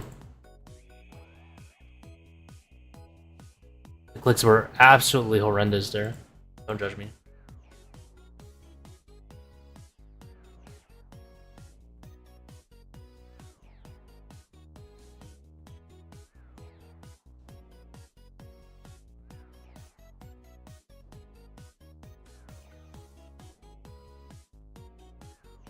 It is what it is.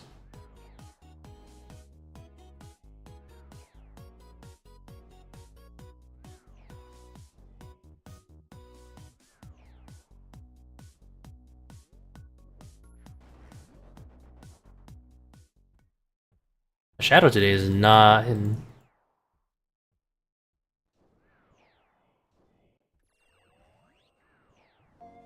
Absolute noodle today.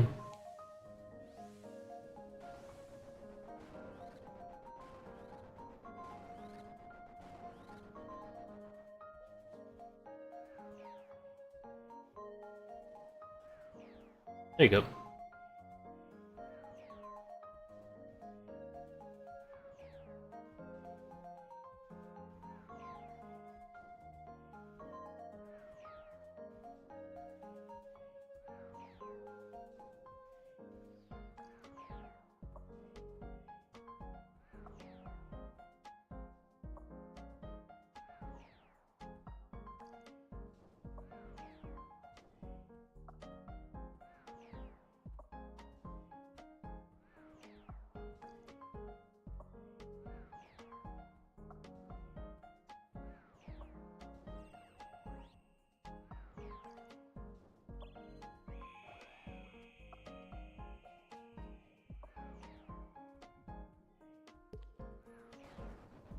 On big.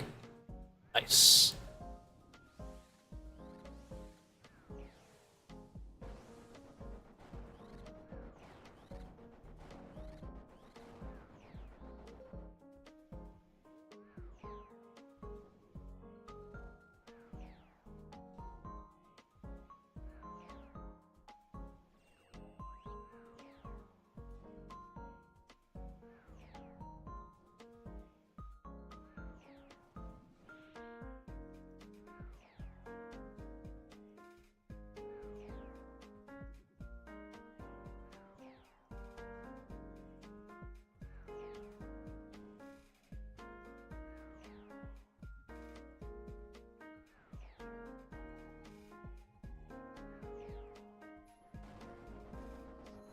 Nice try. Nice try, video game.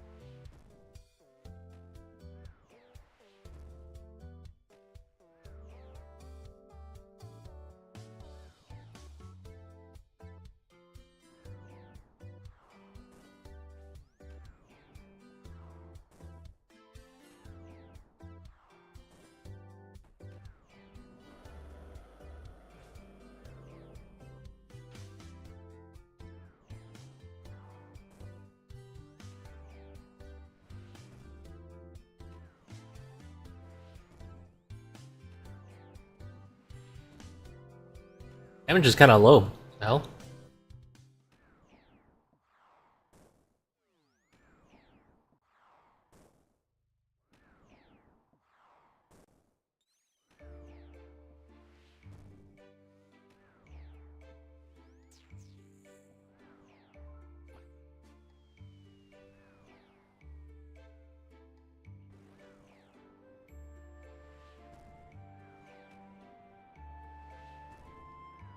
What's harder, 530 or Fortis? I think 530.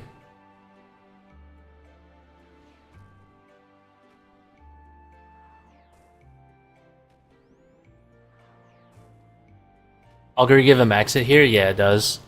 Not using it. If you use like Vigor, you get 83. But the accuracy matters a lot here. That's more important. With bad gear, I think Fortis of bad gear is easier. Solo or group? If you can get a group, go ahead. Go ahead and do group. Medic is really annoying solo.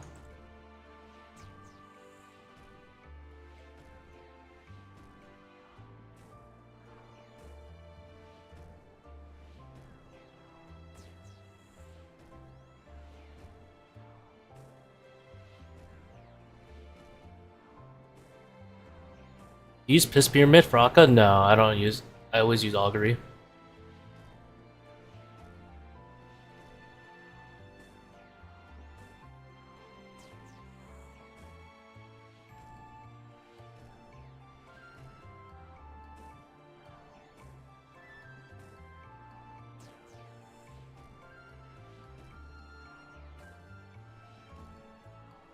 You still have a bad gear. They're different things, you know.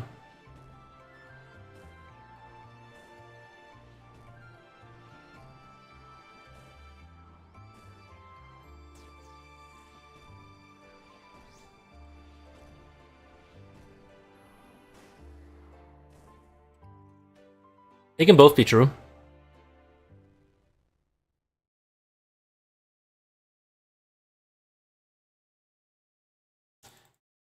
If you said the question matters a lot, Austin.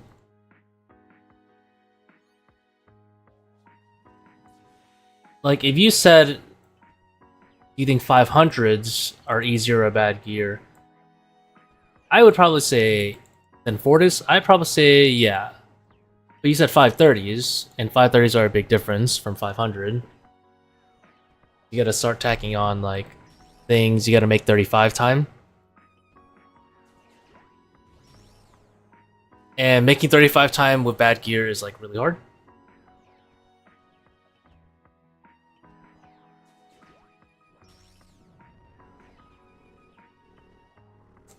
Fortis of bad gear you can cheese so easily. Yeah, like you like the context matters a ton everywhere.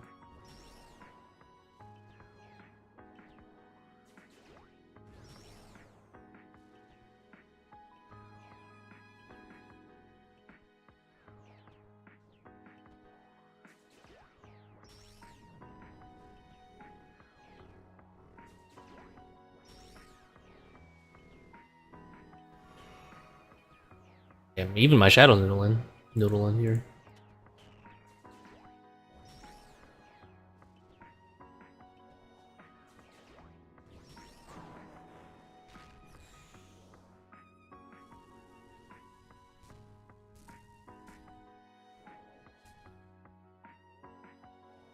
Yeah, good consistent KCATO, you gotta have shadow maybe. Nah, I mean 500s with a buff are very easy now. Straight 500s, they're very easy. There's actually not much different to doing with shadow. The thing is, you just have to do it at 500 instead of 530.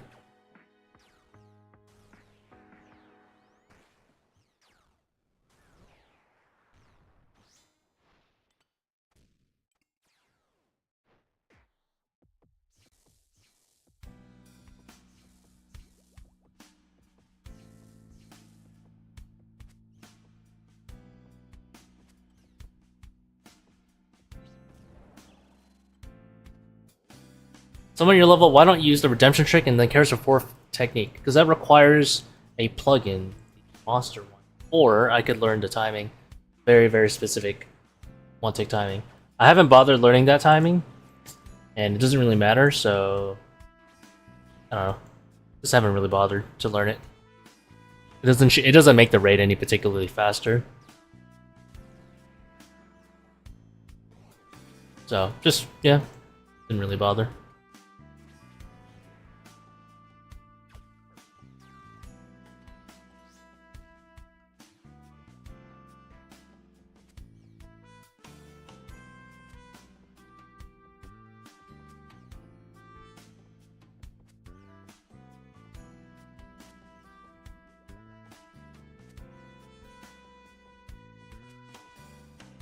I don't use plugins. No, I use plugins. I use plugins all the time. Don't get me wrong. I don't want to use that specific plugin because I think it looks bad. Aesthetically, I don't like how it looks. It puts a number here. I really hate it. I'm not trying to be plugin elitist about that. I care about the aesthetics of plugins a lot. Is the only thing. If I think a plugin is not necessary and it looks bad, then I'm not going to use it. Simple as that.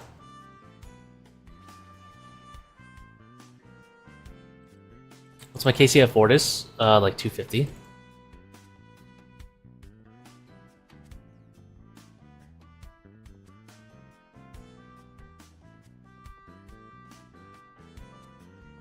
I'm like 250-ish. I really don't like that number like being on. Yeah, I don't like damage counter, tick counter. I'm very peculiar about how my setup is.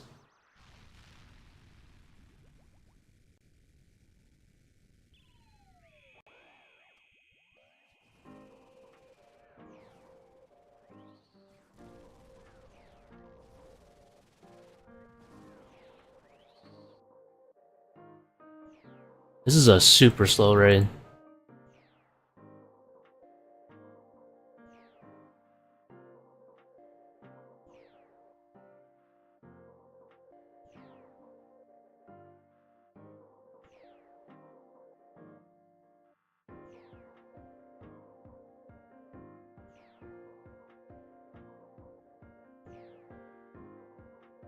I think brute forcing Coliseum is easier with shit gear because it's very easy to get high range defense on shit gear.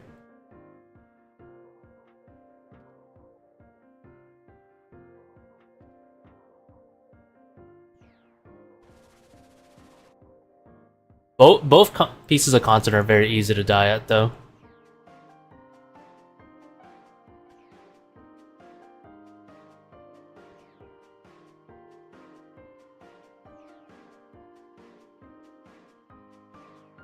Hello, Commander Rep. Hello, Buffa.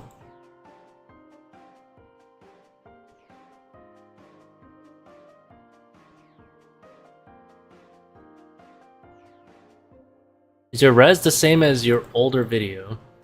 I think it's slightly different.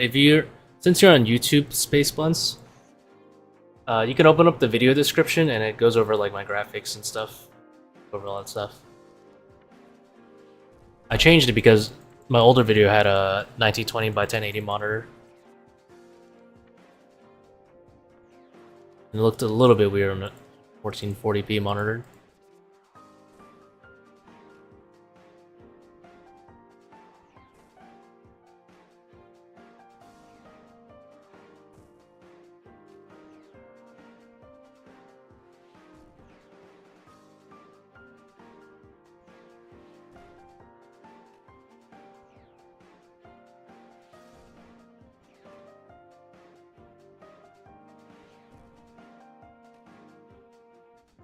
Yo, thanks for the membership, Hermira. Thank you very much.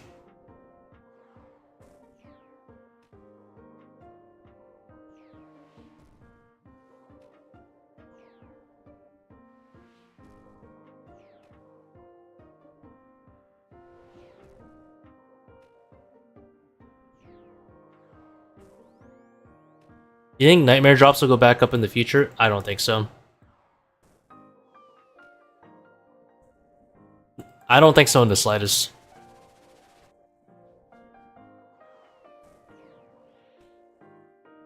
At least in the... I think even if it goes up, it will be coincidental and not by Jagex design.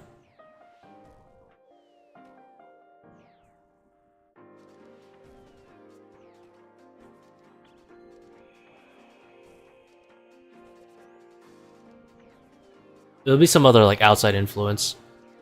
Because from what I've seen, other than extremely niche things such as like Glyphic Get to a Nation, Jagex has no plans to make any of Nightmare's drops actually useful in the game.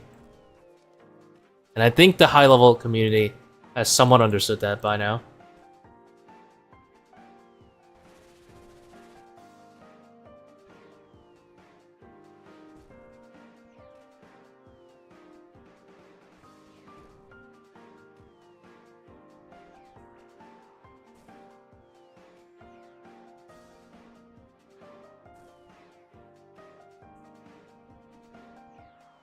So after the changes, what would you say is best effort to purple invo level? Well, for me it's 530, but I think the new Delve boss will be BIS GP per hour for a little bit. I think it will be, but I don't think it'll last. I'm gonna guess it's gonna be top 6 or 7 for a really long time. But I don't think it'll be BIS. Probably after the first like month. I think it'll fall off after a month.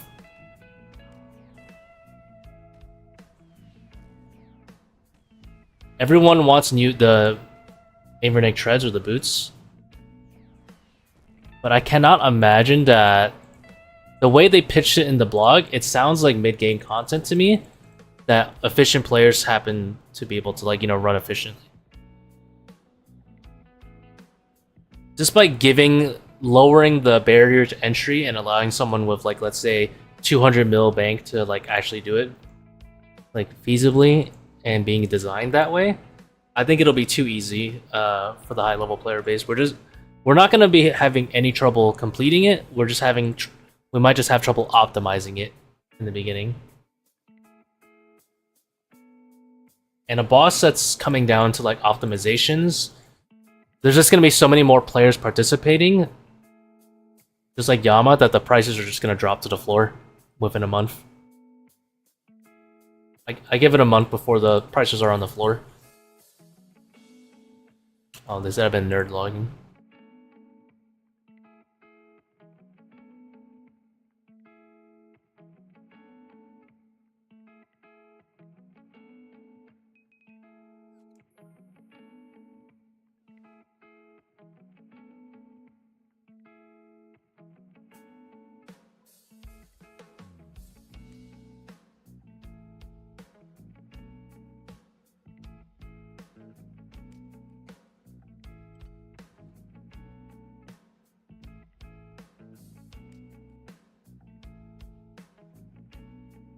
I'll be pleasantly surprised if Delve is actually like high level content.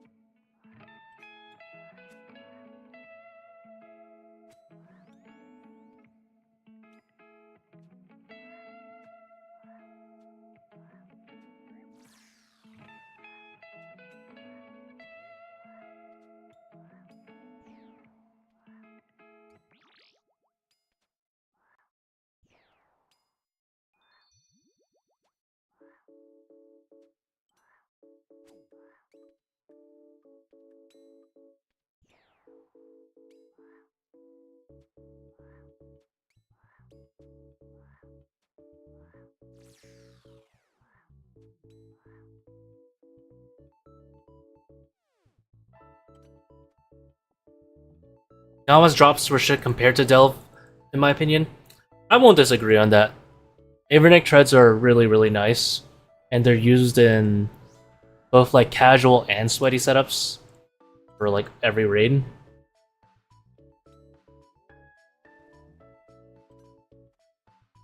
Whether like no matter what kind of player you are, you're gonna want Avernic treads because everyone wears boots and they're BIS for everything. Which leads me to believe that because of how universal the slot is, it's going to be common. So then it comes down to Confliction Gauntlets. Again, BIS Mage everywhere. Ayak, useful for tobbers, and that's mostly it. I guess it's like a bridging point for like Chambers runners, but I don't think alone that's gonna drive up the price too much. Like mid-level Chambers.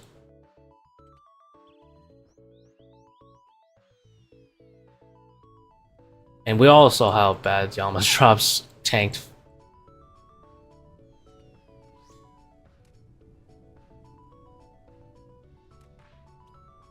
I'm skeptical about the wand because there's two scenarios. One, it's rare, and it doesn't serve the purpose that it's supposed to, which is it's supposed to be like a mid-game bridging weapon before Shadow, which means the price will be entirely propped up by tobbers, which will, if it's like Rollo's rare, then yeah, it'll be pretty expensive for a bit, but the thing is, Rollos is like rare because also like Fortis is considered hard, difficult content. And I don't think Delve is going to be in that same difficulty as Fortis.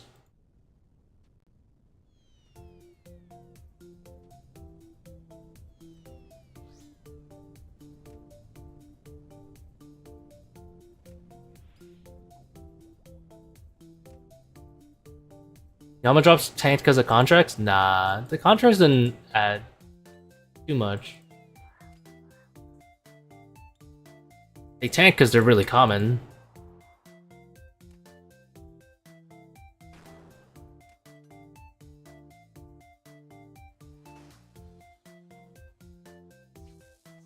Contracts don't really add too much extra supply, just because they're really rare contracts to begin with.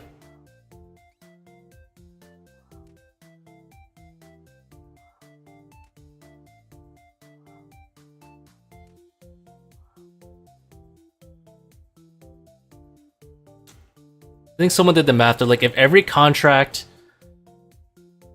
single contract was completed, the supply of oak plates only goes up by like 5% or something like that. So I highly doubt contracts, and obviously people wipe on contracts. So I highly doubt contracts actually affected it. I am pretty sure the reason that Yama's drops are very low price is because they made it very, very accessible to anyone with a purging staff. All you have to do is AFK click the boss. The boss does not run up to you. It doesn't do anything fancy except into P3. So it is basically like only slightly harder than like normal Nightmare.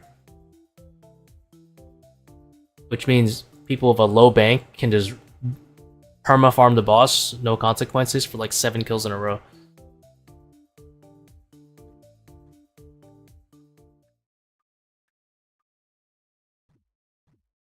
Those contracts went to 88 mil, the same price as oath plates. I'm pretty sure it lowered the price. The contracts will always follow the same price as oath plates, or close to it.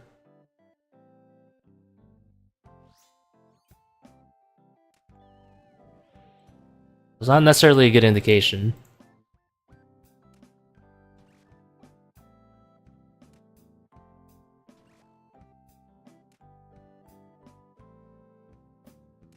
You can't use the price of contracts to judge the price of oath plate because, one, the price of contract is directly tied to the oath plate in a one-way relationship there.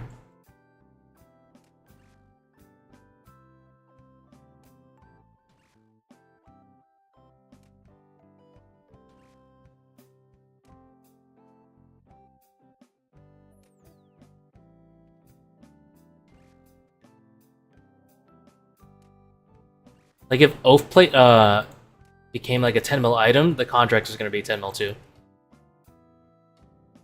It completely depends on the current state of like in supply of oak plate.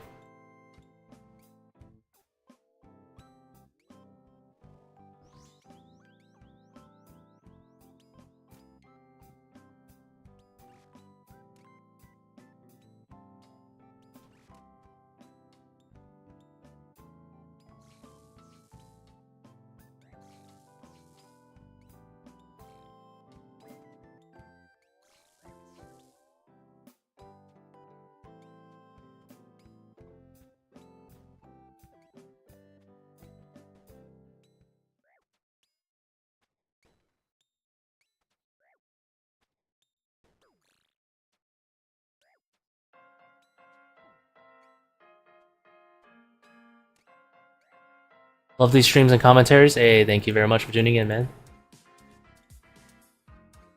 Is my volume like too low?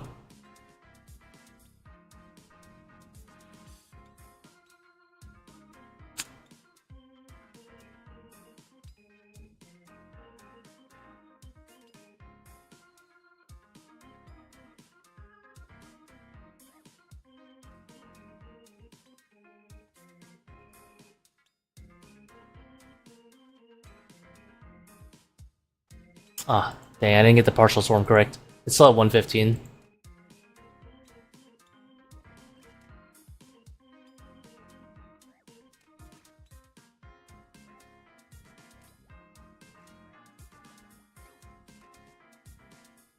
If it was 50 to 100 mil, high level players farmed it and tanked.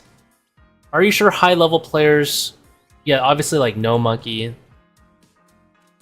and whatever, noob type farmed it, right? But did them really adding 5% more oath plate to 10% more oath plate into the game tank it? I don't think so. Because other people are farming at the same time as them. It only takes 10% of the player base to offset them.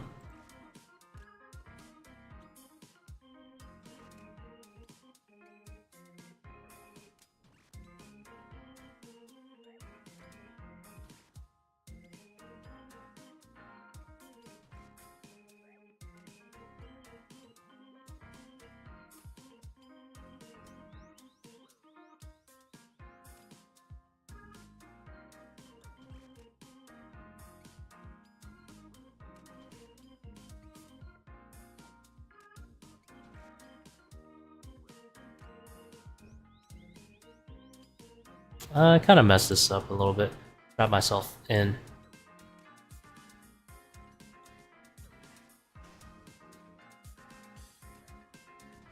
It is entirely possible that somehow the majority of the player base misunderstood how much impact on the market the contracts have, but in terms of like actual game supply, they don't add too much. So the only explanation for like contracts affecting off-plate price would be the usual marketplace panic. The greatest affecting factor of the market. Because it really doesn't add that much to the game. Because contracts, the item contracts are very, very rare.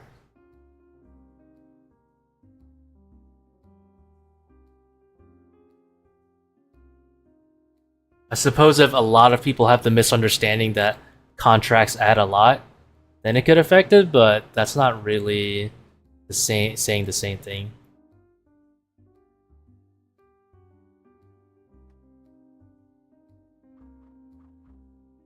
I'm just gonna guess it's because they kept the boss. Yeah, markets are never rational. I'm just gonna guess that the most logical conclusion is Yama's too noob friendly, and there's a lot of it coming in the game. I think that's a very fair assessment to make, if you ask me.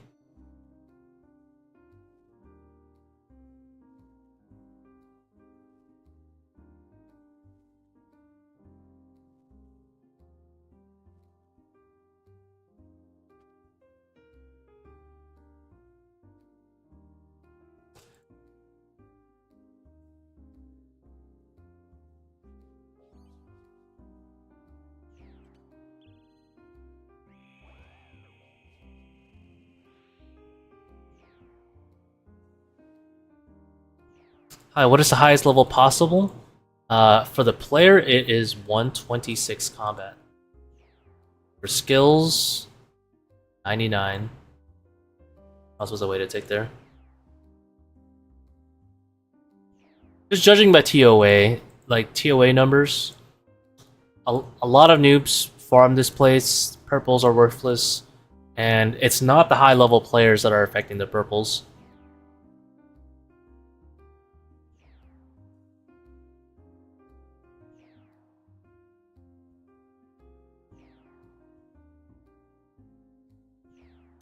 The raid? Oh.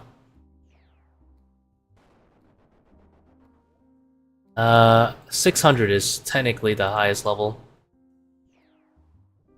But realistically, right now, for like making money, it's like 530 seems like.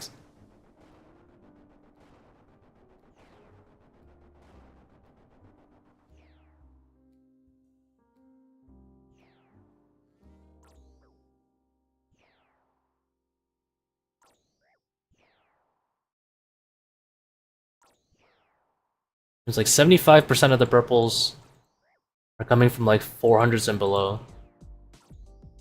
That's crazy because if you look at the drop rate difference back then, it was like 17% chance for a 540.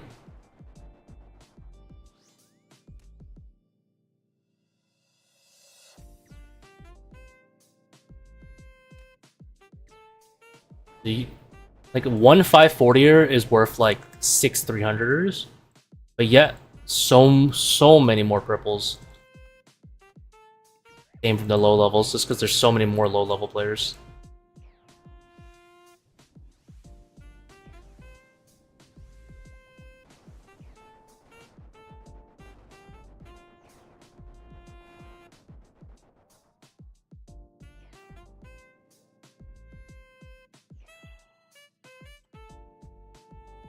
Ah. Dude, I'm handless.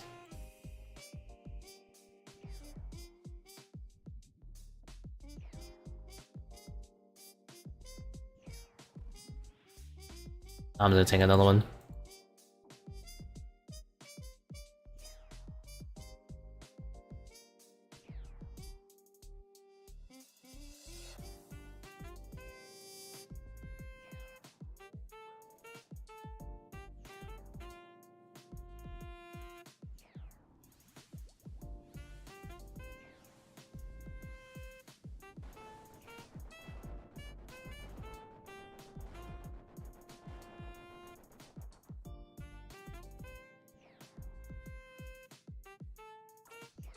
Did you figure out if these 530s are better than PvP 500s? I am almost certainly positive that they are better.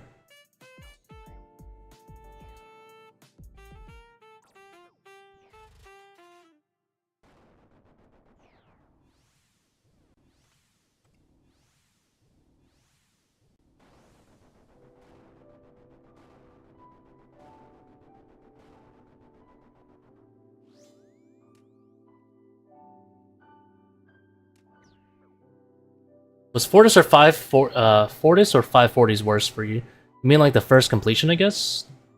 Well, 540s were easier for me because I was already doing 525s for like a really long time. I guess if you wanted to compare it to like my very first 500, that'd be a little bit more fair. In that case, I would say like I think Fortis was easier compared to my very first 500.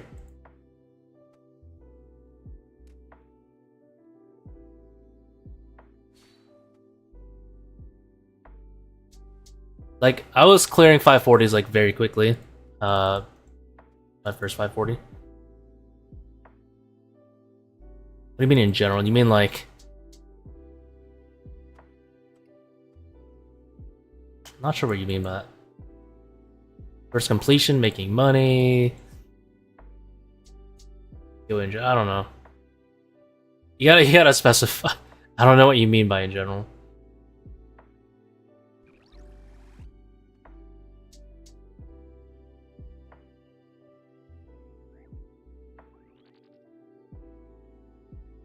I don't find either content too difficult, to be honest.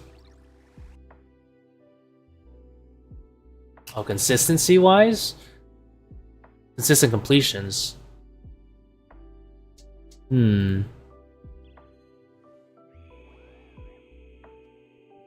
would give 540s a slight more difficulty. And they're both, I don't know, they're both pretty similar. Long term, actually, I gotta think about it. I think I probably die every, like...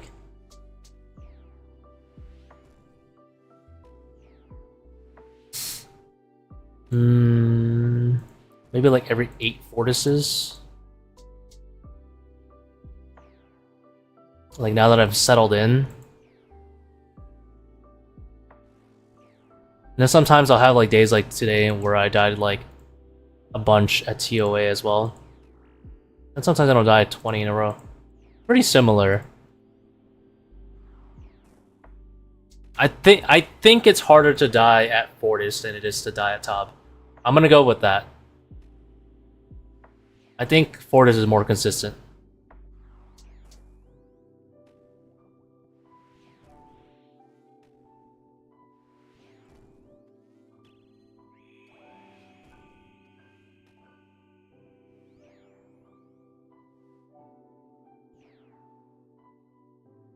I find it harder to die at Fortis than ToA. I'm gonna go with that one.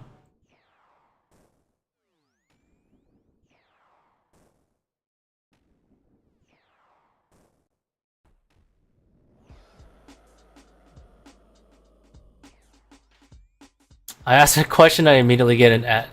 Unlucky. I didn't even see your question yet. Let's see, rated.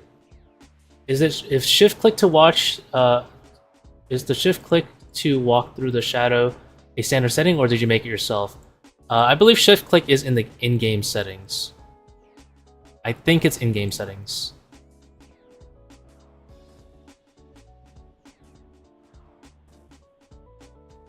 I can't remember though.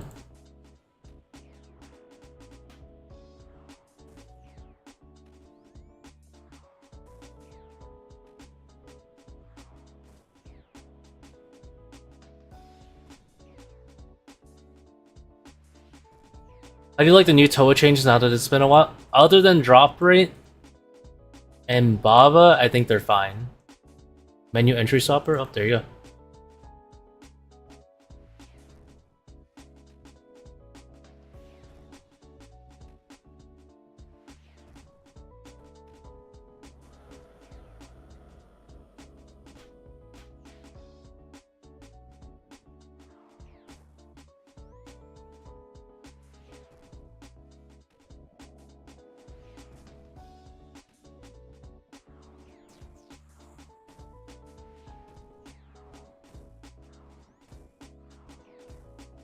No way you don't like AFK Baba? Absolutely not.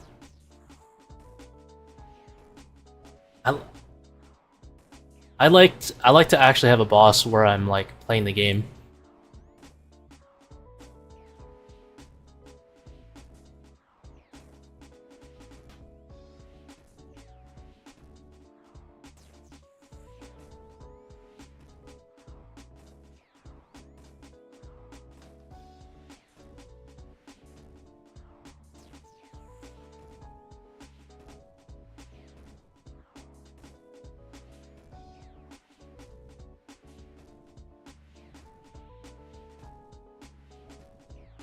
Oh, you can still fight to win Baba XD. Oh. I know you're saying that sarcastically, but oh my. That tilts me more, the fact that I like knew the second I read the patch notes exactly what the boss was gonna feel and look like. And they're like, oh, but you can still fight to one. Who the fuck is gonna red X after those changes? Did they not read their own patch notes? They actually, there's no way they didn't know. They're like, yeah, fuck it.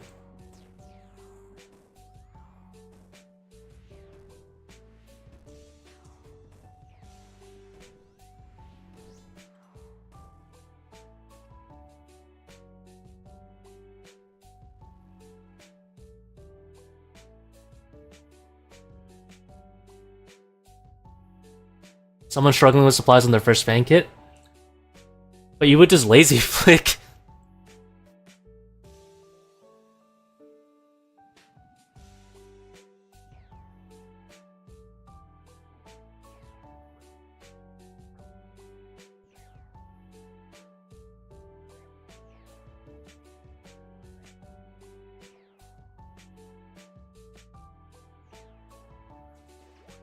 Yeah, there's literally no point to red Xing anymore.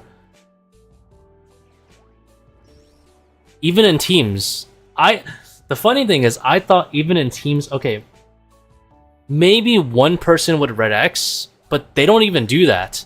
In teams, you can all AFK on the same sarcophagus. It's worse than I thought.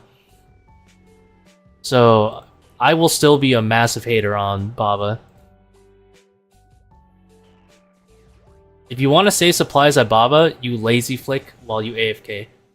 It's as simple as that.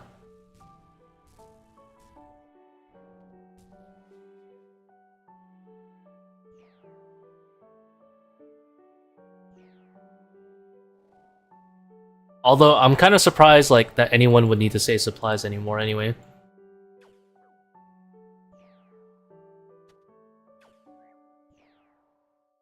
Like the changes to butterflying, let's say for a Bofa user, they already saved them 3 inventory pages of mage switches.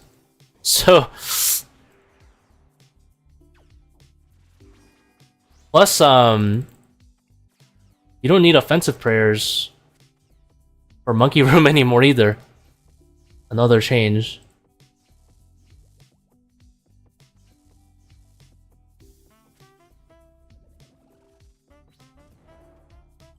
So that already like is like another net positive.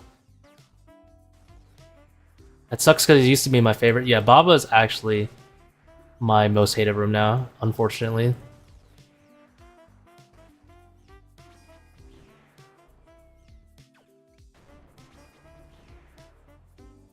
It is actually somehow less interactive than Wardens.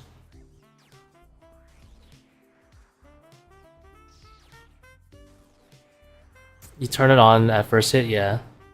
Rapid heal just goes on as soon as you start tanking Obelisk. Need Piety for the Ranger Monkeys? No, you don't. You only need it if you don't... Well, you need it if you're fanging them. That's it. You don't need it if you're just slapping them with a Void Waker like this.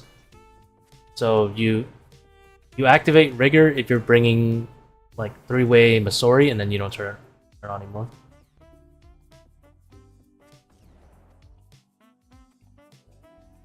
Burning Claws BIS? No. They happen to be a little bit better than a Void Waker whack, so I just use them so I can AFK, not have to count. Yeah, and they kept all the one-shot mechanics in the game. So, yeah, have fun.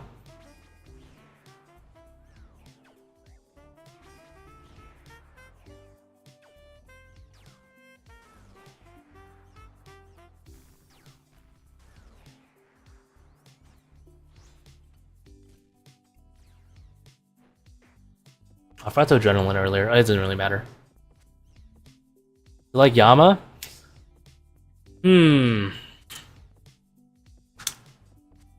Yes, no. Yes, no. I'm not trying to say that as a cop-out answer. There are some very, very exclusive things I like about it. I like the fireball mechanic a lot. I like how you can optimize it. I really, really, really dislike that he does not chase you around when you mage him in P1, P2. And another thing that I heavily dislike is I feel like the DPS between mage and melee is still too close. I know there is a gap of about, I think, what, 20% for switching to melee. I feel like that's not enough.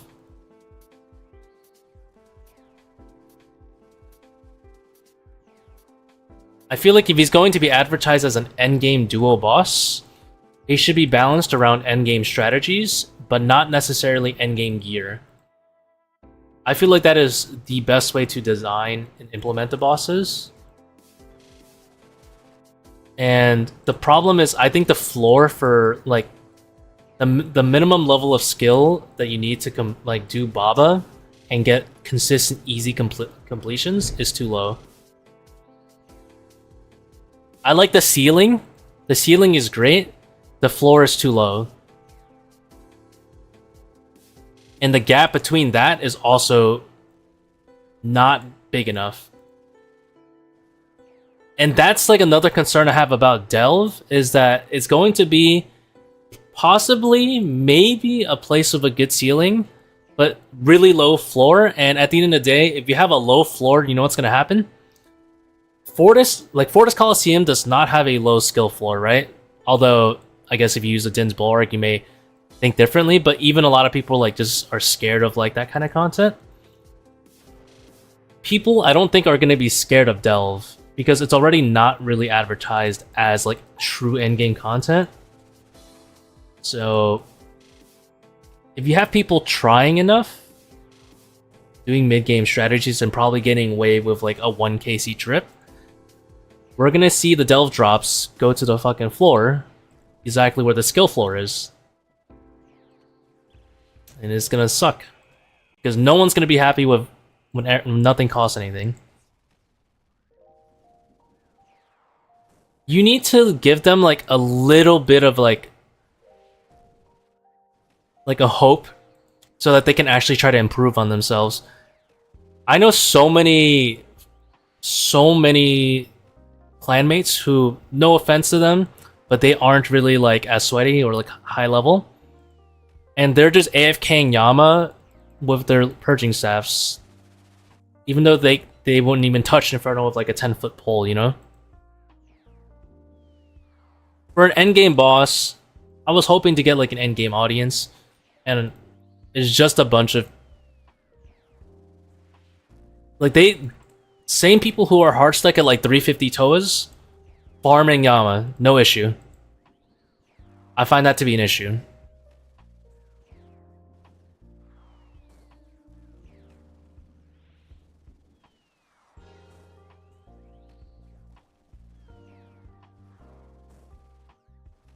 Did you like Cloud Sensory?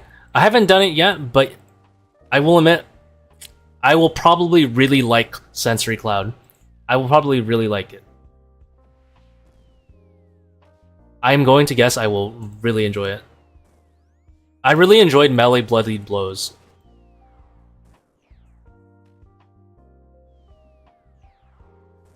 Clan is catching shade. I mean, it is not a sweaty clan, so I can't flame them for not being sweaty. I know what I signed up for.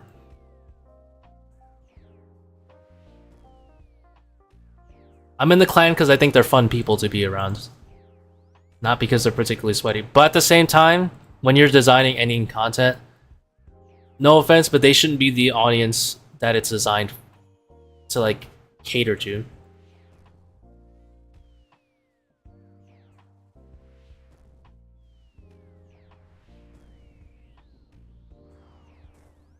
I'm happy they have more content to do, I guess. But they're probably also, you know, like the exact audience that causes Oathplate to be worthless, because there's so many of them.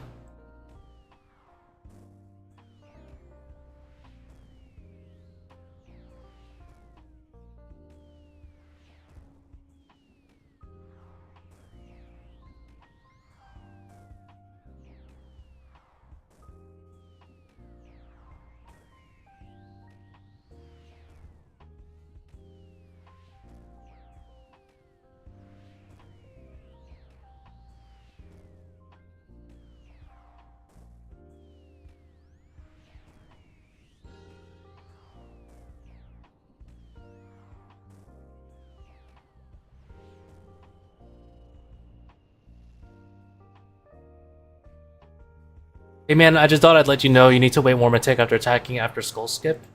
Oh, honestly, I was not paying attention to that stuff in the slightest. I probably should pay attention when I can attack. Yeah, that's like a light barrier right there. Yama's as hard as Nex. People are scared of Nex. You know, Nex has gotten a lot easier with the changes too. I assume you... I don't know if you guys have seen the Nex changes, but they're kind of massive. The the Reavers heal you a lot. And also her chip damage is like a lot more manageable. Nexus chip damage, it is.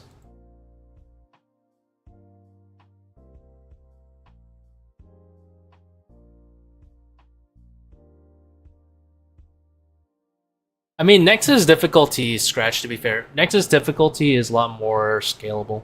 Like if you're doing Nex in like a 5-man or 4-man, you can just grief the whole boss and it's fine.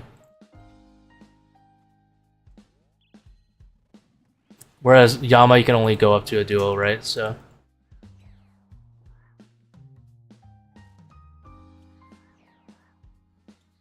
it completely depends on the content, the context of the scale there.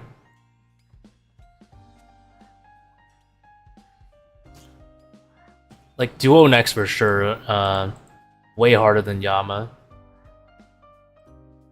But I would say like I think like Yama's probably equivalent to like 4-man Nex in terms of difficulty, where you can get away with quite a bit.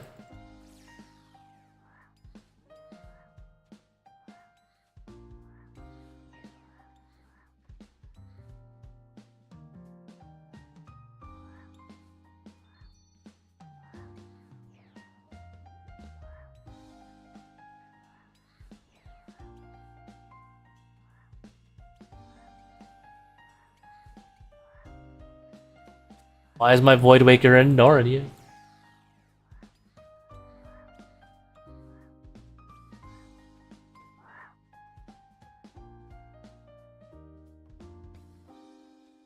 Right.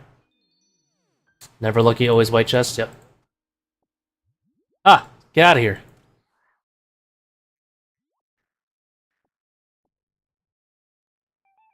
Show what you're wearing in this room after you're done. Yep.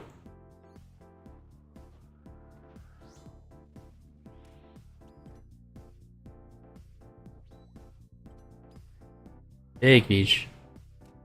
Nex is more boring and getting KC is not like a huge barrier, but quite annoying. I will agree. Getting KC after Nex is... Bruh. That is such an old system.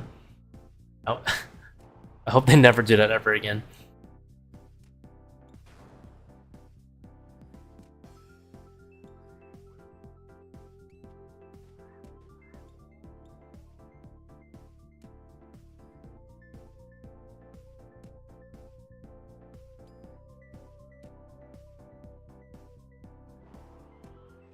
If I hit big, I can Void Waker and potentially get a skip here.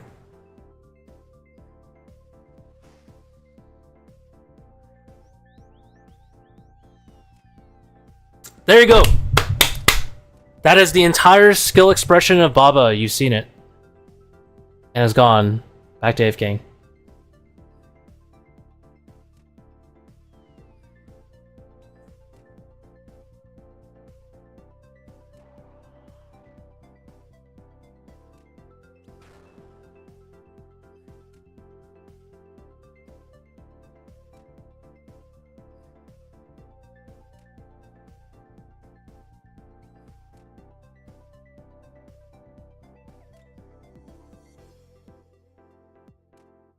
Probably not happening here.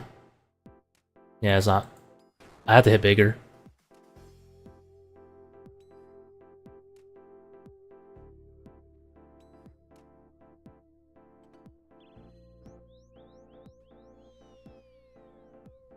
Hello, hello, R7.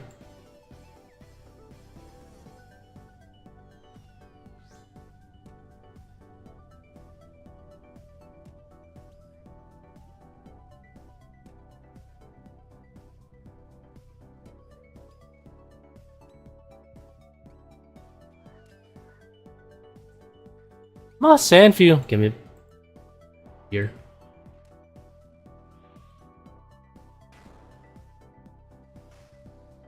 It's huge. How the 530's going? Had a rough start in the beginning of the stream, making dumb mistakes at like Zebic and stuff. But overall, they seem to be back. We're chilling now.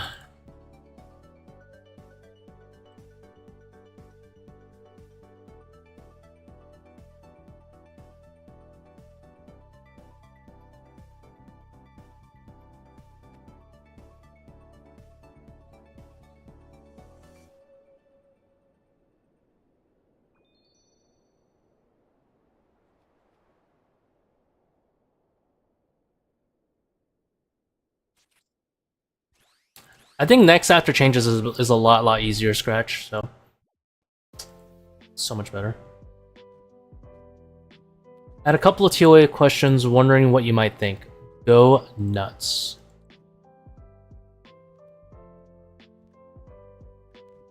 Ask away.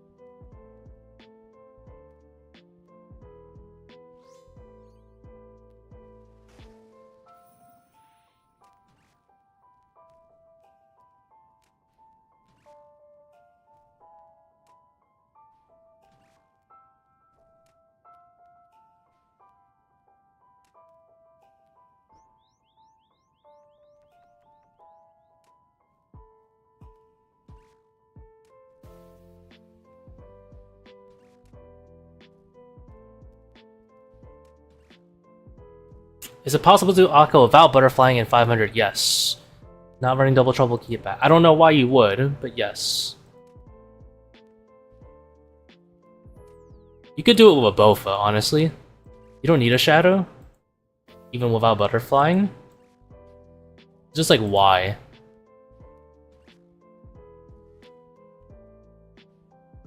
There is no punish for going for butterflying and then just praying melee.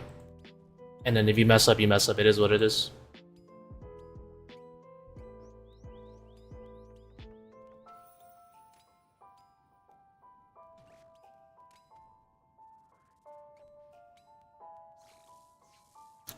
How's it going, Aaron? GM.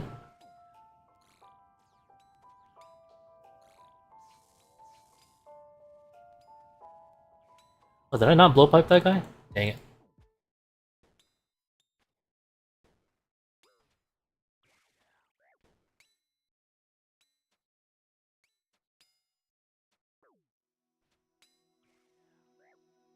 We'll let 2 in. We let 3 in?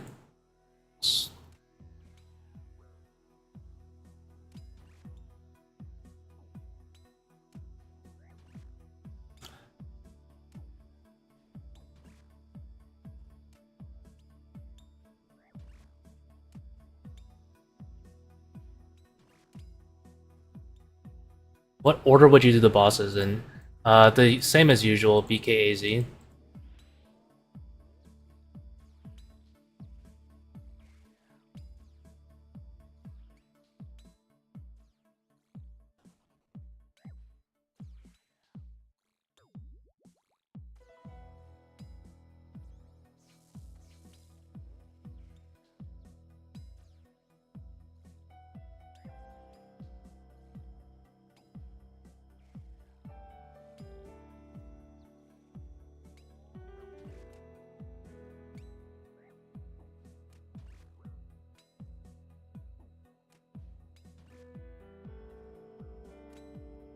You almost never run Zebic first RS7. Zebic first is really bad on your time.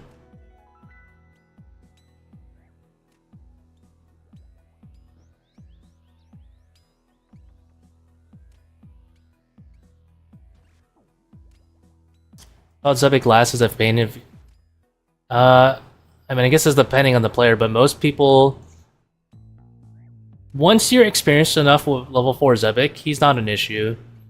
You don't ever get DPS checked. With a shadow, and even with both, that's fine.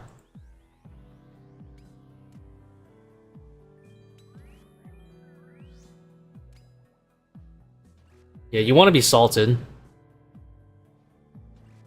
Probably lose like a minute to a minute and a half default, just running Zebic first compared to doing Baba first.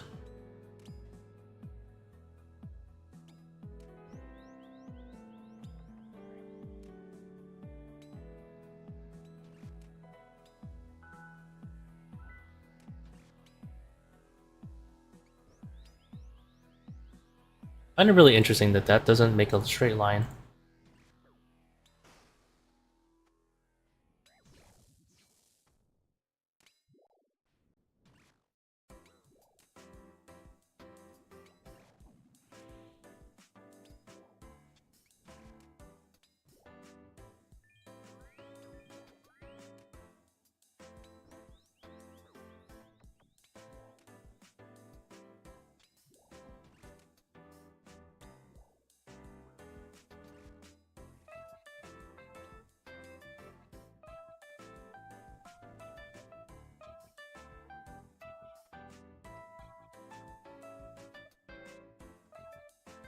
Bclaws on stab, yeah. The bottom left option.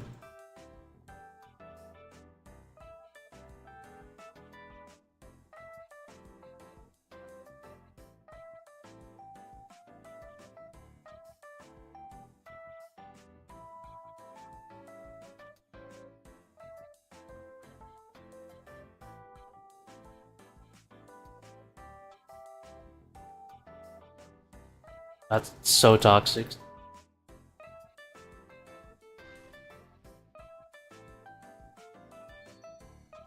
Which it Ultra over Liper on Iron without Void Waker, but has ZCB. That's a good question. I mean, Liper is fine as long as you can still 2 down. So you probably, as long as you can 3 down. So if 3 down's an issue, then bring a DDS, and you'll be fine.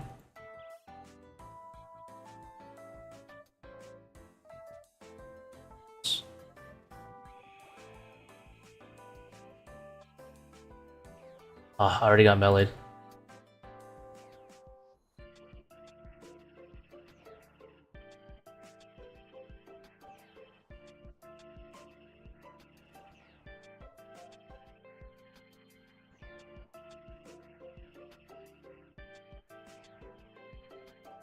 I thought I can squoze in that extra hit. I could not.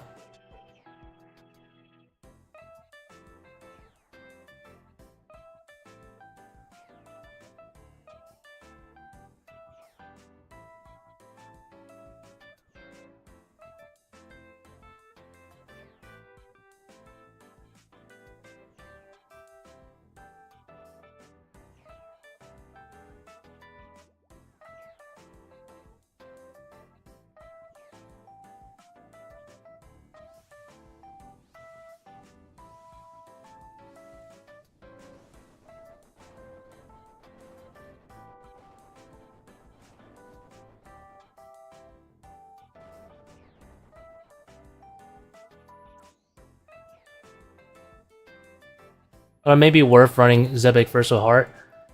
I mean, if you're like super scared of level 3 Zebic, sure, but just don't be. Level 4 Zebic is actually not that hard.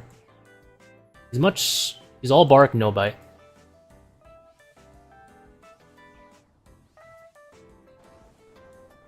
Do a few Leviathan kills if you're scared. Leviathan is actually the harder boss.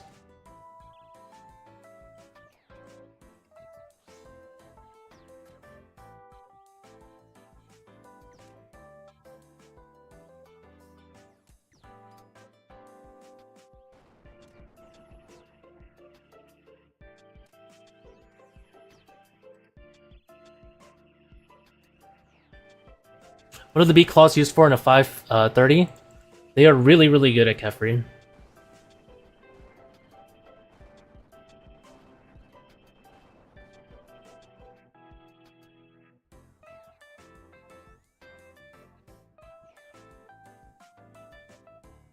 He might bite if you mess up with Void Waker spec. True.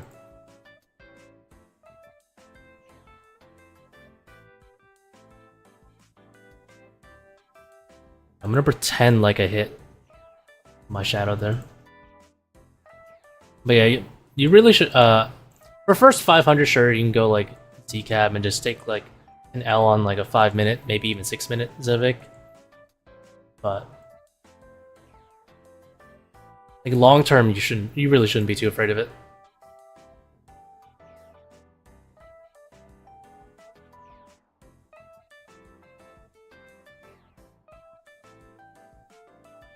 And if you're taking Pathfinder, I wasn't paying attention to proc. There's like a 50-50 that you'll get a level 3 Zevik anyway if you go him third. So if that's needed, you can do that too.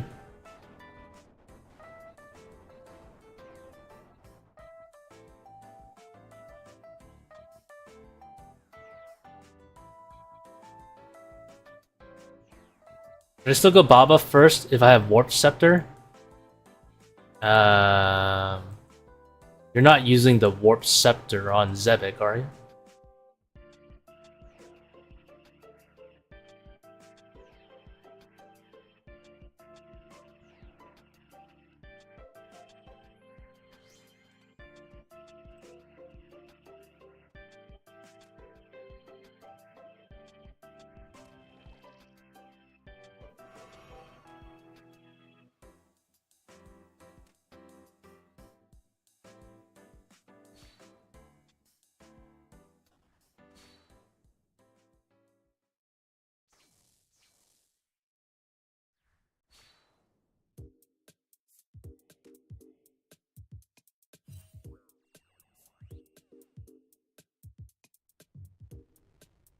No, you use Bofa? Then you should still go BKAZ for your room order.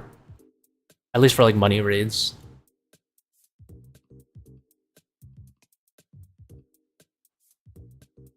Any drops so far? How many completions? I think... Actually, I haven't been counting, honestly, for how many completions we've done this stream. Probably on like... How am I getting hit? What am I messing up?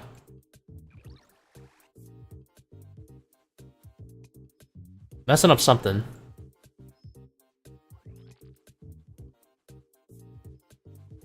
I'll probably have to do... Yeah, very likely I'm gonna have to do just 2 ZCBs. Wait, still cleared it? Wait, what? I thought the jug was light. You know what? Head empty, I'm not gonna think about it. Don't question.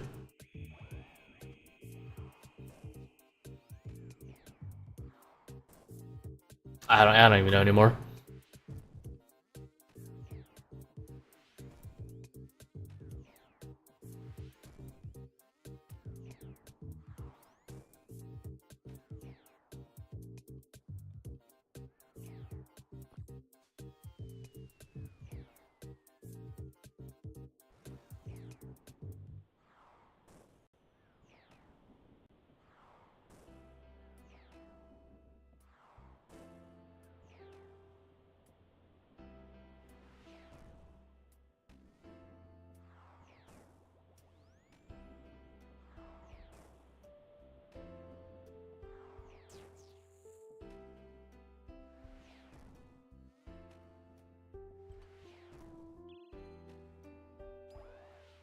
Never lucky.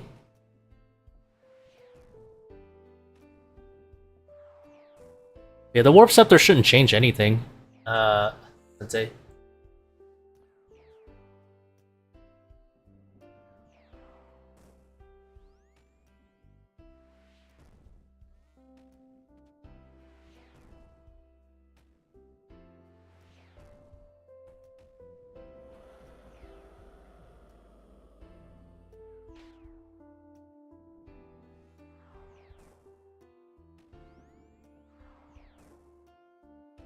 I mean, you only use the Warp Scepter at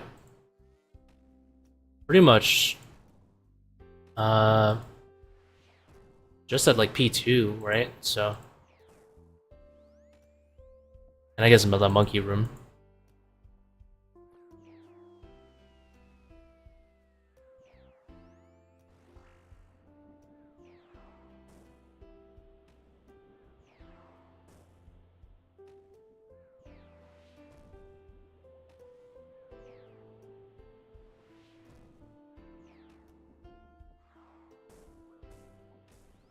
Ow.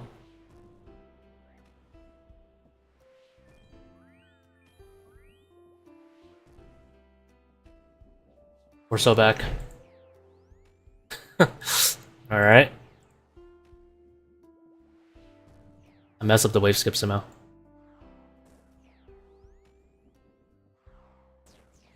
I should probably flick, huh? He's a lot more restore than I would like.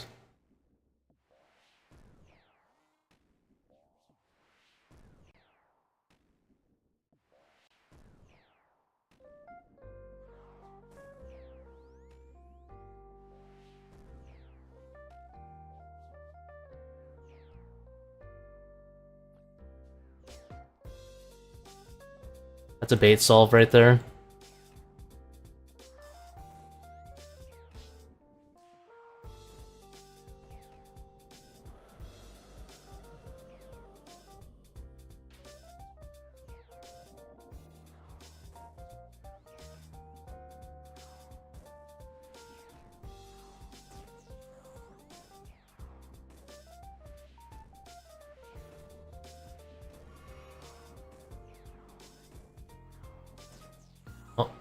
We will be forced to flick as our backup plan.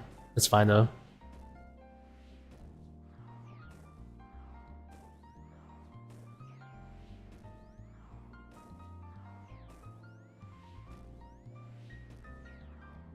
Just because I don't like flicking doesn't mean I cannot.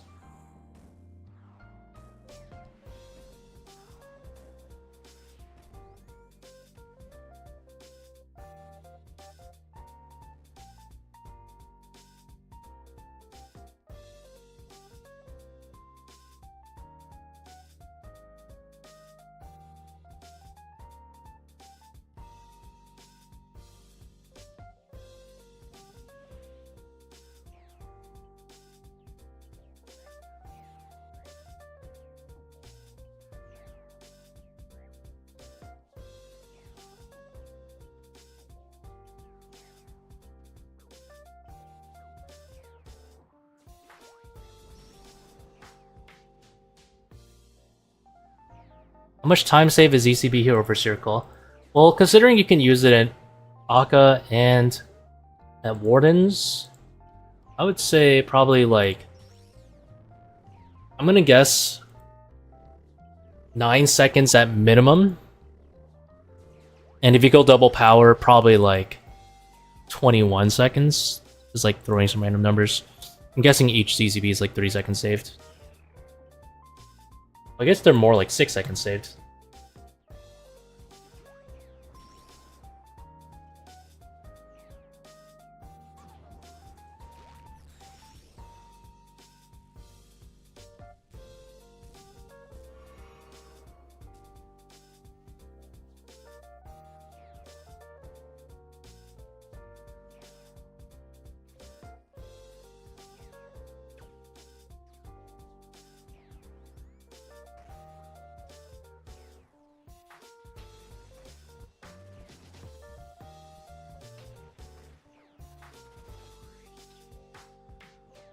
Flicks augury.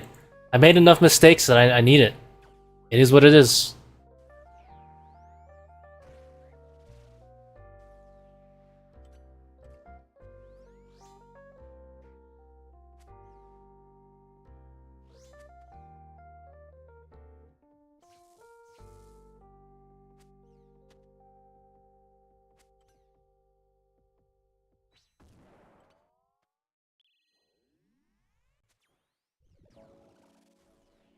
Made enough mistakes that I probably need to do it. It is unfortunate.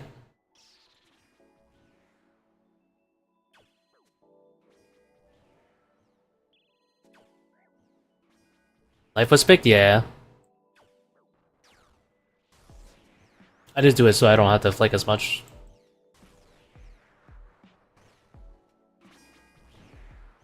On the grass tech, yeah, hell yeah.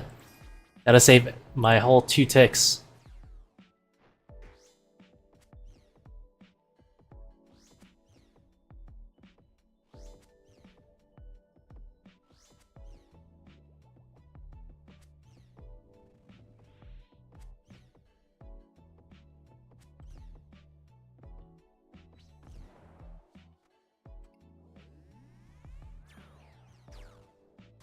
I don't know if I need to BGS whack, but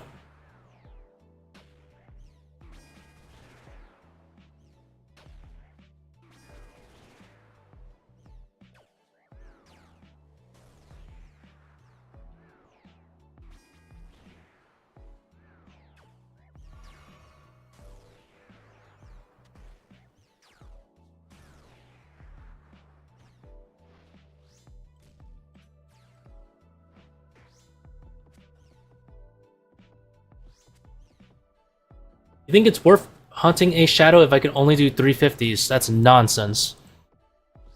You can do better than 350s.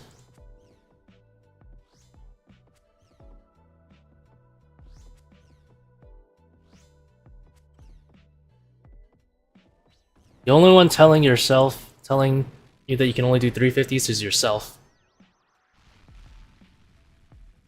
Nonsense, my boy.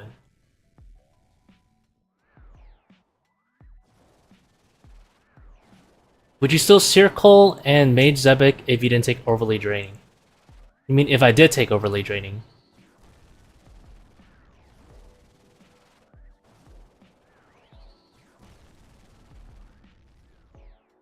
If I did, I think I would still take CCB. Because you could still use it once at Akka at least. And then once later at Warden's, probably.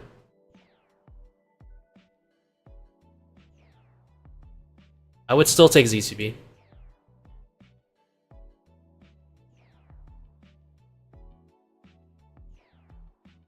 Back then, Circle was ever so slightly better but now that you can ZCB Akka as well, you have like one extra room it's useful in.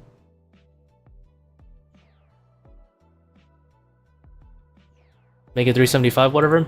I'm sure eventually you just keep, especially once you add like no help needed, Ben, you'll be fine to do 400s and on.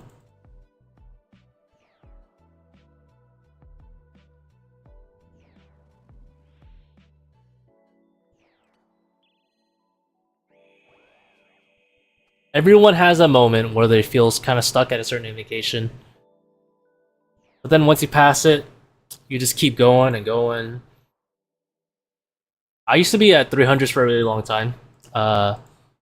When the raid was out for like the first few weeks, I used to be doing mostly like 300s, mid 300s. But then, you just slowly move on up. And eventually, somehow, you are doing 500s and you don't question how you got here. Remember, no help needed. Ben gives you one of everything. It doesn't give you literally nothing. So that's like a lot of extra points you're probably leaving on the table. Not to mention like insanity and stuff. You're not taking those already.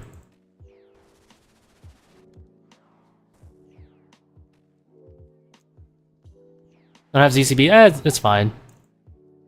You don't need ZCB to do like high invo. It's nice. For sure.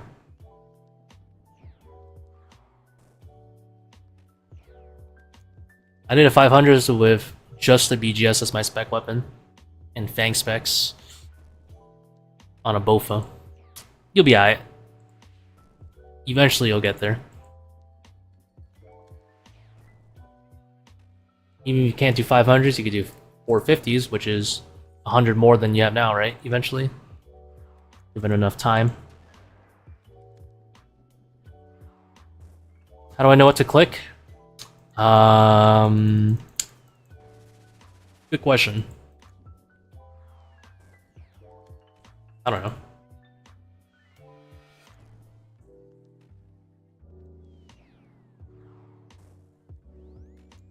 Watch somebody else do it. And steal their clicks.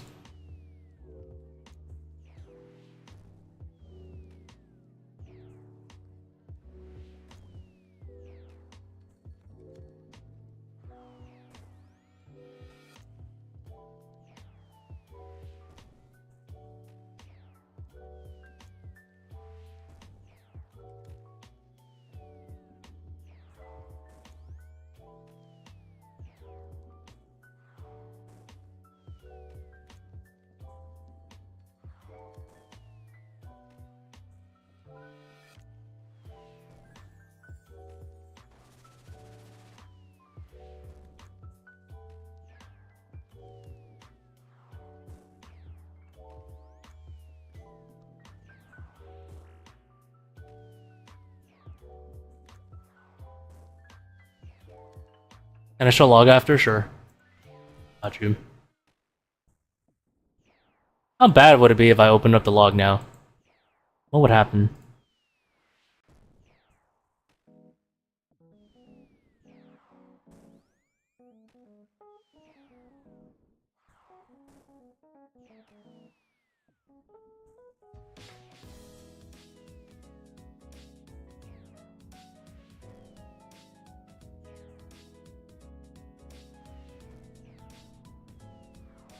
Okay, we find out. That's the achievements.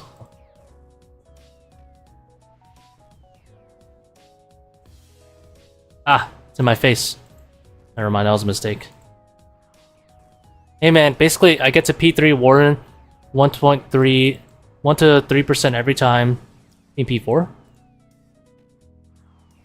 And my heart starts pumping uncontrollably. Try turning off the music.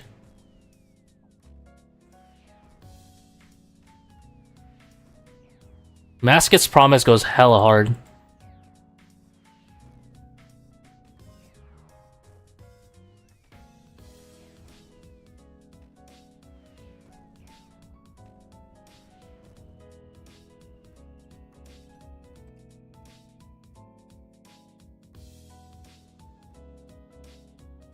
If you have the old school RuneScape soundtrack on, maybe turn it off. Shit goes hella hard. Breathe.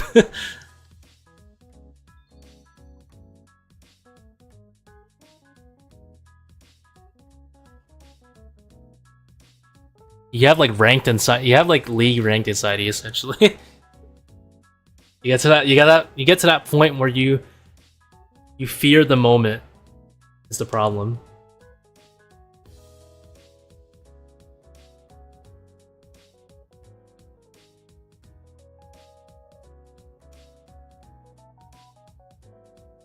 Alright, I might call it there. I have like 5 hours. I just did like 5 hours of ToA. We have a lot of depths, but still. Let me show the log though. Show log. Look at that log. You'll never see this number of fangs again in any log.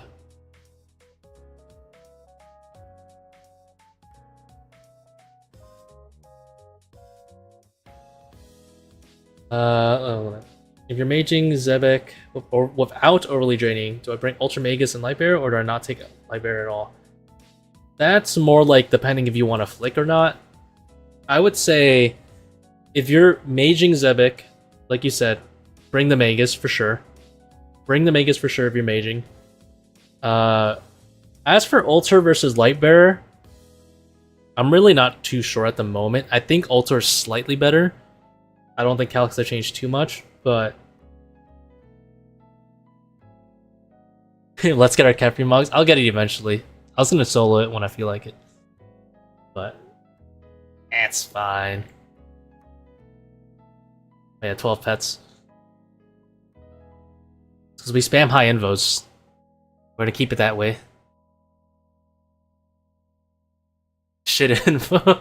Yeah, I mean, yeah, medic is kind of a shit info. I will not disagree. Not even a little bit. But yeah, for like chill raids, I like the Ultra Magus.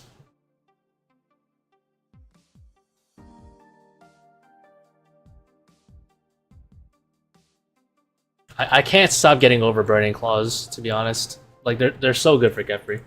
I can't stop deleting the melee. It's just too good to pass up.